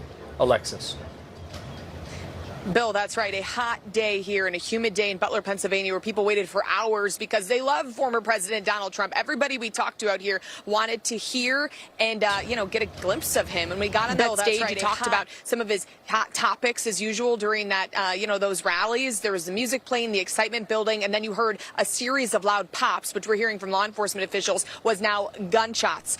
So I'm going to walk you this way a little bit. I want to take you here so we can talk with some of the people who were close and heard what happened and saw what happened. So you were there. You said your son was even closer to the man who ended up actually getting killed here at this rally. Tell me what you saw. Well, we were supposed to be down there where my son was, but it was so hot and sunny that we decided to seek shade up, way up. So we weren't down where it happened, but my son was. And as soon as we heard what happened, I called him immediately, and he just said, "I'm okay." He goes, "I can't talk right now." And he was on the ground. And then that's all we knew. We just stayed up where we were. We were way up on top of the hill. When you heard those pops, did you know that they were gunshots? Did you think that they were gunshots? It took me so by surprise, but I knew that wasn't normal. I knew something was wrong, and people were running. Instantly, people were running and screaming to get out. And we just didn't know what to do. And the first thing I did was call my son. And your son was pretty close to that man who was shot. Did he describe kind of what it looked like? Was that man was he taken out by authorities? He was. He said there was blood everywhere. People were splattered with blood. Yeah. And he said it's something I never wanted. He said he went down instantly. Like when he got hit, he probably never knew what hit him. Yeah. And how close was your son sitting to this man who was shot? He said he was about 6 feet away. I think now, I mean, we were shocked too when we were up there, on the media stage, and you hear the pops, you don't really know what's going on. You try to take cover, knowing that your son was so close and could have been shot. How are you feeling? In shock. In shock. Can't believe it that this would happen in Butler, Pennsylvania. And my son saw the shooter on the roof of that AGR building. Walk me through what he told you about that, because we've seen, and Bill, you know that too, we've seen these reports coming in, possible, photos or pictures of people in the crowd trying to see, what was going on, where the shooter was. Where did your son see a possible gunman? He was laying on the roof of an AGR building, not in the farm show grounds. So where is that, let's say, when you're looking at the former president on that stage, the AGR building is how far out? Like being pretty close to that? Like, are we talking about behind the stage, in front of the stage? Where is this? It's out a little ways, yeah. It's, I don't know, 100 feet or better, a couple hundred feet. Mm-hmm. Okay. So that's what we're hearing, just knowing that somebody was possibly up on a roof. These people's family members saw someone up on a roof. We know the suspected gunman at this point is dead, and police recovering evidence at this point, as well as somebody who was just here for a Trump rally ends up getting shot and killed possibly. So we're keeping an eye on these developments, Bill. Thanks, Alexis. Good to have you, Alexis McAdams, back there in Butler, Pennsylvania. Thank you again. We'll be back with you momentarily, Shannon. All right, let's check in with former Secret Service agent Tim Miller joining us now. Tim, this is a very difficult assignment. We thank you. You and those who serve as you do voluntarily to walk into these situations and quickly act as we saw today are heroes. I mean, what is it like to plan for this, to have a protectee, and to find yourself potentially facing this situation at any moment that you're in service? Well, I want to give kudos to the agents today. Their response was amazing. And it goes to show you that this is the premier law enforcement protective agency in the world. Now, with that said, we often knew every time we did an advance that it's impossible to fully protect the President of the United States, as we saw today. Fortunately, their quick response today resulted in a president not losing his life. And, he was half an inch away from losing his life. I think when you look at the details of what they have to do every day, the advances, it really brings home that Secret Service agents must be on their game every minute of every day, because if you think of the number of stops, you think of what they have to do daily, they have to be ready. And today they were ready. Sir, we're getting some information about how many rounds were fired. None of this has been confirmed, but some of our colleagues are reporting this on other networks about an AR-style rifle, maybe 8 rounds fired. Maybe this shooter was up to 200 or 300 yards away. If you were to imagine that based on what limited information we have, does that sound right to you? It absolutely does. The effective range of an AR is about 300 yards. And ever since 1963, the Secret Service is very concerned about anybody up on roofs. I saw some reports that people saw someone up on the roof. And if that's true, then the Secret Service has countermeasures to that. So there's a lot of questions to be answered right now. Yeah, no shit. I will tell you it happens in split seconds. So 8 rounds from 300 yards, especially with, the shooters, actually striking at least a portion of the president, is very alarming. Sir, thank you very much for your expertise on this historic evening and a day of tragedy for the family who lost their own loved one at that rally. It absolutely is, and others that we understand, at least one, maybe others critically injured, and the folks there forever shocked and scarred, and many who were watching this live in our country. As we walk through this moment, we want to replay for folks who have not seen this start to finish, so you can see the reaction as the moment President Trump realizes something has gone very wrong. By his own account moments ago, he says he knew that he had to get down, that there was something terribly wrong unfolding. He heard the shots. We'll let you watch for yourself through the moment that you see this. When he lifts his fist, lets people know as he is hurried away by the Secret Service that he's going to be fine. Take a look at what happened.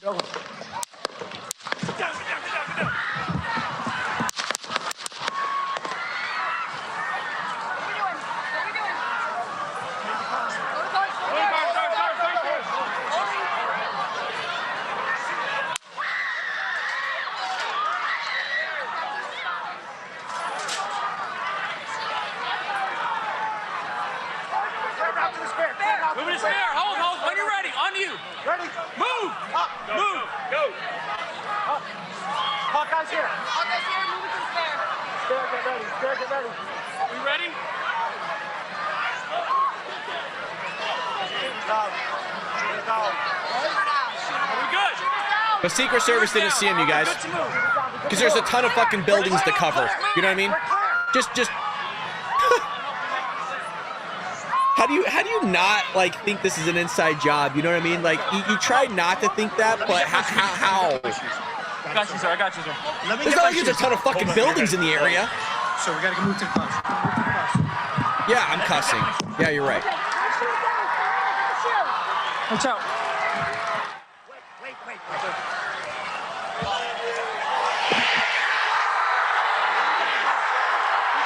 Whoever the dude was, he was a scrawny little shit.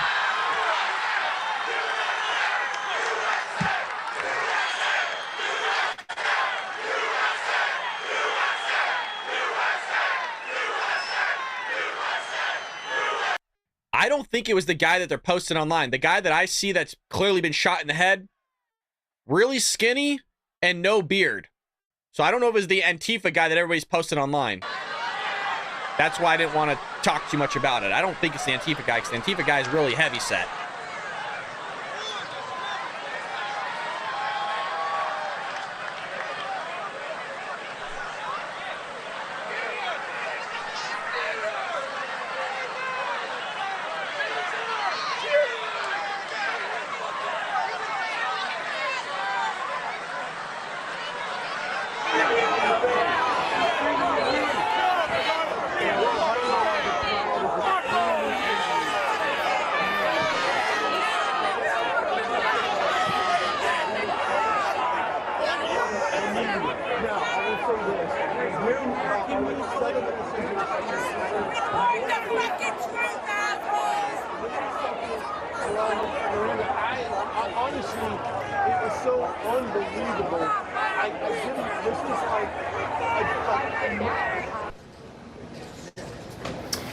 We're going to go over that 2 minutes and 30 seconds for an awful long time. That video there. Statement by the U.S. Secret Service just came out 2 minutes ago. It's a long paragraph. I'm going to read it now, okay? During former President Trump's campaign rally in Butler, Pennsylvania on the evening of July 13, at approximately 6:15 p.m., a suspected shooter fired multiple shots toward the stage from an elevated position outside of the rally venue. U.S. Secret Service personnel neutralized the shooter, who is now deceased. U.S. Secret Service quickly responded with protective measures, and former President Trump is safe. One spectator was killed, 2 spectators critically injured. This incident is currently under investigation, and the Secret Service has notified the FBI. Shannon, what clearly sticks out is that line about a suspected shooter firing multiple shots from an elevated position outside of the rally venue, which would synchronize with some of the things we've been picking up on social media about a man dead on top of a roof outside of the rally itself. Yeah, and witnesses who were there on the scene have talked with our Alexis McAdams. I want to read, too, from Ivanka Trump saying, "Thank you for your love and prayers for my father and for other victims of today's senseless violence in Butler, Pennsylvania. I'm grateful to the Secret Service and all the other law enforcement officers for their quick and decisive actions today. I continue to pray for our country. I love you, Dad, today and always." No way this is a real image. If this is real, if that's a real...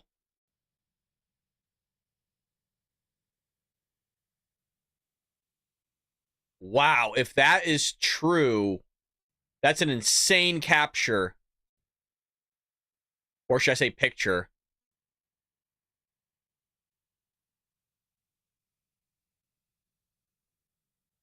Wow. Wow. failed us. Jason, thank you. Jake Gibson reports the ID is not confirmed. Federal law sources, enforcement sources, tell us the shooter's identity is still unconfirmed, and they're working on it. But first reports suggest the shooter was not carrying ID.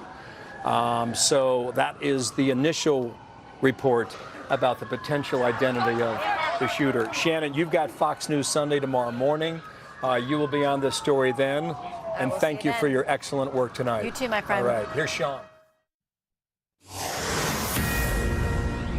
And welcome to Hannity, and this is a Fox News alert. Today, the former president of the United States, Donald J. Trump, was the target of an apparent assassination attempt. One innocent attendee is now dead. President Trump, we are told, is alive and well and now in a safe location. The shooter, meanwhile, has been killed by U.S. Secret Service. And just breaking moments ago, President Trump's first reaction on Truth Social, quote, "I want to thank the U.S. Secret Service and all of law enforcement for their rapid response on the shooting that just took place in Butler, Pennsylvania. Most importantly, I want to extend my condolences to the family of the person at the rally who was killed and also to the family of another person that was badly injured. It is incredible that such an act can take place in our country." Now, nothing is known at this time about the shooter, who is now dead. He said, "I was shot with a bullet that pierced the upper part of my right ear. I knew immediately that something was wrong in that I heard a whizzing sound, shots, and immediately felt the bullet ripping through the skin. Much bleeding took place, so I realized then what was happening. God bless America." I'll pause this real quick. Look at this. Anyway, they impeached him twice. They called him names. He won anyway. They impeached him twice on ridiculous pretenses. They fabricated a lot about what happened on January 6th in order to impeach him again. It didn't work. He came back. Then they indicted him. It didn't work. He became more popular. Then they indicted him 3 more times, and every single time his popularity rose. So if you begin with criticism, then you go to protest, then you go to impeachment, now you go to indictment, and none of them work, what's next? I mean, graph it out, man. We're speeding toward assassination, obviously, and no one will say that, but I don't know how you can reach that conclusion. You know what I mean? Like, he said that a while ago. He said that multiple times, and he wasn't wrong.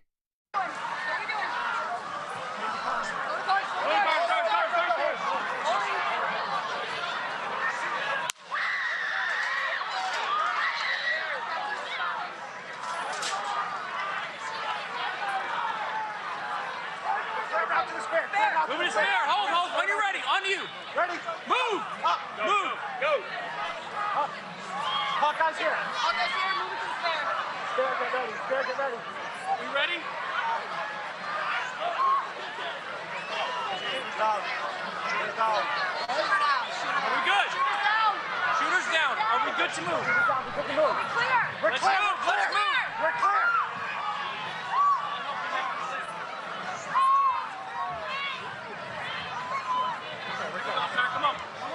Let me get my shoes. Let me get my shoes. I got you, sir. I got you, sir. Let me get my shoes, sir. Hold on, your head is bloody. So we got to move to the bus. Move to the bus. Let me get my shoes. Okay, my shoes down. Get the shoe. Watch out. Wait.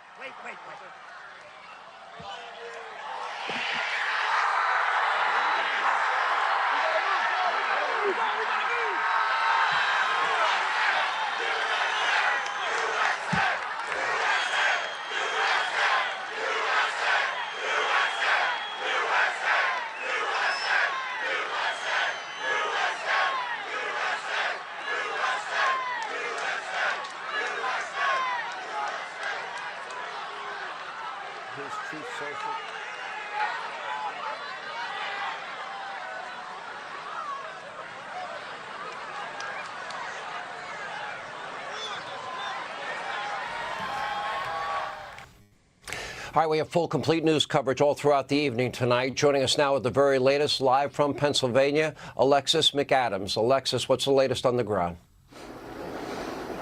Hi, Sean. Well, being there in that media area, in the press area, watching the former president speak, he was just getting into immigration. The excitement was building. People were clapping and cheering, yelling, "Make America Great Again." And then you heard a series of loud pops. People really didn't even have time to react. Some people did hit the ground. Then we saw the Secret Service rush in. We're talking about the federal, the state, and local agencies doing everything they could as the former president then went down, Sean, right behind that podium. Coming back up a short time later after somebody yelled, "The shooter is down," with law enforcement, and on his ear you saw some blood. So that happened so quickly, and people came out here to support the former president. They were excited to see him, and then they left with this horrible tragedy. Take a look here. We're going to pan, Sean. You can see what's going on in Butler, Pennsylvania. It's cleared out now, but for hours after that shooting, people were stuck in traffic trying to get out because it is an active crime scene. So we're trying to piece this all together, and that includes talking to witnesses like Brandon, who you said you were up there pretty close to where the former president was speaking.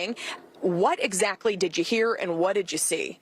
We're all just there, looking up at the screen that he has up, and I heard a loud pop, and I thought it was like the speaker cracking. And we heard another one, and then people started screaming, and so we all just hit the ground, and I started looking around as to what was going on, and I saw one of the Secret Service guys. He was firing back. There was probably 6, 7 shots total, maybe. And then I look up in the bleachers, and people are just screaming and crying, and there's just blood everywhere. One of the guys got hit.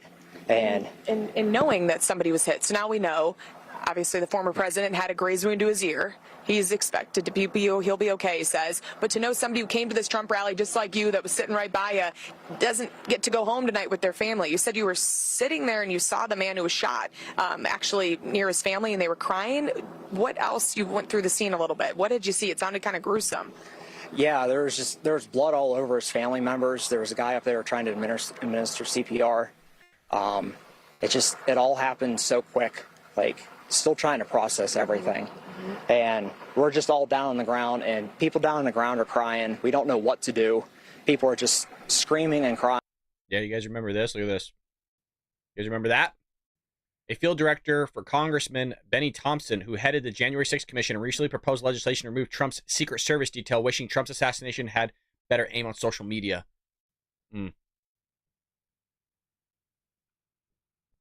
To set this up, Sean, so when we were inside there, we're in the back with the media, and then when you could see the former president wasn't too far up from us speaking, this was all happening to his right. So this AGR building that we're talking about is the American Glass Research Building. That's at 68th and Whitestown here in Butler, so that's just outside of the ground. So it wasn't like this person entered, because we've been talking about safety and security and the Secret Service doing those pat-downs and checking bags. According to what we know right now from witnesses and the police is that this person was on a rooftop of this AGR building, which is outside of those grounds. So then you saw the people kind of surround that building. And going back to that man, though, and his family, were people crying and were people running out after they saw someone was shot? No one really started running. We just all kind of hit the ground, and people were yelling for paramedics and police to come. And there was probably 6 or 7 state troopers that just all of a sudden showed up out of nowhere, and they hauled him off the bleachers, and who was dead at that time. Yeah. Okay. Well, thanks for talking to us. I'm glad that you're okay. I'm glad your family's okay. But I think most people are still in shock. I mean, just trying to piece this all together. But it is important to point out as we look at kind of the layout of where the former president was when he was grazed by that bullet on his ear, and then goes down, where this shooter was, according to investigators, was up on that roof of the AGR building outside of the farm grounds. Sean. Alexis, great reporting. Let's go back to President Trump's statement on Truth Social. It pierced his upper right ear, is what he said. So what we're really talking about here is we're talking about maybe 1 millimeter, 2 millimeters, and he was probably assassinated. That's how close this guy got from this rooftop. How far away was that rooftop where we believe this shooting took place? I mean, pretty close. I'm going to bring you back in a little bit because you know about the layout with this AGR building. I don't really know. I mean, how close is that AGR building to where former President Trump was standing? It's several hundred feet away. Okay. It was directly behind where I would have been standing. So the bullets would have been coming from, my back, just that way. Yeah. And as you said, we're talking about 1 millimeter. I mean, to graze the former president's ear, and how many people possibly could have also been wounded here.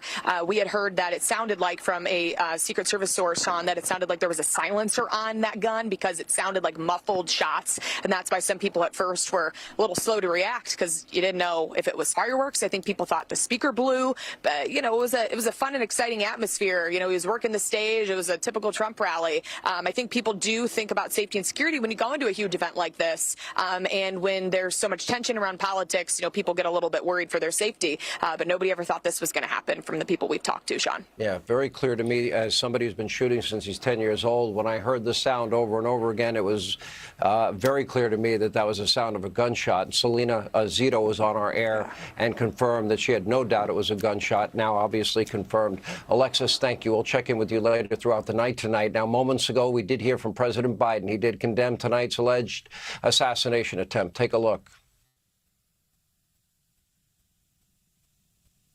We'll mute that. It looks like Trump Tower is on lockdown.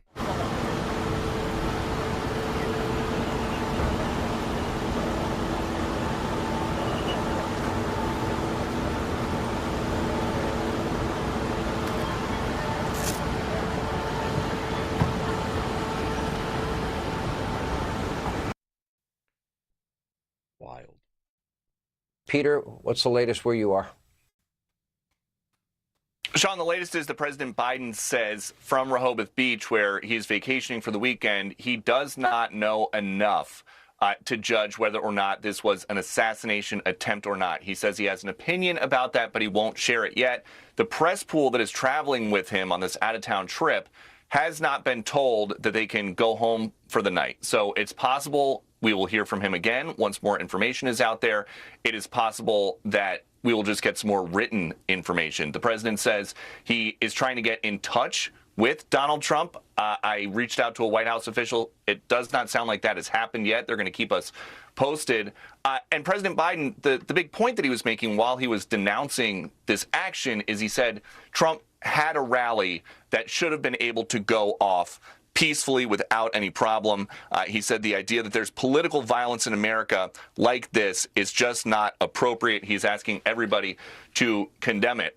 A few minutes after this happened, I phoned a very high-ranking White House official to ask what exactly was going on at the White House, what the National Security Council might know about this, or what would be happening. And this official hadn't heard about it yet. And so this isn't the kind of thing where, even though it is such a potentially destabilizing political action, it's not like everybody at the White House just gets a buzz on their phone that it happened. They find out about this stuff the same way that we do. And we go to a lot of events like this. Trump as president, Trump as a candidate, Biden as president, Biden as a candidate.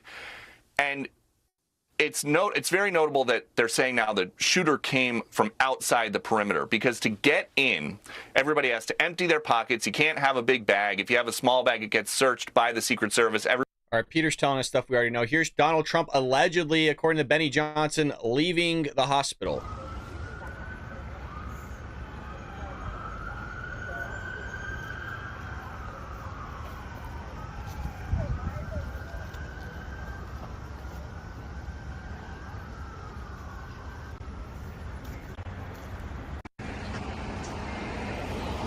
So take that for what it's worth. Not sure if it's legit, but that's at least what people are posting. Congressional requests to investigate the Secret Service response here. James Comer just sent out a statement that said he has already reached out to the Secret Service, asking the director to let them know exactly how this happened. So we might hear some more from President Biden. I also was in touch with some folks from the campaign. They're going to, for the time being, suspend all outgoing political communication from Wilmington. So anything nasty about Trump for the next couple days, it sounds like, is going to come down. And they are in the process right now on Saturday night of reaching out to TV stations and networks to try to take down political ads that are scheduled to run, pro-Biden political ads. They obviously, before this happened, the Biden people are having a bad week domestic politics-wise. They are spending tens of millions of dollars on these ads trying to make it better. And they've decided that it is not appropriate at the moment to run any of that stuff. And maybe that signals a change in the president's messaging to come, but it's too soon to know. Yeah.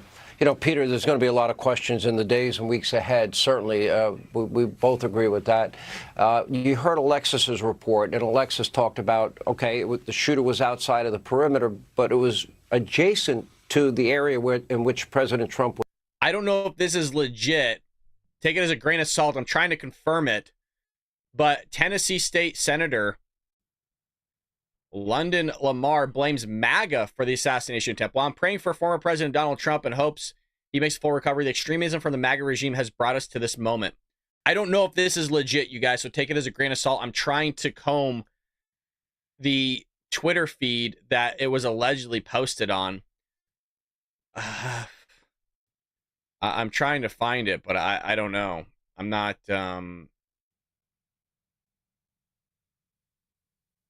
Look at this. Now that Trump has stated he's fine, I wonder, will he consider sensible gun laws, Is that a remarkable thing?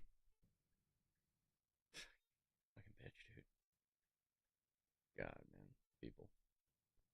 J Library in Austin, Texas to give remarks, and then he was going to go out to Las Vegas for a couple days to talk to various unions that are out there as he tries to stabilize his presidential campaign. If they start to pull those events down tomorrow for the week ahead, that would be a signal that things are really going to start changing. And to your point, Sean, about the Secret Service response here, when you go to an event like this, there are the Secret Service agents in suits, like the ones that you see in this clip that we are running of the president being saved. But there are also a lot of Secret Service agents. They have counter snipers that go there. And their job is basically to figure out where a sniper would be at an event. They know where the podium is going to be, and they're using binoculars. They go to things like a adjacent rooftop a couple hundred yards away and make sure that the coast is clear. I'm not in Pennsylvania for this event, and so I don't know exactly what the protocol was today, but typically that is the kind of thing that you see. They do have contingencies in place to prevent exactly this. So it's very, very... something went very wrong with the preliminary planning of this event. Yeah, especially because it was outside the perimeter, but very close to the venue and on a rooftop. Obviously, that would be one of the places I would imagine that they'd first be looking at. Peter, stand by. We'll get back to you throughout the evening tonight. Thank you. We appreciate it. Moments ago, former Attorney General Bill Barr, who has sometimes been at odds with President Trump, told Fox News Digital, quote, the Democrats have to stop their grossly irresponsible talk about Trump being an existential threat to democracy. He is not. Here now with reaction to the horrific events of the day, America's Newsroom co-anchor Bill Hemmer, along with fellow co-hosts and co-host of The Five, friends of mine, both Dana Perino. Looks like both of you guys are in Milwaukee tonight. There's two things that really stand out, and I did speak to somebody that was with the president in the hospital, and I can report this part, is that the president walked into the hospital. He was fine. He was in good humor, in good health. He had a full understanding of what he had just been through. One thing that a lot of people hadn't factored in is all the Secret Service agents, Dana, that had jumped on him.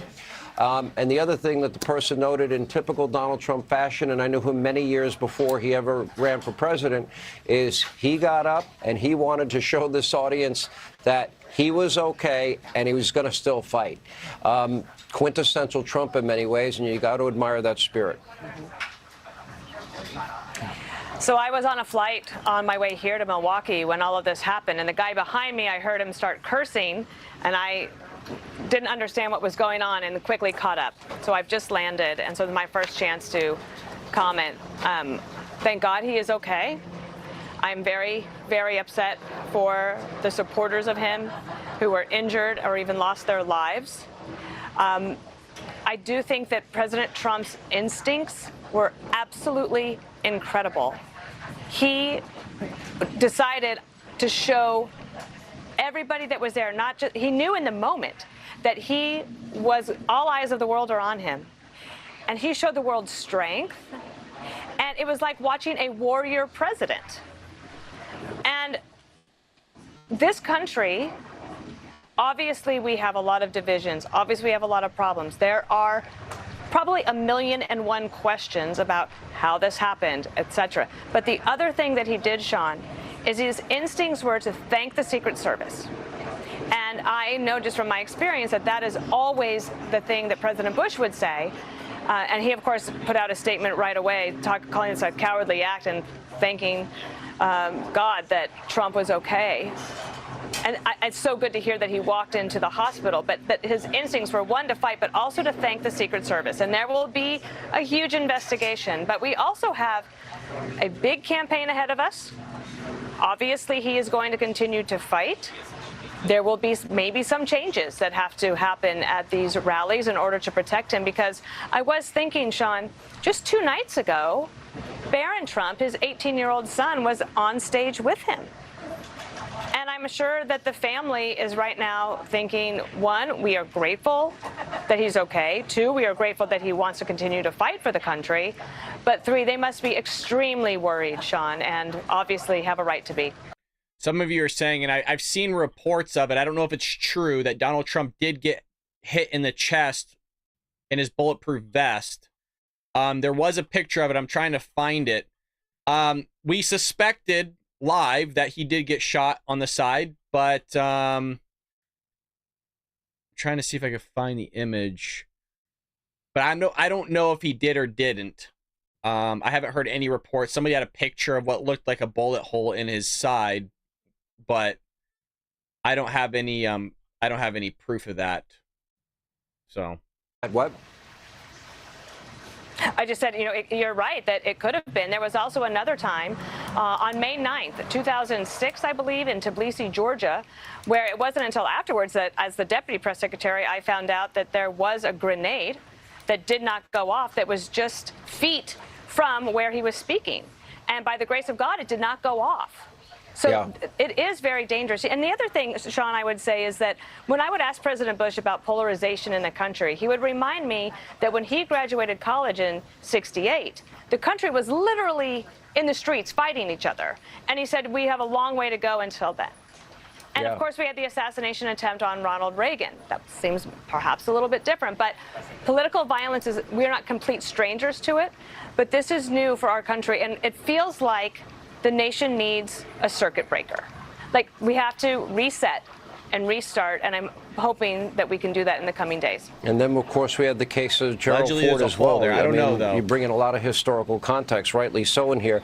Ivanka Trump has just come out with a statement. Thank you for your love and prayers for my father and for the other victims of today's senseless violence in Butler, Pennsylvania. I am grateful to the Secret Service and all other law enforcement officers for their quick, decisive actions today. I continue to pray for our country. Bill, this is not a story any of us ever want to cover about any president. This is not Republican, Democrat, liberal, conservative at all in any way. But the rhetoric certainly has become hot and heated in the country, and there certainly is almost unbridled hatred on the hard left for President Trump. That will be examined. I want to talk about this real quick, because if this is true, I mean, we don't know, okay? This is just a picture. We don't have any confirmation. There was nothing said that he got shot a second time. He just said he got shot, grazed in the ear. This would give credibility to what I was talking about earlier, where we were talking early on where he pinched down like that, and I said, I think he got shot in the side, like we saw from Reagan, basically. So if this is legitimate, it would give credibility of what I was talking about earlier, where he grabs his ear, boom, like that, then drops to the ground. So I don't know, but that's what everybody's talking about in the live chat right now, that there seems to be a picture of the jacket. I saw this earlier, but I don't know. That could be a hole. It could not be. I don't know, you guys. I'll look for a better image if we have one, but I'm not sure. So Sean, from these rallies, they're in the front row, and they're looking up at the stage, so they're looking up at the president at the time, and to see this history captured, and I don't know what he said when he came up from the podium, but we heard on the microphone he said, "Let me get my shoes. Let me get my shoes." I think he said it 3 times. I think he's saying fight. That's just me reading his lips fight a couple times. And Dana's exactly right. His instincts for the moment were to let people know that he's still standing. That's one point. The other point is this. This investigation already knows, whether they've told us or not, that they could stand at that podium where that stage is in Butler, Pennsylvania, and they can look straight out at the rooftop of this building, where many people suspect, and based on what the Secret Service statement came out, that this was a shooter who came from outside the perimeter.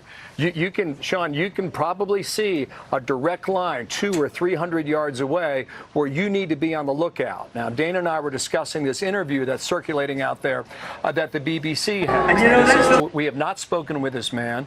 Here's another angle. And that's a little bit old, that chart. That chart's a couple of months old, and if you want to really see something that's said, take a look at what happened. And wow, okay. Watch this, you guys. The Secret Service member to the left, I think he sees something. You're going to see him spot up, and then he goes back down right before the shot is going. Watch the Secret Service member, sniper to the left. Watch this. And that's a little bit old, that chart. That chart's a couple of months old, and if you want to really see something that's said, take a look at what happened. So there you have it. We'll play it one more time, but he pops his head up towards the end there. See something that's said, take a look at what right there. See how his head's up? Homie saw something. happened. Wow. How do you miss a guy on a white roof, though? Still waiting for an answer. All of these people behind the president, I'm sure all the people in the audience, all of them have, so many of them had their phones going, and they were videotaping President Trump as this moment happened. And I would imagine in the hours and days ahead, we're going to get a lot of different angles of all of this, and that certainly will be valuable to a full investigation as to what happened here now that we know that the shooter in this case was dead. And then you think of just how close they got here. As President Trump said, they pierced his ear. You're talking maybe about 1 millimeter, maybe 2. And we'd be talking about an assassination tonight, not an assassination attempt. Dana. That is it's so chilling, and I think it will take all of us some time to actually process it. Right now, of course, we're trying to report the news as quickly as possible, but that deeper feeling of, oh my gosh, like he almost could have died right there in front of everyone. And you think about, Sean, even for example, the big political violence that was international in scope, right? 9/11, the attacks there.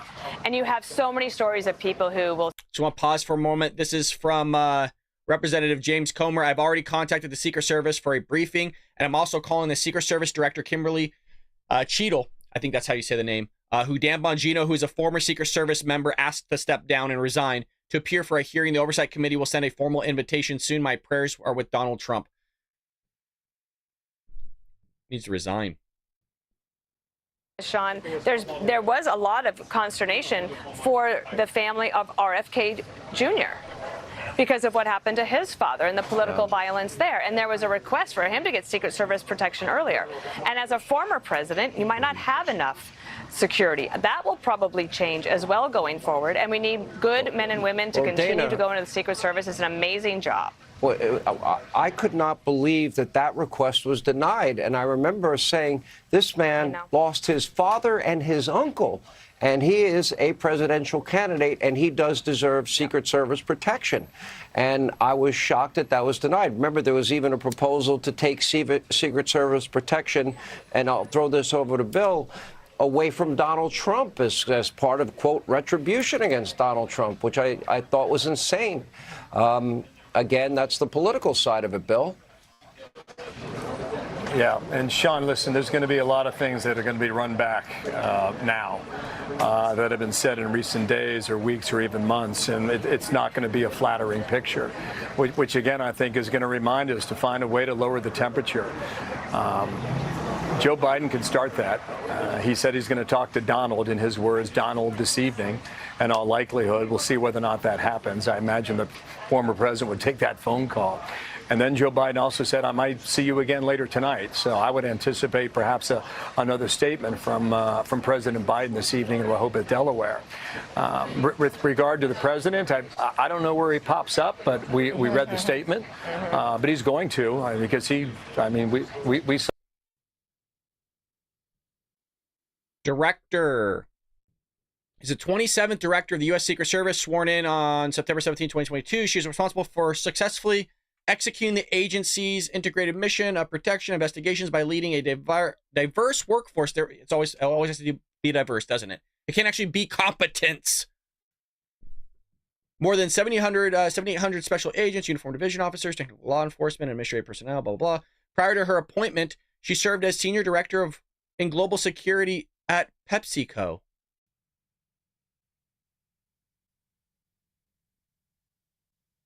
Is this a joke? Is this a senior director in global security at PepsiCo? She worked for Pepsi?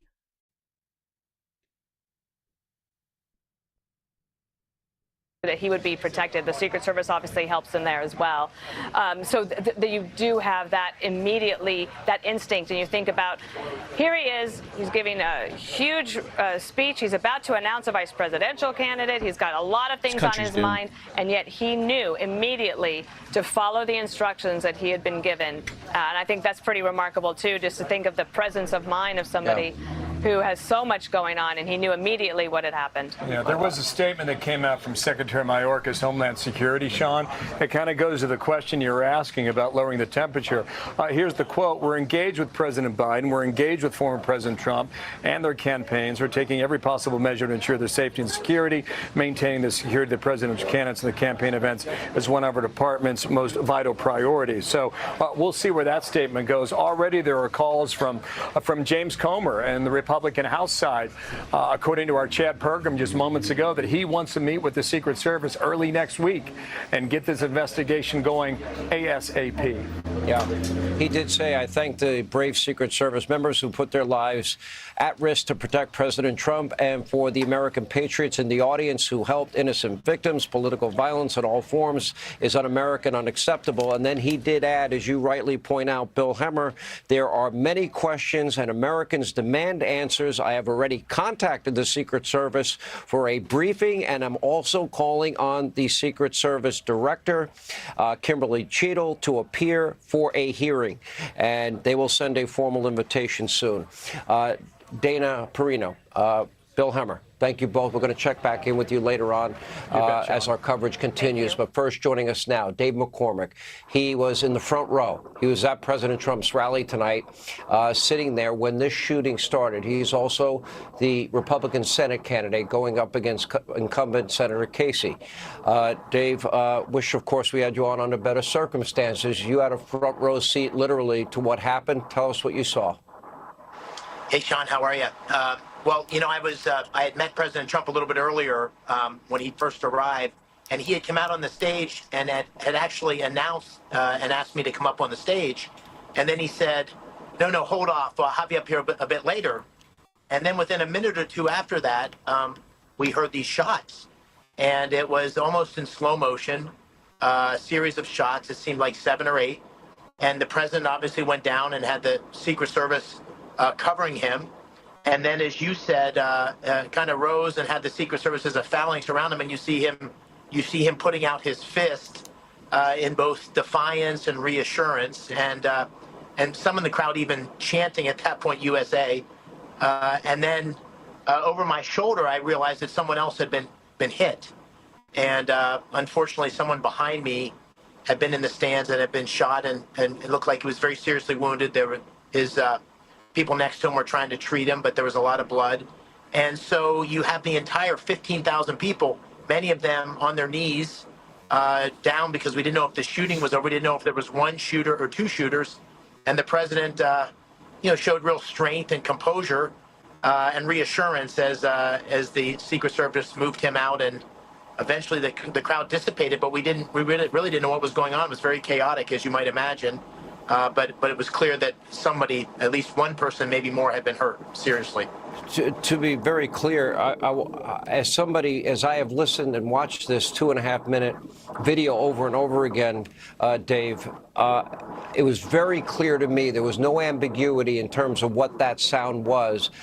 Selena Zito, who I know you know very well, well known in Pennsylvania for her politics, and God bless the people of Pennsylvania. I hear that there was a lot of heroism on the ground. We'll hear these stories in the days to come. But there was no doubt in your mind what you heard was a gunshot. Selena said there was no doubt in her mind. Yeah, I mean, certainly after the first pop, then there were several pops in succession. It was clear that it was a weapon. It was clear it was a gun. And frankly, I couldn't tell exactly where it was coming from. It certainly seemed like it was coming from his left, but I also thought there was even a possibility of multiple shooters. And it was very unclear, but it was clear it was at least one shooter, and it was a semi-automatic, weapon where you showed one shot after another, and it was former Secret Service member Dan Bongino. Here we go. It's time for a full presidential package for President Trump. If you go back and listen to episode 2079, President Trump does not have that. He doesn't have that now. I get it. There are some legalities involved. But President Trump is a former president running for re-election. You essentially have two incumbents running. Folks, he does not have a full presidential package right now. It is putting the man in danger. His threat level is apocalyptic and catastrophic. It is time right now for Kim Cheadle, the Secret Service director, to get her head out of her ass and do the right thing. I can tell you stories for days about her putting politics ahead of presidential protection. I am not being overly emotional because I've said it before. The Secret Service director is utterly unqualified right now to be doing what she's doing. It is time for her first to get this thing solved. It's an emergency situation right now, and find out what happened. But she should step down immediately. Some of the things she has told people on that detail about security arrangements, clearly making political statements, she is completely unqualified.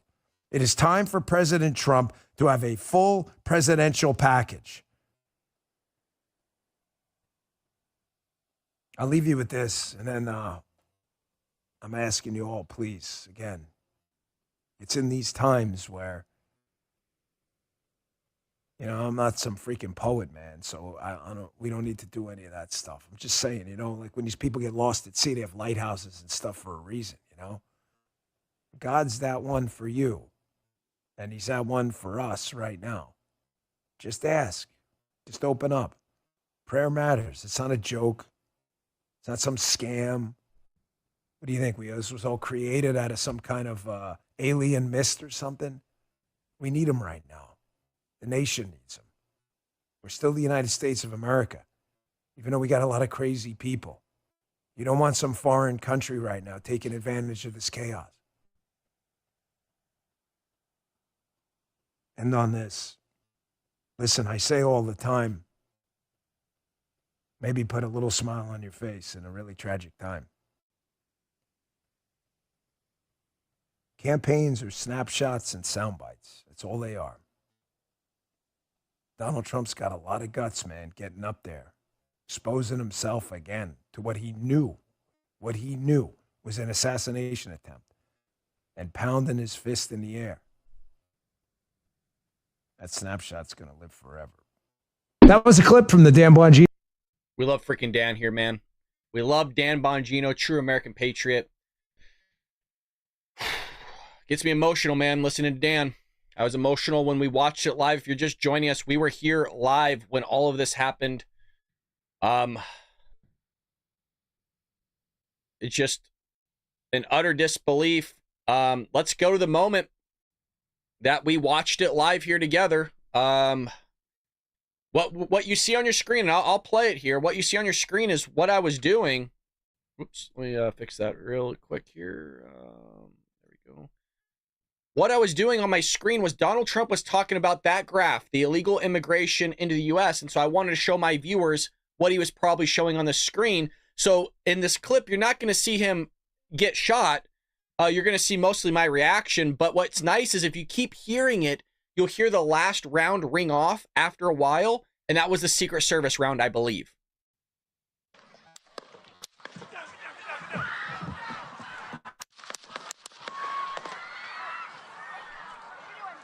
What just happened? What the fuck? Holy shit. Shots fired. Hold, when you're ready, on you. Ready, move. Holy shit. What the fuck?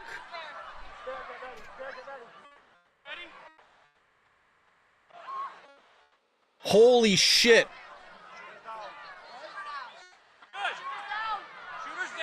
Holy shit. Holy fuck. Shots fired at the rally. Is he okay? I got you, sir. I got you, sir. Is he okay? Hold up, your head is bloody. Sir, Holy Is he okay? watch out. Oh my god, dude. I can't believe that just happened. I cannot believe that just happened. I heard it.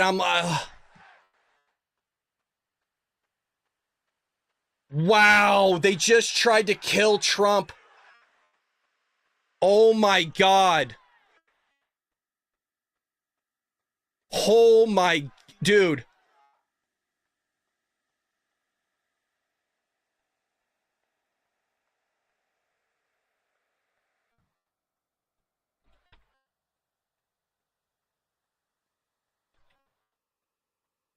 Wild stuff. Just really wild stuff, man. I like speechless stuff. Sitting there, we're watching former President Trump, give a great speech. The crowd was electric despite, the heat, the weather. We saw him come out to God Bless America. And it was just a great moment. The crowd was just really happy to hear him and see him and be there. And, then all of a sudden, mayhem, ensued. And we heard probably 3 to 4 shots ring out. And, most of the crowd it hit the ground after that. We heard several more shots ring out. That sounded, a lot more powerful. We assumed that it was, Secret Service because they were a lot closer. And then, we looked up and you could see in the stands that there were several bodies, unfortunately, that were on the ground. There was a good deal of blood and it looked like law. There is a leaked image. I cannot show it on, it's graphic of, it doesn't get any more closer to the shooter's face, let me tell you. But if you head to Twitter, if you wanted to, a photo has leaked of the alleged shooter that tried to kill Donald Trump. And it doesn't get any more pretty much viewable than that. It's probably taken 2 feet from the guy's face, and it's a 4K image. So, he's dead. Let me tell you, yeah, the dude is dead. And based on the amount of blood that was pouring out of his nose, that's definitely a headshot. So, it's not, as I said, it's not the guy that people were saying it was from Antifa. I don't know if this guy was still part of Antifa, but it's not the guy that everybody's posting online. Like I said, I didn't think it was. That's why I held off on showing the guy's face and saying the guy's name. A lot of people were jumping to kind of some speculations here, and we wanted to make sure I didn't do that to y'all. And I can't show it. Just know that I can't. YouTube will remove me in real time. We already did basically show somebody dead earlier, and that was my mistake. I'm not going to make sure I make that same mistake twice. But it is there. You could look at the Hodge twins. They have it up on their site. But just crazy. Just crazy. A lot of political things, and we had this, we had this in our back of our mind, like this is our last attempt to take him out, and it happened, 5 rows in front of us, which is very shocking and disturbing. I'm just glad he's okay, but again, I'm very hurt that innocent bystanders had to, or they're not coming home to their families tonight. It's disturbing, and it shouldn't happen in this country. Let me ask you, when this happened and you saw the injured people in front of you and you saw what had happened to the president, what was the reaction of the other people in the crowd? Robert, I'll ask you first. You know what, Sean? I think that for the most part, people were stunned. There was just, I think, a sense of shock that came over everyone. I know for my personal sense was, we're in a fishbowl, and you start to hear gunshots, and you don't know where they're coming from, and you're thinking about yourself at that point. Obviously, you're thinking about the president, but I have 2 small children, and that was the first thing that came to my mind was, I just want to make it out of here to see my kids. Yeah, I mean, it kind of comes down to that, Thomas, in the end, right? You go to a political rally, the last thing you expect is what happened tonight. Yeah, it's just concerning that there was a security breach to me. I don't understand how that happens in this day and age, but again, this is, the climate we're in right now. We need to do better as a country. We need to, not be as divided as we are. And we need to understand that there are different sides. That's awesome. That's great. People have their own opinion, their own voice. But at the end of the day, we're all human. We all have family members. We're all loved by others. And this type of violence is just not accepted. It shouldn't be accepted in this country. And I hope going forward, it's not. And to me now, again, with what happened with Trump falling down again up and pumping his fist, he's immortal to me now. I will support him to the end, and I will fight for him to the end. But violence like this is unacceptable.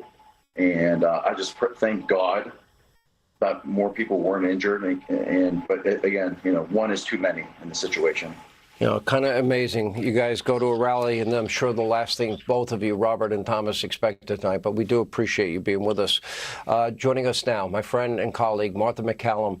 Martha, we cover a lot of stories in the course of our business on a daily basis. This is not a story anybody ever wants to cover. Let's get your reaction to the events as they've been unfolding now the last few hours. Sean, it's good to be with you. Like all Americans, when I got this news that the president had been shot and was bleeding near his ear, it goes right through you. And it has been 43 years since March of 1981 when, as Americans, we all heard that the president had been shot. And you think of those images of Ronald Reagan being surrounded by Secret Service, being essentially shoved into the back of the vehicle and rushed to the hospital. And we haven't seen that in a very long time. And I think as a country, we got to a point where we thought, well, assassinations are something of the 80s and the 60s, that isn't something that happens anymore. And I thought that Newt Gingrich said it very effectively. I mean, you watch the lean of President Trump's head slightly to the side, and you see that bullet grazed the side of his head. We have been through a lot over the last few weeks with this election cycle and the deep concerns about the condition of the current president. I shudder to think what it would be like tonight, Sean, if the nation was now dealing with what we could have been dealing with here tonight. And it is a moment, I think, for all of us to stop and think about where we are in this country and the danger of putting yourself in this position. And just one other quick thing. I think absolutely it is extraordinary. Would any of us, if I thought I had just been shot, the idea of standing up and instantly wanting to signal to the entire crowd that he was okay and that he was fighting, pumping his fist in the air, there's not too many humans that are made this way. And that is an absolutely extraordinary and historic moment that I think will live for a very long time. And listening to those guests, I think that the passion and commitment that people who support President Trump will have for him, is only it's exponentially increased, likely, because of tonight, Sean. You know, having known him and have a personal relationship also with him, even prior to him getting into politics. Sean, can we maybe talk about the fact that, I don't know, the guy was crawling with a rifle on a white rooftop 150 yards from the president giving, or the former president giving a speech? Can we maybe talk about the fact that the Secret Service fucked up here big time? Like, I don't understand how this isn't a conversation right now. How the fuck do you not see a guy crawling, army crawling on a rooftop? It's not like they're sitting there in the middle of a city, you guys. You see it on your screen here. It's not like they're in the middle of a city. Oh, we just did a CMO. Oopsie. Oopsie. Well, maybe if you didn't have some broad that previously worked for fucking Pepsi, their security department heading the Secret Service, we wouldn't have had this happen. Around the world have been weighing in on American politics and the cognitive state of President Biden, et cetera. But they're watching this, too, and they're watching it really closely. And, you know, America has always been the leader of the free world, and I feel so strongly that we can't abdicate that role. But that was the instinctive part of Donald Trump that I've always known, that would get up and let that crowd know, and also really letting the world know, because they're watching. He's strong, and you know what? You're not going to take. There's people at Fox that actually do watch the show, believe it or not. If anybody's watching live right now to this telecast, whatever you want to call this, can somebody maybe radio Sean's producer and ask them, hey, you know what? Maybe we should start covering the Secret Service on how this happened. The fact that there was constant requests from the Trump campaign to get more Secret Service details, and they denied it. They completely rebuffed it. They're like, don't worry about it. You're going to be fine. How about the fact that a guy army crawled on a white rooftop? Nobody caught it. Can we not talk 150 yards?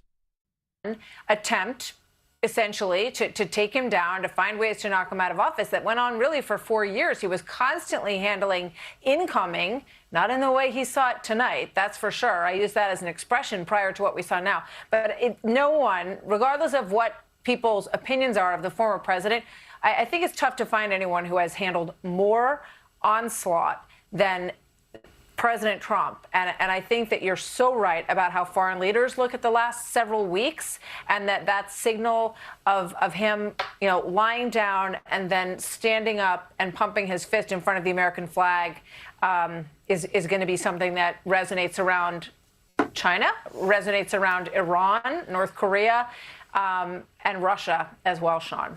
Martha McCallum, as always, thank you. We appreciate you joining us tonight. Sean. Good to be with you. We do have a statement from Georgia Governor Brian Kemp, and there's at times have been a little bit of a contentious relationship, and very gracious on his part. All Georgians join our fellow Americans in mourning the innocent life taken today. And let me pause as I say this. We have not thought enough about those families that have lost loved ones. They went to a political rally today, and they're not going home. And our prayers are with all of them. Governor Kemp goes on, and he says, and the innocent life taken today at the Pennsylvania rally, and praying for the attendees still receiving care. I am deeply thankful for the Secret Service's swift action to keep former President Trump and rally-goers safe. The attempt on former President Trump's life is horrific and contrary to everything our nation stands for. In America, we settle political disagreements. Just wild stuff, folks, and I don't even know if this is working anymore. Are we still live here? Are we still okay? Are we still live? Yeah, we are still live. Okay. Well, folks, I think we're going to call it there. We've been streaming for almost 5 hours. We watched a terrible, terrible scenario together. Of not just an assassination attempt, but of people dying. So, if you haven't prayed in a while, I'd say now is the time to do so, and not just pray for Trump, but also for those that unfortunately lost their lives today. And I'll never forget this. That's for damn sure. But to thank God that Trump is okay, and I couldn't be more grateful to have all of you here. As a community, reading all your words and, going through this with you. It's not like I went through it, but, it's shocking nonetheless. And, kind of you don't know what to do. I don't do this for a living. I do this as a hobby to hang out with great people like yourselves. And I'm not sure really what to say. I don't know. I need to probably go take a shower after this, and I don't know, maybe have a cigar or something, a glass of fucking whiskey. But now I'm just glad I have you guys. Glad the president's okay, and no, thank you for staying with me. Really, I really do mean that, you guys. It was important to me that you guys were here and you stuck around, and we were on top of it, and not what we wanted to see. And thankful for all you guys. I'm grateful. I mean, I guess I'm still in a state of shock, maybe. Definitely want to cry at times. But